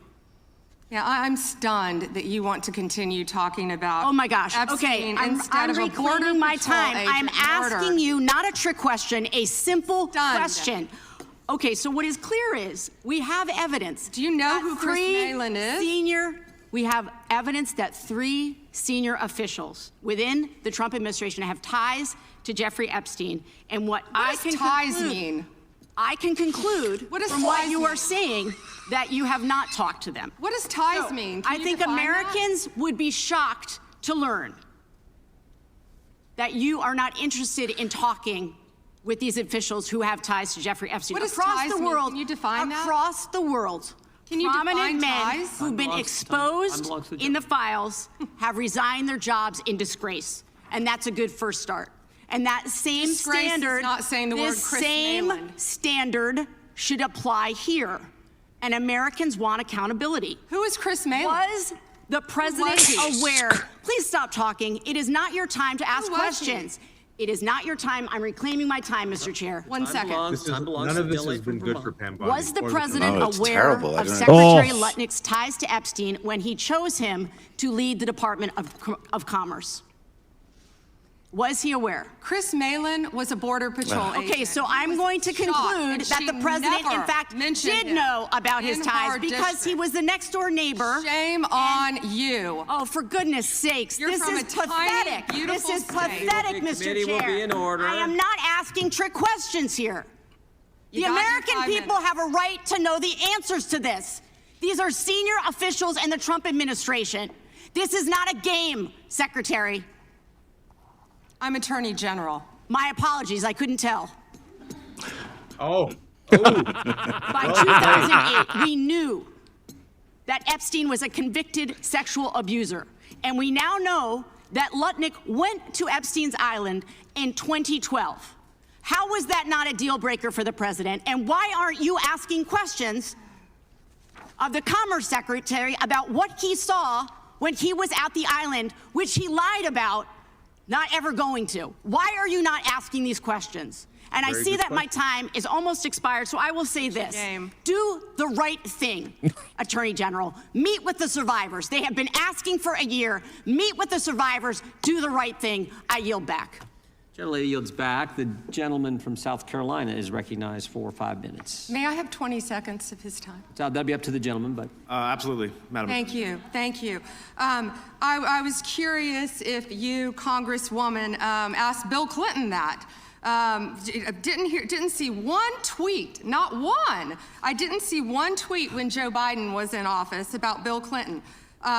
Didn't ask Merrick Garland anything about Epstein, not once, when he was. Weak sauce. And Weak sauce. also, I want the record to reflect that, with this anti-Semitic culture right now, she voted against a resolution condemning. Oh, Ms. Jewish. Julie, I just want to be clear. Do you want to go She there, hates the Attorney General? Jews. Or do you want to go there? Are Time you belongs to the serious? gentleman Talking from about South anti-Semitism Carolina. to a woman who lost her grandfather in the Holocaust? Really? The committee will be in order. Talk to Jared Wise about anti-Semitism.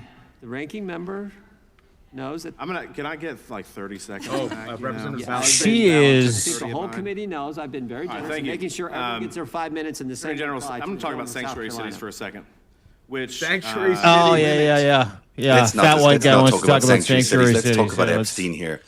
Those were legitimate questions. Balint asked very legitimate questions about the president's cabinet having 3 people involved with Jeffrey Epstein, ties to Jeffrey Epstein, call it what you will. People have been lying about Jeffrey Epstein. Waj, this isn't working for her, this deflection game that she's playing here. Nothing. I mean, I've been watching the clips on and off. This has been a disaster class for Pam Bondi. She should have literally done everything within her power not to show up. It's clear. It's clear to anyone who's watching that she is covering up for pedophiles. It's clear that her job as the Attorney General is not to be the Attorney General of the United States of America, but to be the defense attorney of Donald Trump and the prosecutor against all and any and all of his enemies. I want to remind people that in the UK, and the representative Balint just mentioned it, in the UK, there's criminal investigations. In the UK, Pete Mandelson is gone. He's disgraced and being investigated. He was the UK ambassador to the US, right? Keir Starmer's friggin' government is on the back heels, and Keir Starmer never even met Jeffrey Epstein. The person who's mentioned more in the Epstein files than any other person is Donald Trump, the closest person to Epstein for 10 years. And right now, and I really appreciate her kind of laser focus in the fact that there's 3 people right now in the Trump administration, starting with literally the Secretary of Commerce, Howard Lutnick, a billionaire psychopath, who lied to the American people about his close associations with Epstein. And all these close associations, Evan Dean, he went to Epstein Island. And the question that I have then as an American is, why are heads rolling in the UK, but Howard Lutnick still has his job as Secretary of Commerce, Zev? I mean, it's a good question. That man should have resigned. He should have been fired a long time ago. It's astonishing to me that these allegations have come up, these revelations about him lying to Congress and lying in that podcast. And yet here he is going before Congress yesterday in front of the Senate, admitting that he went for lunch at the Epstein Island. And Dean, it's astonishing that he's claiming that it's okay. I only that went for lunch. I have no idea why I was even there for lunch. And I took 2 families and made sure they know how many kids. But I swear to God, I left with all the nannies and the kids. I didn't leave anyone behind. I swear to God, I didn't leave anybody a human gift. Dean, it's even worse because in the email, he mentions the ages of the kids that are coming. Yeah. Lev, you're in the house there. You saw that? You saw that? Oh, here he is. He's in the fucking hizzy. Lev Parnas, ladies and gentlemen. Hi, buddy. How are you? What's going on inside? What's the vibe? I think I've got your microphone on, or you don't have yours. Let's give me a second. Let me just find you here. There you are. You should be on now. Hi. Do you hear me? Yeah. Yeah, go ahead. Yeah. Do you hear me? You hear me, guys? Yeah. Oh, my God. I mean, I wish I had popcorn. That was a fiasco right now. That was just a shit show. I just walked out. I can't even tell you. First of all, it's embarrassing. I'm just so sad for the survivors, watching their faces sit there through when they walked out. I mean, it was just incredible to see her being so. I mean, the crazy part. I want to just say this: watching Michael Cohen and Joy Reid, and watching her right now, it's the same exact person. It's the same team. I mean, deflect, lie, attack, threaten. It's the same MO. It's Donald Trump's world, threaten with lawsuit, threaten you, attack you. It's your fault. It's everybody deflect, not answer the question. It's identical. If you put them side by side, you take Donald Trump, Pam Bondi, Michael Cohen, Howard Lutnick, all of them. It's the same thing. 1 second, as soon as they get caught with their pants down, they go on attack. They're like rats in the corner, attacking you. It's your fault. You can't ask a question.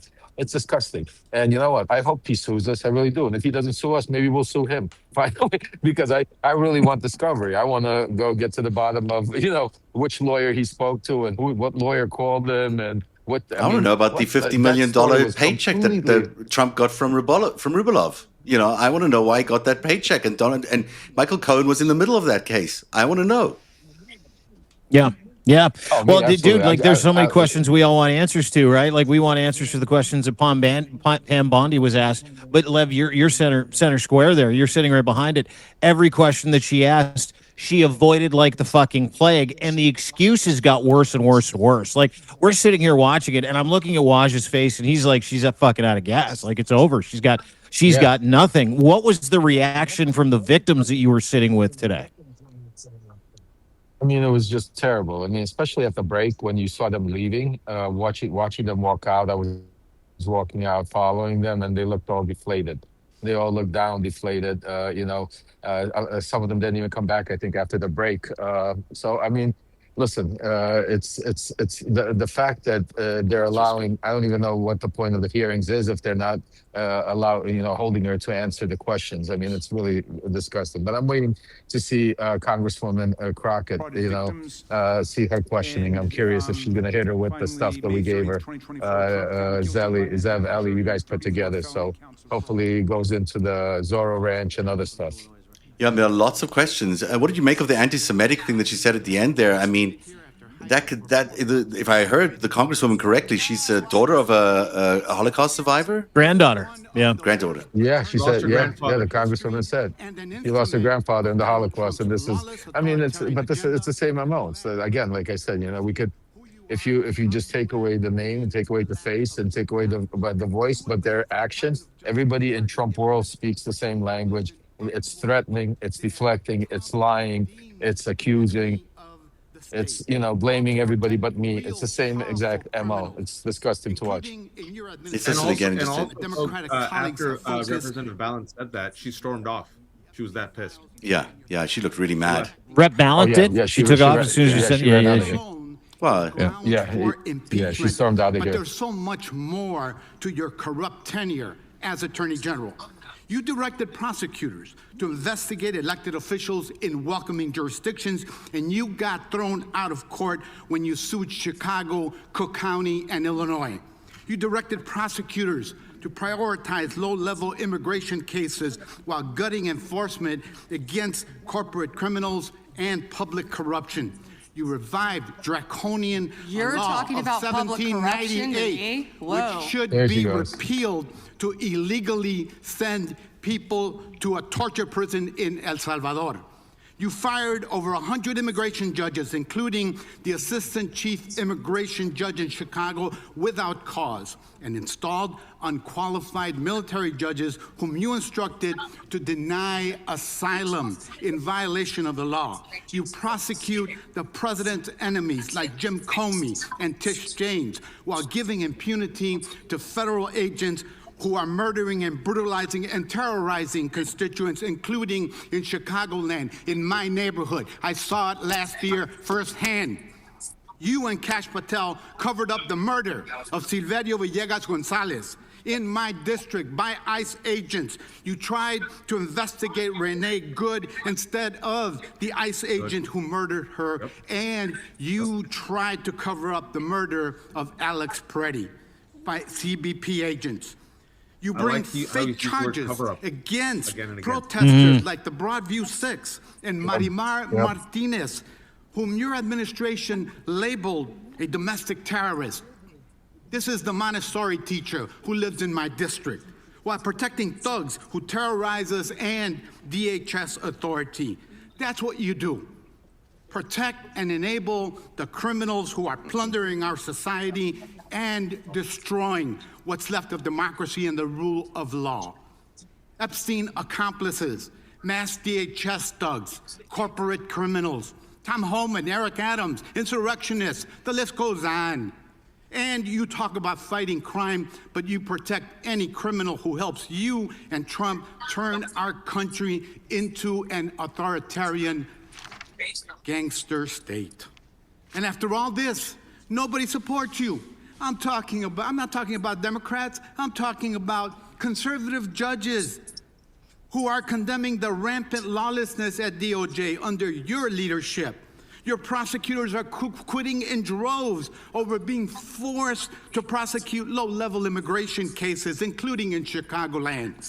Your MAGA base despises you because you're covering up the Epstein file. How ironic. And even your own boss has repeatedly complained to your staff about you, calling you weak and ineffective. Weak and ineffective. That's what Donald Trump thinks of you. He's starting to fight, isn't he? I love it. You will not win, however. Chicagoland rejects you. The Smart. American people reject you. Our communities have demonstrated our strength and resilience in the face of cruelty and cowardice. Democrats must impeach and remove lawless officials like you and Kristi Noem and impose accountability for every criminal action. That's but right. you can spare yourself more humiliation. Resign now and submit yourself to accountability by the American people.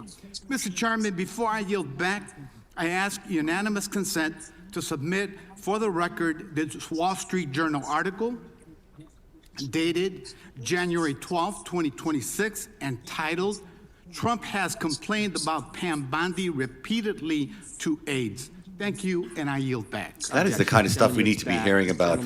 Resignation and cover up. That is exactly what's going on here. This is a conspiracy. 20 seconds, please.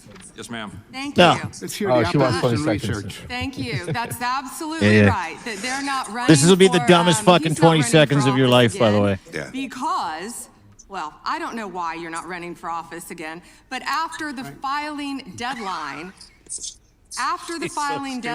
you publicly announced you would not run when your chief of staff, Patty Garcia, announced and took your seat. That's I a believe state matter. Democrats That got isn't a angry federal about matter. Americans You should aren't buying investigate this. I crimes. believe Time Democrats belongs- got You angry should about that. investigate Time belongs to the violations gentleman of the from law. Texas. The time belongs to the gentleman from Texas. And a little flexibility on the time. I appreciate the chairman.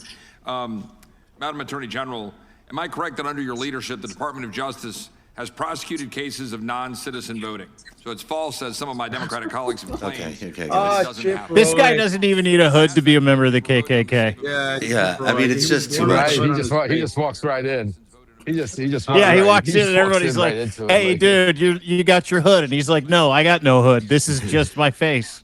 Hey, guy, I got to bounce. I'll try to join you all later. I Okay. gotta bounce. All right, buddy. All right. Good to Cheers, see you, Waj. Waj. All Great right. to see Waj Yeah. from Waj Thank Lee you, from the Waj. left hook. Lev, Yeah. this is not working for Pam Bondi. She's looking idiotic No. up there. She's She's bound, getting these crushed. rebuttals are stupid. Sorry, I just moved you off there, but let me put you back on here. She's looking stupid. It's not. Yeah, but but the problem is, it's like this is a good example of what we need to realize, because she's there fighting because they're not going to allow to try us to vote again. They're going to try to steal. They're going to try to fix. They're going to try to do everything powerful to be able to take away our power to vote, because that is what you're seeing play in front of you. Yeah. That is why she's acting the way she's acting. That's why she's not answering questions, because the American people are seeing it, and she knows it. They know it. But she's playing to only to an audience of one person right now. She doesn't care about the American audience. She's playing to the dictator, Donald Trump, because that's who she cares. That's who she knows is watching right now. When she gets off, she's gonna go, "How did I do?" Do you think she's in her? Does she believe in this? Does she really believe in this project that they're going to take away our democracy? That she's going to be one of the worst attorney generals of all time, an enforcer who is taking away the voting rights of Americans, who is allowing these sex abusers, these pedophiles, these mobsters to take over the American government? Is she a believer? Well, yeah, because she's part of that, because she understands the second they lose control, she's going to go to prison. Yeah. She's going to get, and she has a lot of problems. They've crossed every line possible, and that's why, absolutely, that's why I said there's different groups inside of Trump orbit. Like, compare, like, I'll give you an example. You compare her to Susie Wiles. Susie Wiles is looking to get out of there. She doesn't want to go down with the ship. Pam Bondi is all in. She's going down with the ship. She's trying to, and that's why you see her here. You see it in plain sight, how she's attacking the survivors, attacking everybody, just to, God forbid you could say something bad about Donald Trump, the greatest president in the world, like she said. She's gotten a lot of money from the Qataris over time, hasn't she? She's very linked to the Qatari government, I think, if I'm not mistaken. She's got close ties to Trump for a long time. She worked for Brian Ballard. Yeah. Well, she also worked for Brian Ballard and Associates, a group that I worked for. And that's where, she was lobbying for the Qataris. And that's where Susie Wiles comes from. It all comes from the same group. And she used to be the attorney general here in Florida. She also received money from Trump during one of Trump's cases. So they go way back. But the relationship really built, and I remember, is when she joined, she started, when she stopped being attorney general, and she joined RAGA, the Republican Attorney General Association, helping raise money and all that. That's where me and her kind of met and started. I was helping them at the time. And you could see the shift. And by 2018, by the time DeSantis was running already for governor, she was all in. And when you saw her this morning, she would have recognized you from your days of working together, right? I mean, presumably. Oh, she was. Yeah. Oh, no comment from her when you walked in this morning. As soon as she tried not to make eye contact. She knew. I stood there right in front, and she yeah, of course she knew. Of course, it's interesting because there's a lot of video. Maybe there's some video of it, like maybe some news. We'll see tonight, and there's because there was a lot of television here, so you never know. We'll see what happens. Yeah, no, I'm really interested to see. I'm going to try. Go back in there. Let me try to get back in there. I want to see Crockett. Yeah, dude. I think she's supposed to go on. I think in the next one or two. She's the last one. So. Hey, listen, great work. Great work. Keep I'll standing with those victims, brother. Keep standing with those victims. Great work. Absolutely. I'm super proud of you for being there. You guys. Yeah. Love you too, pal. Love you guys. I'll be back shortly. All right. You got it. Lev Parnas. This is almost 5-stack time. We're sort of crashing into the show today. Well, let's be serious. We're not doing a 5-stack today. No. This is the whole stack. We got the big stack. We've been on since like 10 o'clock this morning. What you're watching, of course, is the Pam Bondi Congressional Oversight Committee. She is not just not doing herself any favor. She is crashing out time after time after time, caught in lie after lie after lie, where her response is, let me just do my Pam Bondi impression, okay? This is a response to every question. Doesn't matter if it was Ted Lieu saying, hey, so we know that Jeffrey Epstein had sex parties. We know the Prince Andrew party with Donald Trump. Was he ever in the employ of Jeffrey Epstein and Prince Andrew around underage women? This is her response. Now, you can cut and paste this response across all efforts to question her. This is what she says. You've got to be kidding me. Donald Trump is the best. Have you not seen the fucking Dow and the NASDAQ? You're a failed lawyer. You owe me an apology. You owe everybody an apology. Someone owes everybody some apologies. Don't you question me. I'm the attorney. Every single response. Not only is she lying, I'm of the firm opinion she does not understand the gravity of this moment and what she is caught in covering up. And I'm under the impression she is also not understanding how fucking nuclearly stupid she sounds and looks. If anyone is watching this, regardless of which side you're on, you're thinking this woman is not competent to be. She's not obviously accepting any oversight. She shouldn't be there. She should resign. She should be impeached. Whatever it is, she needs to get out of there. This whataboutism that she does with everybody, where she turns around and says what's happening in your district, and brings up a criminal or some crime in someone's district. That's not working. You let a criminal migrant rape someone 10 years ago. My favorite was when she called a Jewish congresswoman who just simply was asking questions, simple fucking questions, a Jew hater whose grandfather died in the fucking Holocaust. It's unbelievable. Article from February 2nd, 26. They're just adding some articles now into the record here. Terrorists. Does that mean he can kill them? Without objection, the gentleman from Florida is recognized. Thank you, Mr. Chairman. Good morning, Attorney General Bondi. Good afternoon. Oh, you're right. Good afternoon. It's been a long day. I wrote this morning. We've known each other a long time, and I'll always be appreciative for your assistance when you were Attorney General in Florida after the shooting at my high school at Marjory Stoneman Douglas in my hometown of Parkland when we passed a bipartisan bill, the Marjory Stoneman Douglas School Safety Act, which was the largest policy response to a school shooting in American history. Your department also prosecuted to the fullest extent of the law a constituent of mine and former felon that had plans to kill me when he was picked up by law enforcement after he was target practicing in his backyard with 2 rifles, a scope, a silencer, 3,000 rounds of ammunition, an anti-Semitic manifesto. My name was the only name on their target list, and my kids found out about this from their friends at school. So thank you. However, the most transparent administration in American history. Before Trump, we didn't know the word transparency, apparently. It's been 12 months since you gave Republican influencers part 1 of the Epstein files. You said the list was on your desk. Then a memo came out and said that there was no list. Phase 2 of the binders never happened. The President of the United States says the Epstein thing is a hoax. He blasts his own base for wanting the release of the files. He blamed Barack Obama. Republicans voted against the release of the files in the Rules Committee. Then they refused to even return to the Rules Committee until they could be protected from future votes on the release. Speaker Johnson sends Congress home a day early before break. They sent the Deputy Attorney General to meet with Maxwell. She says something favorable about the president. Miraculously, she gets transferred to a minimum security facility. No one can explain why. Miraculously, the leaks to the Wall Street Journal stop. We come back from break. We have the Massey discharge petition. Republicans drop a rule, a non-binding resolution trying to kill the Massey discharge petition. The White House says passing the Massey discharge petition is a hostile act. Trying to stop the necessary 218 signatures, according to Republican members that signed it, the White House brought them into the Situation Room, the place where the president goes for time of war, promising things like appropriations or maybe even to primary them. People in the room say you were there. It didn't work. We get the 218 signatures. We eventually passed the Massey petition. You guys didn't release the files. You were forced by Congress, every member of the House except one, and the entire Senate.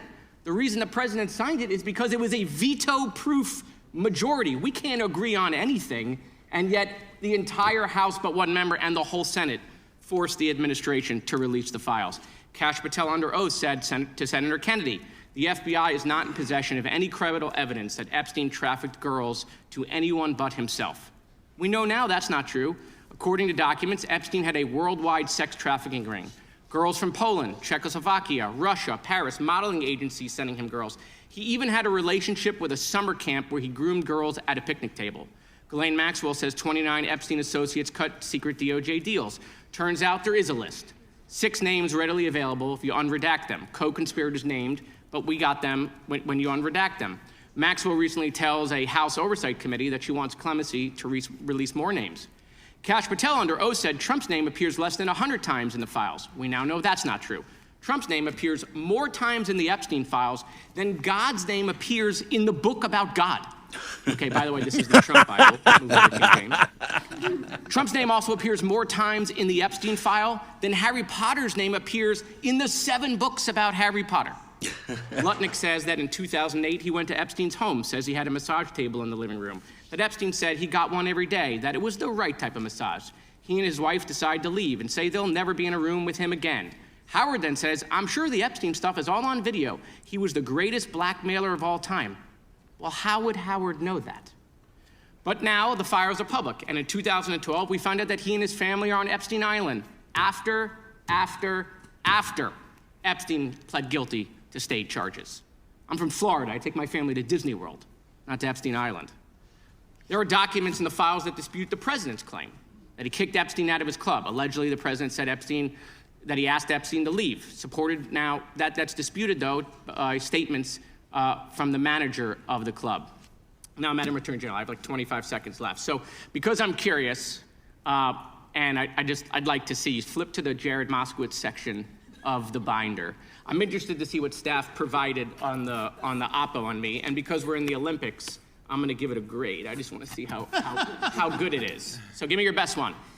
So first of all, nothing is funny about mocking the Bible and holding up a Trump Bible. That's what you did. You made a joke, and I find offense. That's all I have to say. I want it from the burn book. Shame. I want it from the burn book, which is the best Right. one. What you got? Hey, the pedophilia is funny, but mocking Trump's Bible isn't.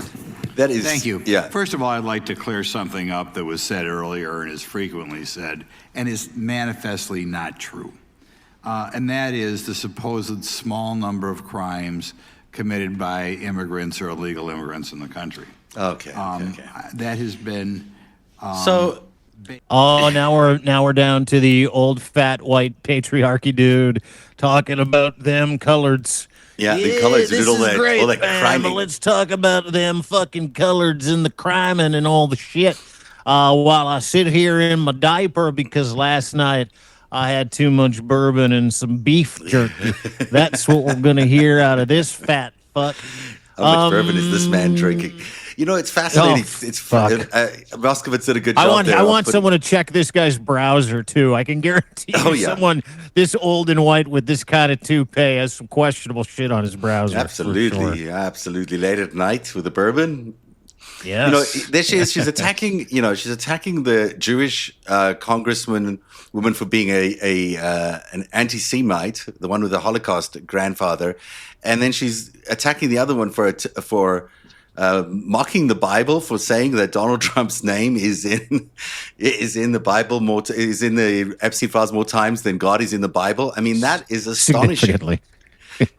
Well, dude, there was a tweet that went out the other day. That's where Moskowitz got it from. You know, it's funny because I think the terminally online like us, not terminally, but enough to be able to kind of understand what's going on. The tweet that went by, it's like Donald Trump's name is in the Epstein files 1 million times. And then it goes on to list how many times Jesus and God's name were listed in the Bible. It's like, 1,000. And then Harry Potter is like 830 in the entire fucking series, 7 books, and on and on and on. And it's true, right? Like, and that's, I mean, you just can't hide from that kind of volume. And she can't. I mean, she's been literally outed in every chance she gets when it's the GOP's turn, when it's the party of pedophile protectors' turn to ask Pam Bondi for some information to help these women. They pivot to town projects in La Crosse, Wisconsin, or, them damned migrants again. Like it just continually goes to show the obfuscation is the name of the game, number one. And number two, they're not really interested in anything to do with any of the victims that have suffered at the hands of these fucking losers and pedophiles and rapists and perverts for the past 40 fucking years, right? Like it's wild. All these Republicans voted in favor of the Epstein Transparency Act. Every single one of these people who are there, including this old guy here, voted to say, release the Epstein files. That's exactly what they said they wanted. And so now that they're released, they're ignoring them. And you got to ask the question, why the GOP, how complicit are all these people in the GOP in order to be doing this? Mm-hmm. Easy, right? It is so simple. And I go back to these three words: insult to intelligence, right? This is Pam Bondi is the insult to the intelligence of every single lawyer in the United States of America that doesn't do law just to make money for retainers to fuck people over. Listen, the legal profession's about as dirty as it gets. Pam Bondi is performing for a fucking audience of one. You listen to her when she's questioned about Donald Trump's improprieties with women. And Ted Lieu had really one of the most, unbelievable moments where he talked about that limo driver that overheard a conversation where Donald Trump was saying he was going to, quote, kill that bitch and bury her on the golf course. And then the limo driver, there's a FBI attestation of this, almost pulled the car over and beat the shit out of him. That young girl was then found dead with her head blown off.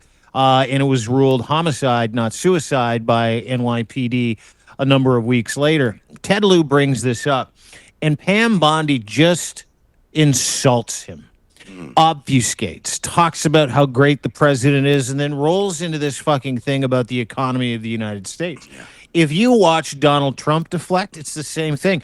Why are we still talking about this? We've moved on.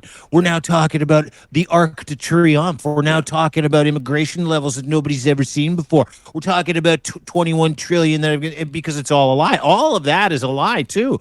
And she's poorly repeating those lies and getting really angry why she does it. And I'm fascinated in the psychology behind how she is acting and reacting today, because that is not a woman who is on terra firma. That is not a woman who understands what's going on or the severity of the moment.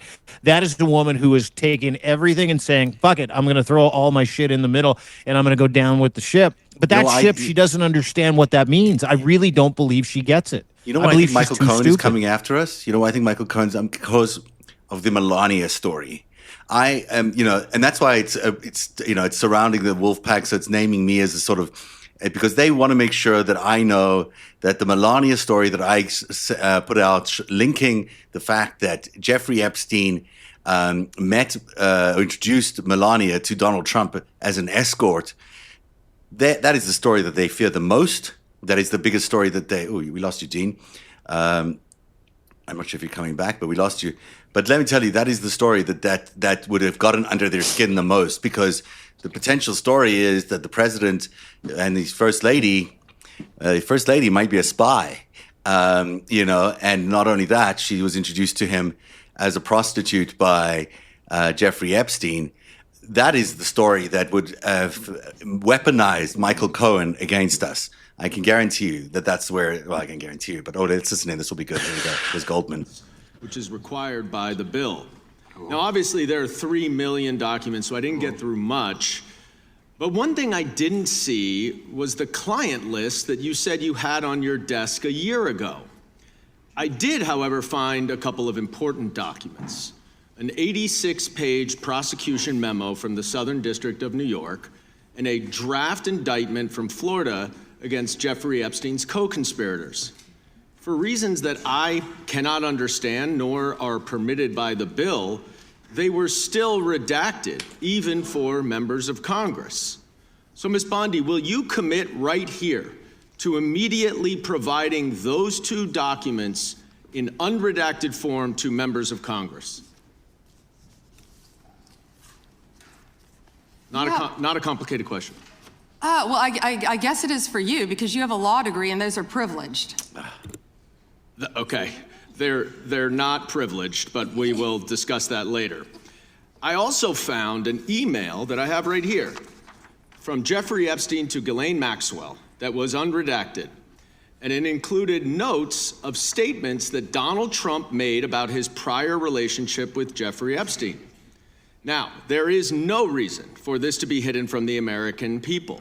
There is no privilege, there is no attorney-client privilege, and I see you're checking with your staff, and I can assure you, staff, this is not under attorney-client privilege because it was sent from Jeffrey Epstein to Ghislaine Maxwell. Will you commit to publicly providing the unredacted version of this so that the American people can understand the extent of Donald Trump's lies about his relationship with Jeffrey Epstein? You're about as good of a lawyer today as you were when you tried to impeach President Trump in 2016. Have you apologized for that in 2019? So will you unredact this? Will you unredact this? You were lead counsel on that. Privileged. I'm asking you, will you unredact this? Privileged. Privileged, of course. I look forward to discussing this more.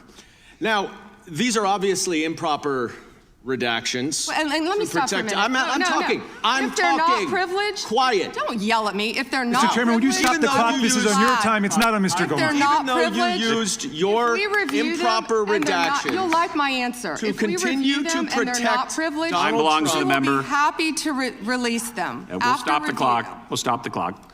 Time belongs to the member. Go ahead. even though you used improper redactions to protect Donald Trump and other predators associated with Jeffrey Epstein, you did the exact opposite thing with the survivors and victims of this scheme. So their identification information was really the only thing required to be redacted, and it was not. And it's clear this was not a mistake. This was not by accident. This was not because you only had 30 days when you really used 75, and that doesn't even include all the hours last March that you were redacting it. But I'll tell you why it's clear it wasn't a mistake. There is an email entitled Epstein Victim List. There are 32 names. 1 is redacted, 31 are not. So someone looked at it and decided to redact something. And I will tell you that that is clearly intentional to intimidate these survivors and victims. Now, in an interview last week— How will you tell me that's intentional? In an interview last week, Deputy Attorney General Todd Blanche— You can't go off script. —said that any victim that wants to speak with the department has done so, hopefully. Well, thanks to the incredibly brave people sitting here behind you, we can actually ask them if that's true. Now, would the survivors and victims who are here please stand up one more time? Just by show of hands, how many of you or your loved ones actually have met with the Department of Justice and provided testimony and estimate and evidence? None. And of those of you who have not met, which is everyone, how many of you have reached out either individually or through a lawyer or representative to offer to provide testimony and evidence? All of them. And of those of you, all of you who have reached out, how many of you were denied or ignored by the Department of Justice? All of them.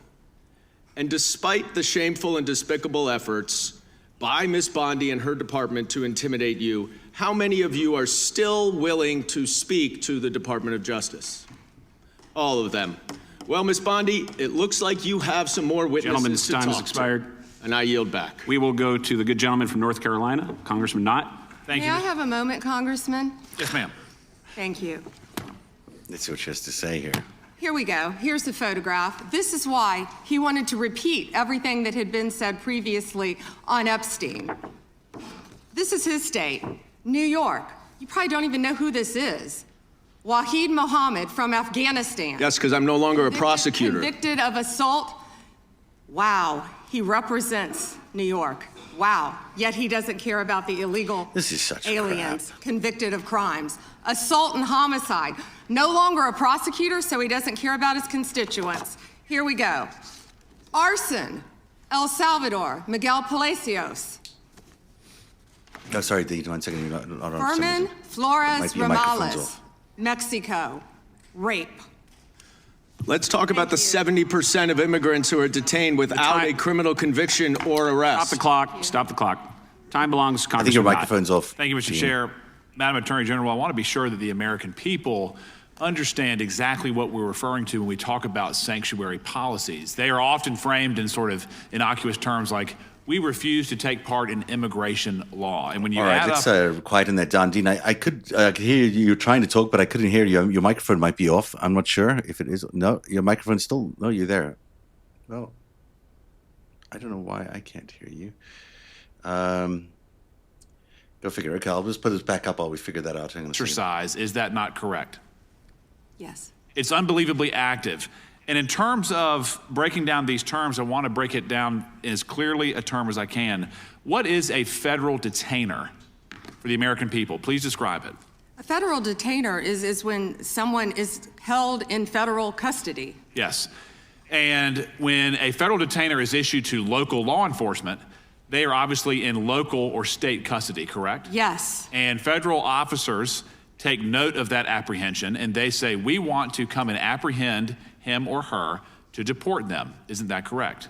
Yes. And in these sanctuary jurisdictions, whether it's California, Illinois, New York, or other places, even in North Carolina, there are sanctuary jurisdictions. That federal detainer often prompts not any cooperation, not any assistance, but a release onto the streets. Isn't that correct? Yeah, and Congressman, a federal detainer is federal law. Yes. That people must abide by, yet these jurisdictions, many of these jurisdictions are not abiding by that. And we hear a lot of talk Let's from the interrupt other this a little side bit here about because victims, it is, fascinating to me that we continue to see Pam Bondi deflect in the way that she is. And I'm not sure why I am frozen now, but I am frozen. And I don't know why I'm frozen. I should be live. There you go.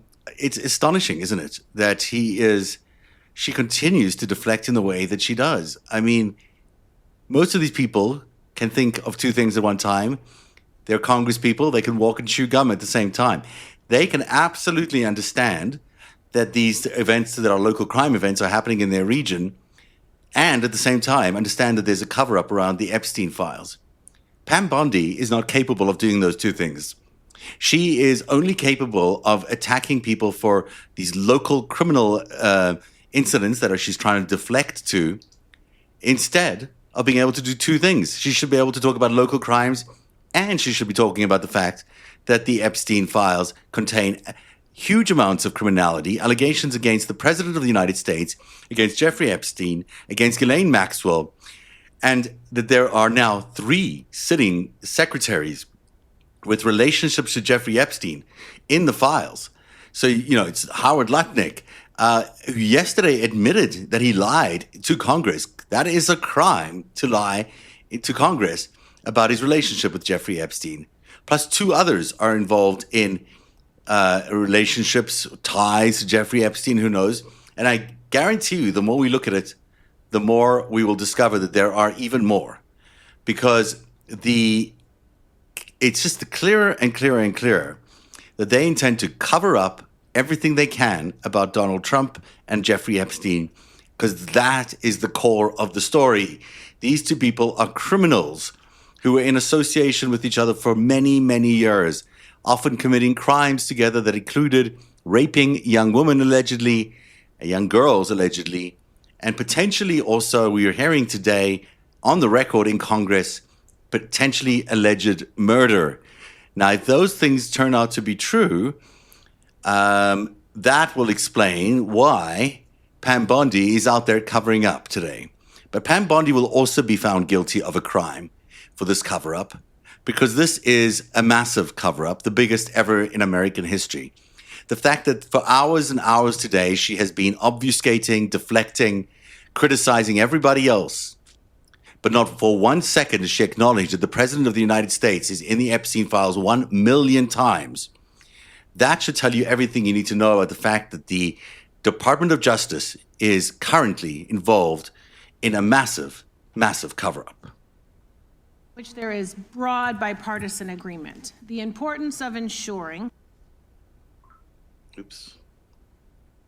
What happened there? Trust between the American public and those government officials who wield powerful law enforcement responsibilities. So, Attorney General, would you agree that it is important for law enforcement leaders to be honest? Of course, as well as members of Congress. Thank you. And would you include yourself as a law enforcement leader? Of course. Okay, thank you. Thank you. President Trump has also, he has referred to himself as the chief law enforcement officer of this country. So do you believe that President Trump is honest? He is the commander-in-chief of the United States of do you America, believe and that not only President is he Trump is keeping honest? this country safe, Do you he believe is keeping he is this honest? world It's safe. a simple question, Of which course you didn't I do. answer. He is the Okay, thank you. commander-in-chief. Last June, Minnesota lawmaker Melissa Hortman, her husband Mark, and their dog were brutally murdered in their home. And your USA's office in Minnesota investigated this crime and obtained a 6-count indictment of the murder suspect, stating that he had intent to kill, injury, harass, and intimidate Minnesota legislators. And I have the copy right here. I read through it. Yet a few weeks ago, President Trump suggested publicly that Minnesota Governor Tim Walz was behind these murders, posting on his Truth Social account a video raising this conspiracy theory. And it wasn't true. And you know it wasn't true, or else you would not have brought an indictment against the subject. Do you know what else Trump has said? He has said he has cut gas prices by 1,400%. False. That he won the 2020 election. Actually, gas is down to $1.99 a gallon, thanks to that President he didn't Trump. know Epstein. Maybe $5 in That he California. sent, it's my time, Mr. Chair. That he sent water to LA during the wildfires. False. That Governor Westmore of Maryland called him the greatest president of his lifetime. False. So many tales, too many to keep up. But I want to go back to what he said about Tim Walz. Do you agree that President Trump undermined public trust in law enforcement by suggesting that Governor Walz was involved in the Hortman murders? I am not familiar with that statement. Well, that is a disappointing response, and it is also why your office and Donald Trump have zero credibility, because I know, and you know, it was a right-wing extremist who murdered the Hortmans. And you and the president are being dishonest with the American people. Last fall, after the horrific shooting of Charlie Kirk, President Trump was asked if there were extremists on both the left and the right. And his exact words were, "I'll tell you something that's going to get me in trouble, but I couldn't care less. The radicals on the right oftentimes are radical because they don't want to see crime. The radicals on the left are the problem, and they're vicious, and they're horrible, and they're politically savvy." Do you agree with this statement? You're taking too long, Madam Attorney General. But you know the answer, because your own department has addressed the question. In 24, the DOJ's research arm issued a report on domestic terrorism, stating that the far number of far-right attacks continues to outpace all other types of terrorism and domestic violence extremists. The DOJ published the report, and after the president made those comments, the DOJ took the report down. And I sent you a letter asking you a simple question. Why did the Justice Department remove the data that shows right-wing extremists have killed more innocent people than left-wing extremists? Did you refer to immigration enforcement as domestic terrorism? You should answer my question. Yes. You're on my time, but you won't. And what I am asking you to do is put the report back, restore the data. Stop scrubbing important data from your website. Stop taking down reports that you know the American people need to know about.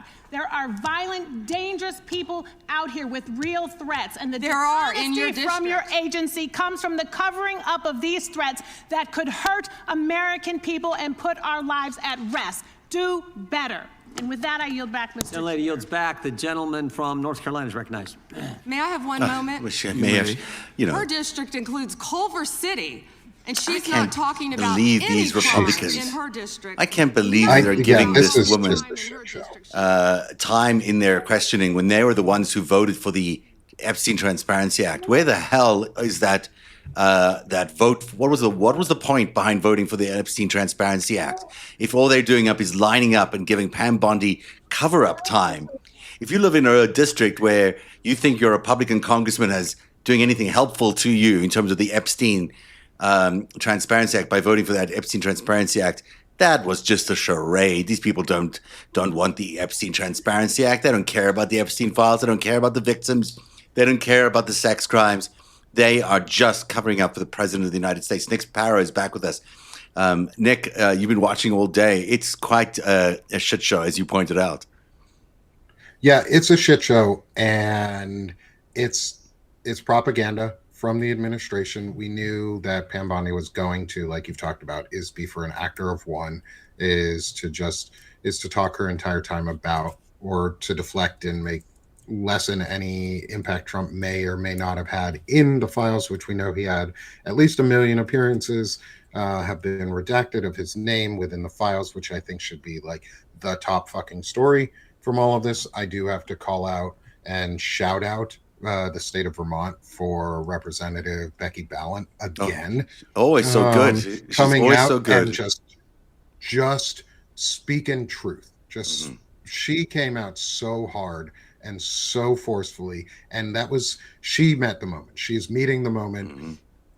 We need more from the men that have not met this moment, who are asking weak ass fucking questions during this hearing. There have been plenty of you men who have not met the moment, but every single woman who has gone up there and asked questions has Ted Lieu's done a good job.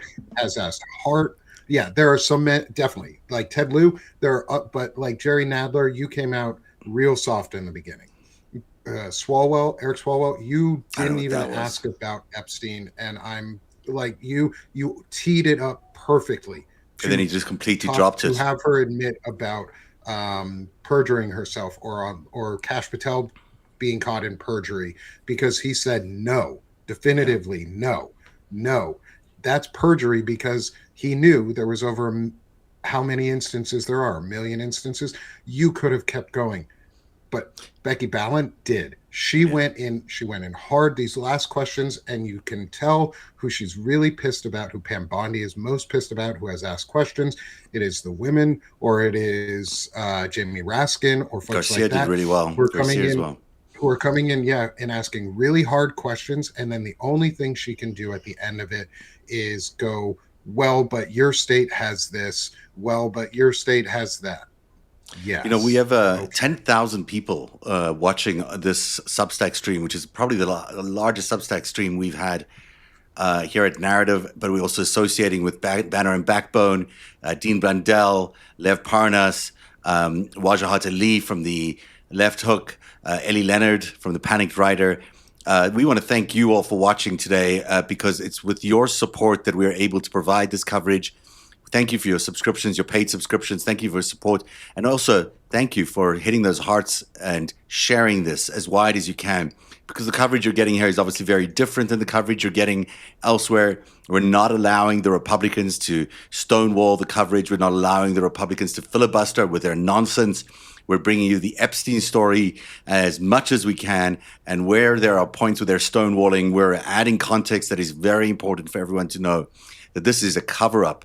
This is a cover-up of the highest proportions, that Pam Bondi is currently making a joke of Congress by sitting in front of them in this oversight hearing and continuously lying about the Epstein files, covering up. There were survivors there today. There are survivors out there today who've stood up several times and testified that they have tried to reach the Department of Justice to tell them about what they know, and that they have been ignored, rebuffed time and time again. You have to ask the Attorney General, you have to ask the President, you have to ask Kash Patel, you have to ask the entire cabinet why they are stonewalling, the entire GOP, why they are covering up for the worst human trafficking crime ring in history. One that may have also been responsible for the biggest financial crime in history, in the collapse of 2008. The largest organized criminal organization to ever, impact the United States, and the president is aligned with them. The president of the United States is part of that group, and that is the only reason there is a cover-up. Because if he wasn't aligned with them, they would have arrested the criminals. But he's one of them, so they can't arrest the criminals. And thank you for your support, exactly. I think it's this Crockett thank you for your Unanimous support. consent to introduce into the record the research that Representative Kamlager-Dove and I referenced concerning the threat of right-wing domestic terrorism, which the Department of Justice scrubbed from its website in September. Without objection, the gentlelady from Thank Texas you. is recognized. Thank you so much, Mr. Chairman. And to be clear, I'm not going to ask any questions of this witness because this witness has revealed that she has no intentions of answering questions. But instead, I'm going to ask some very basic questions really quickly of my colleague, Becca Ballant, if she will answer right or wrong, raping children. Wrong. Right or wrong, killing random citizens. Definitely wrong. Right or wrong, enriching yourself as the sitting president of the United States. Definitely wrong. Okay, thank you, because I probably never would have got that with our witness. Our witness who somehow is a lawyer but does not understand how it works with witnesses. I'm not really sure what law school she went to and what all kind of cases she tried, but typically when you come into a space and somebody's a witness, then they sit there and they answer questions instead of asking questions. And then we also have this objection that we use as lawyers called non-responsive when a witness fails to actually answer the question. But nevertheless, let me address the survivors because that's exactly who they are. They are not victims, they are survivors. Let me say thank you for having more courage and moral clarity in your pinky fingers than the entire Department of Justice. We are currently the laughing stock of the world, partially because of the failed leadership within the DOJ as we see kings and queens falling everywhere around the world. But we don't know the basics of right and wrong in this country because it's not about partisanship. And that's why I applaud Thomas Massie, because he's the only person on the Republican side that has a backbone and knows how to stand up to corruption. But nevertheless, let me keep going. My Democratic colleagues have been attacked this entire committee hearing. They have been lied on, and frankly, the American people weren't looking for that. They were looking for answers about the corruption that they see coming from this administration. In the written testimony of this witness, of this particular witness, she stated that when she took office, she had two main goals. The first was to end the weaponization of justice, and second, to return the department to its core mission. Not only have you lied about both, you've intentionally done the exact opposite. You're spending more taxpayer resources arresting journalists than you are prosecuting pedophiles and creeps. In fact, your boss, the President of the United States, stated that this administration, quote, took the freedom of speech away. And at your direction, DOJ has arrested Don Lemon and Georgia Fort. And I might add that y'all actually had a judge that rejected y'all for trying to arrest Don Lemon before, just like the grand jury rejected y'all as it relates to Senator Kelly, just like a grand jury rejected y'all as it relates to Senator Slotkin, just like the case against Tish James was dismissed and the case against Mr. Comey was dismissed. I completely don't get how it is that you're sitting at the top of DOJ because you don't seem to be good at your job. You're spending more taxpayer resources arresting these journalists. In fact, we know after Georgia Fort and Don Lemon were arrested, we know that there were homes of journalists that were raided. We know that threatened prosecution against students protesting your actions and forced tech companies to remove apps used to track ISIS activities. But let's circle back to you protecting pedophiles and creeps, because I want to talk about the president and his possible involvement with Jeffrey Epstein. Now, I don't know what the president might have done with Jeffrey Epstein, but unlike this administration, I believe that facts matter. So let's talk about the facts. Fact number one, Donald Trump is one of the most named people in the Epstein files. At least 5,000 files contains more than 38,000 references to Trump, his wife, or Mar-a-Lago. Fact number two, Jeffrey Epstein and Ghislaine Maxwell made young girls available to Trump on multiple occasions. For example, according to this file, Ghislaine Maxwell presented a young girl to President Trump who spent more than 20 minutes apparently flirting with her. Here's another example. This shows notes from FBI investigators that describe Jeffrey Epstein transporting a victim to Mar-a-Lago to meet with President Trump, where he bragged to Trump that, quote, this is a good one. Now, I'm not saying that the president is a pedophile, but there is a lot of evidence in these files that suggests that he's very close friends with a lot of men who are pedophiles. What's crazy about all of this is just that this is a big cover-up, and this administration is engaged in it. In fact, this administration is complicit. But there are numerous others, like how the DOJ is attempting to obstruct justice in the investigation of the rogue agents who have murdered American citizens, or how the DOJ seized voter data from Fulton County in an attempt to steal the 2026 midterm elections, or how federal agents have Tom Homan on tape accepting a bribe and your agency killed the investigation, or how your agency is ready to give the president a $230 million payday, which is unconstitutional. The Constitution is clear. The president shall not receive any payment except his salary while in office. The fact of the matter is that you will be remembered as one of the worst attorney generals in history, an attorney general who has prioritized obstruction over justice, corruption over the law, fealty to the president over loyalty to the Constitution. And Mr. Chairman, I will yield. Gentlelady yields. Gentleman from Missouri is recognized. Excuse me, gentleman from Kansas, the Attorney General, former Attorney General, Mr. Schmidt is recognized.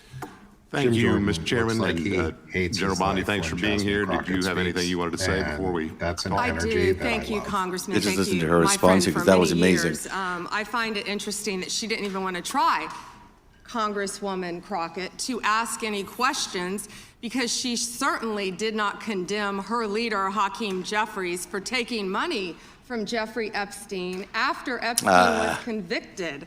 And I will be brief to give you your time, Here Congressman. comes This is what the she didn't want to talk whataboutisms. about. Texas come on. from Cuba. You know what? This is nonsense, and we won't stand for it. We're not going to broadcast this. This is nonsense. She was just credibly accused by Jasmine Crockett in the most direct way of covering up for the President of the United States for his association with Jeffrey Epstein, for his association with pedophiles, and she is ignoring every bit of that. She's not even attempting a response. She's not out there saying, "You're wrong, Congresswoman. You're wrong about the President of the United States. He had nothing to do with the pedophiles, and he had nothing to do with these underage girls that he's alleged to have raped and maybe murdered." She's not saying any of that. All she's doing is throwing up other distractions instead of answering the very questions, the accusations that were put together by Jasmine Crockett there. And she needed to answer those accusations, because that's what everybody wants to hear.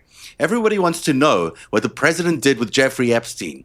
Everybody wants the Department of Justice to investigate the criminals that were involved with Jeffrey Epstein's human trafficking network that involved the president of the United States, that apparently has ties with 3 people in the president's orbit. And the fact that maybe even introduced Melania Trump to Donald Trump. So what the hell is going on here? That the Department of Justice and the Attorney General is standing up there and deflecting with all these stupid deflections instead of answering the basic questions, which is, why is she not investigating the President of the United States for his involvement with the Jeffrey Epstein human trafficking ring that involves as well Ghislaine Maxwell? It is appalling, Nick. It is appalling.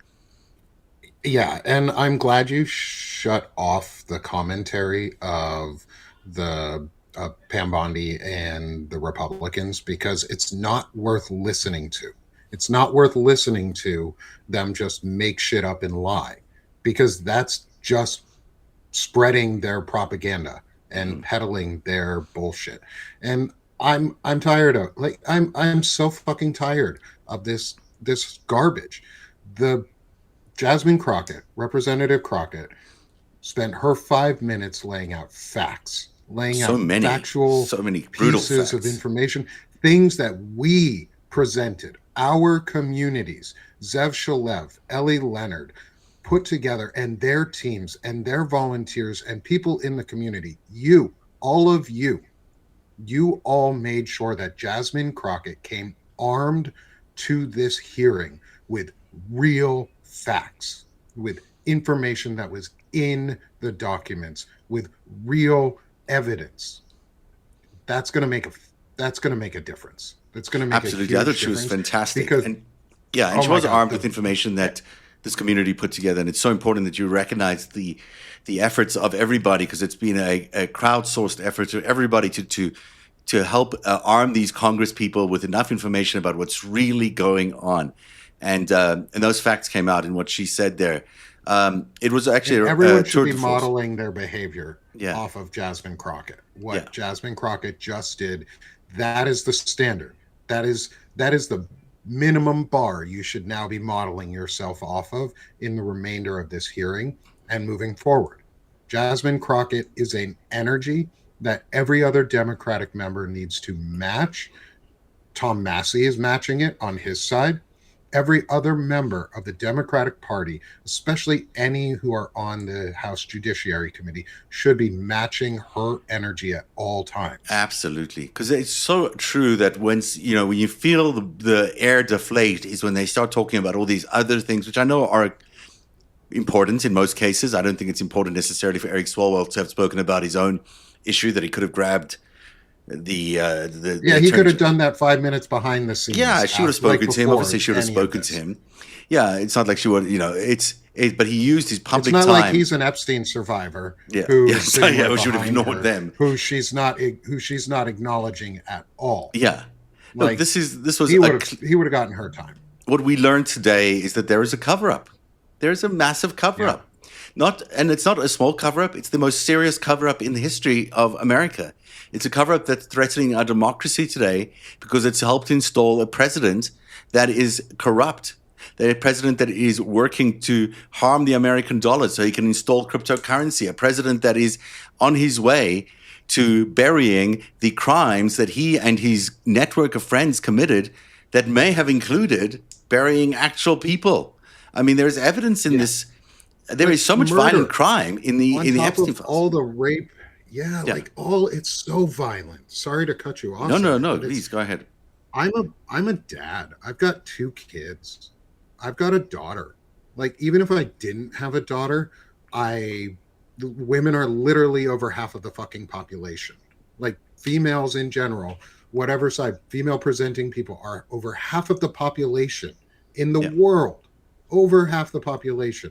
Like, how the fuck are we just downplaying every single thing that they have to say and pretending that it doesn't matter? Like, every time a woman has spoken in this, and it's really apparent in all of this to me, is every time that one of the female representatives has spoken, it has been either to be spoken over, downplayed, or dismissed by someone in the Trump administration because they're fucking the worst. They hate people. They hate our children. They want to hurt our children. They are actively protecting people who hurt our children. I've got kids. And if this doesn't infuriate you, that you are being lied to, every single fucking day. Yeah. You are not living in the real world. Like, you're not living in the real world. If you think that going on Joy Reid's show earlier today and saying, not being able to say, Michael Cohen, not being able to openly say that Donald Trump is a pedophile, in your opinion, you're a part of the fucking problem too. Yeah. And you're going to get kids hurt. Your daughter was made fun of by Donald Trump, was spoken about in those ways by Donald Trump, Michael Cohen. Like, you should be shouting from the roofs to protect other people's kids because your fucking kid was targeted. Your kid was targeted by a man who is in these pedophiles a million fucking times. It is kind of astonishing to me. That's unacceptable as a father. That anybody, I mean, how do you look at yourself at night when you're Howard Lutnick and you're, Michael Cohen or whomever, when you're supporting this man, you're supporting Donald Trump.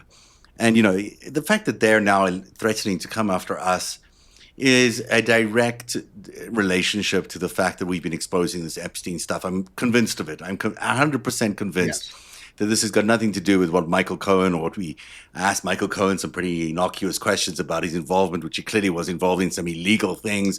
We know that he was involved. He knows he was involved. We all know he was involved.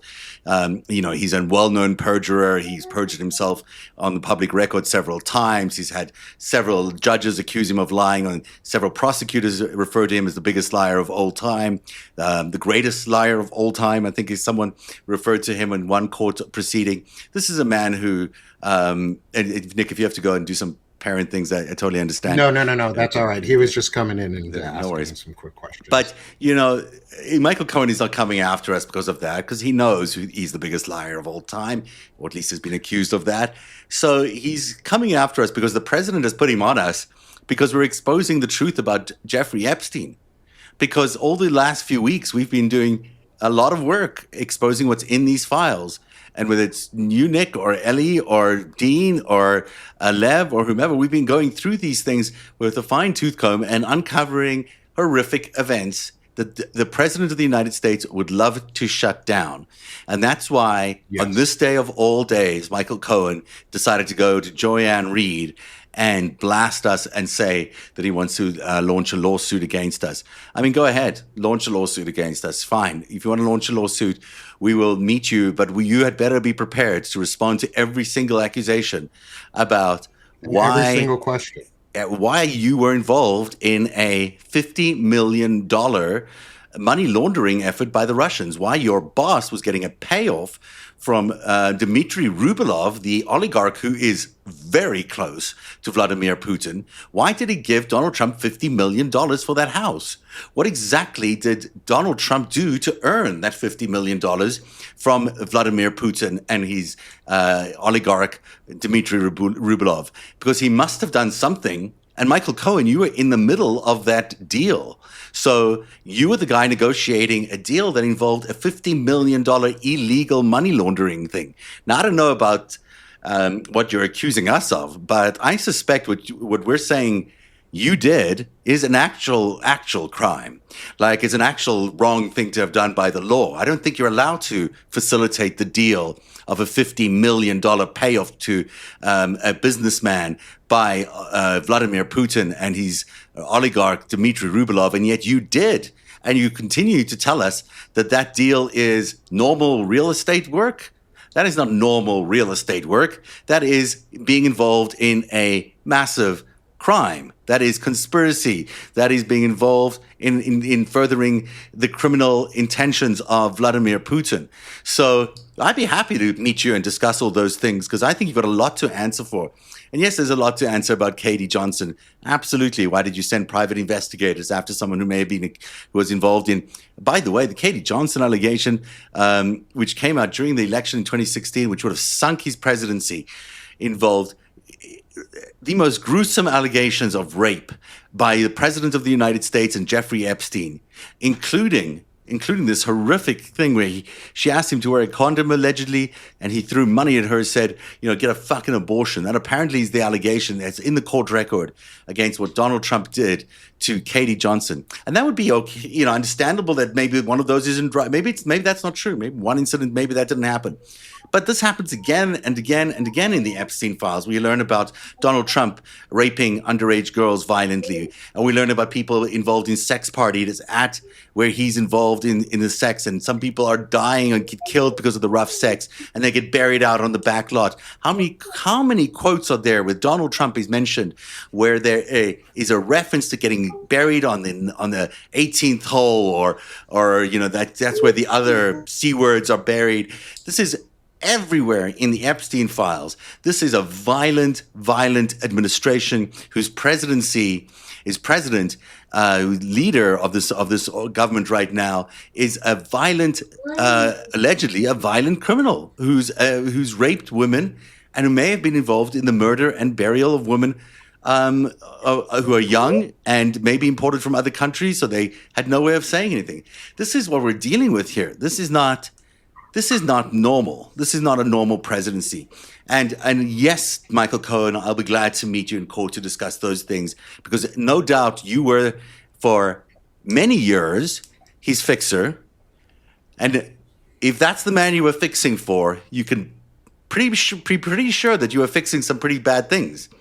And if those are the allegations against the president, I'd like to know exactly what you were doing to clean up all those disastrous things that he apparently did, because I'm going off a bit by here, but it is, you got a gangster in the White House, you got a gangster in the presidency, and you've got a gang in the cabinet. You've got Pam Bondi, who's a criminal, who's covering up right now. This is a cover-up. You're watching a cover-up take place. That's a crime. If you're covering up for crimes, if you're covering up for a crime network, it's a crime. And that she's under oath, currently right now participating in a conspiracy to obstruct justice from the American people. That is her job, is to uphold justice. And she is doing exactly the opposite. These are criminals. They're a criminal gang, and they're running the United States of America right now. That is the only reason the survivors are not getting any answers. That is the only reason there are survivors in there who can't even get a call from the Department of Justice who can't even get a response from the Department of Justice, victims of these crimes. Why? Because the criminals are in charge of the government. That is the only reason. And just so for anyone asking about the audio, again, we are not putting on audio of many of the Republican representatives because all they are doing is promoting propaganda and lying and slandering and changing the subject and not allowing and allowing Pam Bondi to just spew nonsense and lies while under oath. This is all under oath too. Like that's Pam Bondi has to remember this because she thinks she can get away with this. She thinks she's going to get away with everything going on. That's why she's okay with lying under oath. That's what she's doing. Like this would be perjury. Perjury to Congress is a felony and should be. And if they have after this with the video evidence and document evidence that has come out, if there is actual points of perjury during this testimony, they should bring forward charges for every single one of those individually on her. You're exactly right. She needs to be taught a lesson because this is a constitutional violation. This is about protecting our fundamental rights and liberties and laws, and she's violating. And if she, who is the head of the Department of Justice, is willing to violate the laws, if it was Merrick Garland who was doing the same thing, if it was any other attorney general, male, female, who gives a shit, anywhere in between, I would say the same thing. Your job is to uphold the law, and that's it. Nick, you're so right. What you're pointing to is exactly what she was doing today. Is she said she never once defended the president of the United States. She never said, no, he wasn't involved in rapes. She never said, no, he wasn't involved in murders. She never said he wasn't involved with Jeffrey Epstein. She never said that once. You know why she didn't say that? Because she knows the truth, and that would have been a lie. And she would have been perjured. She would have perjured herself. And she didn't want to stand up in front of Congress today and say lies because she knows she would have been committing a crime if she was lying. So she deflected. She talked about the economy. She talked about how great the president of the United States is. But she didn't say the president is innocent of all these crimes. We've investigated them and the president is innocent. In fact, implicit in what she said is that the president of the United States is guilty of all these things. He's guilty of rape of young children. He's guilty of murder of young children, probably. And he's guilty of colluding with Jeffrey Epstein. These are what is alleged. And she not once was she willing to say, no, the president is innocent of all these things. Let's just make sure we're really clear. It came out today. Is this a Democrat or Republican? To review the clinical evidence. I think this is a Republican. And determine whether sex-rejecting interventions caused more harm than good. Okay. HHS Yeah. This is continuing. I think Hawkins was the last Democrat. Again, we have to be really clear. It came out today that Donald Trump was alleged to be involved in a murder. Mm-hmm. Again, we have the ability to impeach a president baked in for high crimes and misdemeanors. Yeah. Misdemeanors. Like he could be accused of jaywalking technically and be impeached. I know that's not what's going to happen because that's not how constitutional impeachments work. However, we could impeach him for everything. If at the end of this hearing, there are not immediate demands and immediate filings for impeachment, you're doing it wrong. Yeah. Not because, and this is where it's super important. Like with all of this around the impeachment thing is you have the power to do it, take the opportunity, take it by the horns and just impeach, just file for impeachment, put the articles in, make it known that that's what you stand against and what you stand for. Make it known that you stand for protecting these survivors. Deeper, my jawline sharper. Okay, I think it's the end of the hearing as we've seen it. I don't think we're now going to see any more related to Epstein today. I'm probably wrong, but is that your sense that this is I don't know who this person is. This is not a victim. I had a double mastectomy at 50. Yeah. This is a trans conversation. So they've gone into a different. I think it's what they're talking. I'm not even sure what they're talking about. But let's call it the end of the coverage there for the hearing. But what you're saying is 100% correct. We are witnessing what is clearly a cover-up of a massive crime and massive crimes. And the president's involvement in that one incident alone should receive maximum exposure from everybody who is every journalist, every congressperson, every citizen of America should be calling up their congresspeople today and asking why there is no current investigation into the president's alleged involvement in a rape and murder that is currently in the FBI files. Because that is what's alleged there. And no one is above the law. The president is not above the law. We don't have presidents raping and killing people anymore. We don't do that. We don't rape and kill. We ever have, but we don't rape and kill people and get away with it in America. Nobody does. There's no one who's above the law. And the president of the United States clearly has been allegedly involved in a number of very serious violent crimes. And he was best friends with the guy who ran the biggest human trafficking operation in decades. And he's involved with a commerce secretary who knew the guy, who went for lunch on Epstein Island with the guy who's this monster that Pam Bondi today referred to him as a monster. And this cabinet secretary went for lunch at the Monsters Island with his family.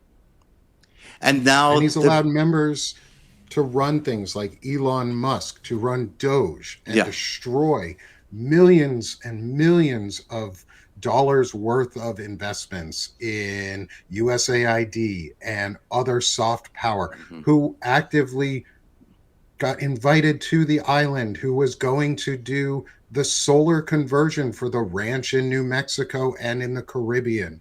Like we have invited the people who are in the network to be the ones running our government. They are making the choices. And that's the cover-up that is being kept right now, is that the people who are involved in the Epstein network are still active. Yeah, absolutely. And I was just dipping in there to see if she's going to say anything interesting. We are watching a real colossal destruction of our Justice Department. And while we wrap up here and Jim Jordan and his team continue to, I guess they get extra seats so they get talk longer on the committee. So they get to sort of filibuster at the end here. But it is an appalling shame. Maybe there's one Democrat. Is there one Democrat left there? Crime down in every category in 2024 under Biden. FBI report says Trump takes credit for violent crime drop where rates were already falling. From NPR, Trump administration targets ATF with plans to cut jobs and ease gun restrictions. And then a few oldies but goodies. I've introduced these before about the claim that we didn't have anything to say about Epstein before the Trump administration. Raskin joins call for Attorney General to reopen Epstein case and publicly release Acosta misconduct investigation in documents March 1, 2019. Oversight Committee plans hearing with Acosta on plea deal with Epstein, July 10, 2019. And finally, 68 House members call for resignation of Labor Secretary Acosta, July 10, 2019. Without objection, Attorney General Bondi, thank you for your service to the country. And thank you for being here for a long day. We appreciate Thank you for your lying willingness to the country, is what he just said and the great job you to do her. for Thank you for lying and perjuring yourself and today.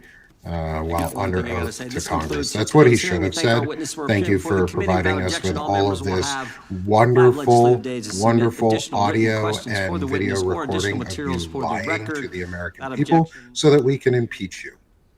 Yeah, And although I that's- think she that's smartly really what dodged he the should have lying. said. She dodged all the lies. She knew that if she lied, she would be perjured herself, and she would be not only impeached, she would be up for for a crime. There are 11,000 people who've watched today's broadcast here on Substack, which is a pretty large number for Substack. It's not often you get 11,000. There have been thousands watching on YouTube and on X too. We want to thank you very much for joining our coverage today. Nick Parrow, tell everyone about your Sick of the Shit Productions and also what you do at Banner and Backbone and where people can find you.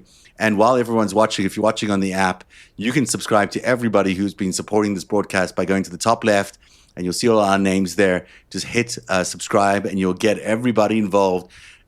We're a group of people who are deeply involved in exposing the criminality of this presidency and his involvement with Epstein. Tell people what's going on right now with Banner and Backbone and your other publications.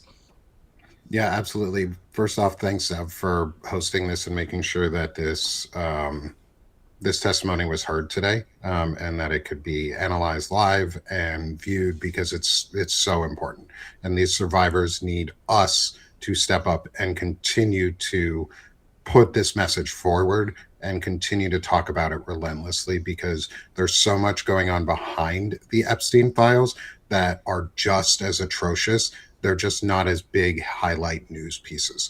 And if we can knock down this team of pedophiles and protectors, we can end this. We can end a lot of the misery that's going on for a lot of us. So I'm Nick Parrow. You can find me at Sick of This Shit Publications or sickofthis.substack.com.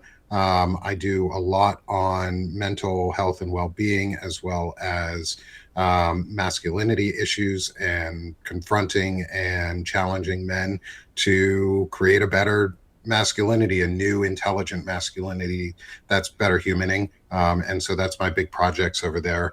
And then Banner and Backbone is the civic-based platform. You can come join us there. It's a media collaborative group area where we broadcast everyone that we can and find that are in the smaller creator space that are putting themselves out there with really quality content. Folks like Shane Urich, Melissa Corrigan, Ellie Leonard, myself, Rachel at This Woman Votes.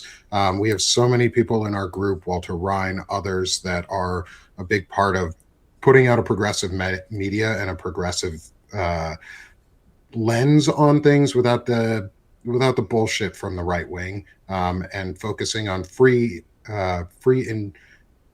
ways to get involved with civics. So come join bannerandbackbone.com and help us reclaim integrity, service, and ethics for the American ethos. Well said. Thank you very much, Nick Parrow.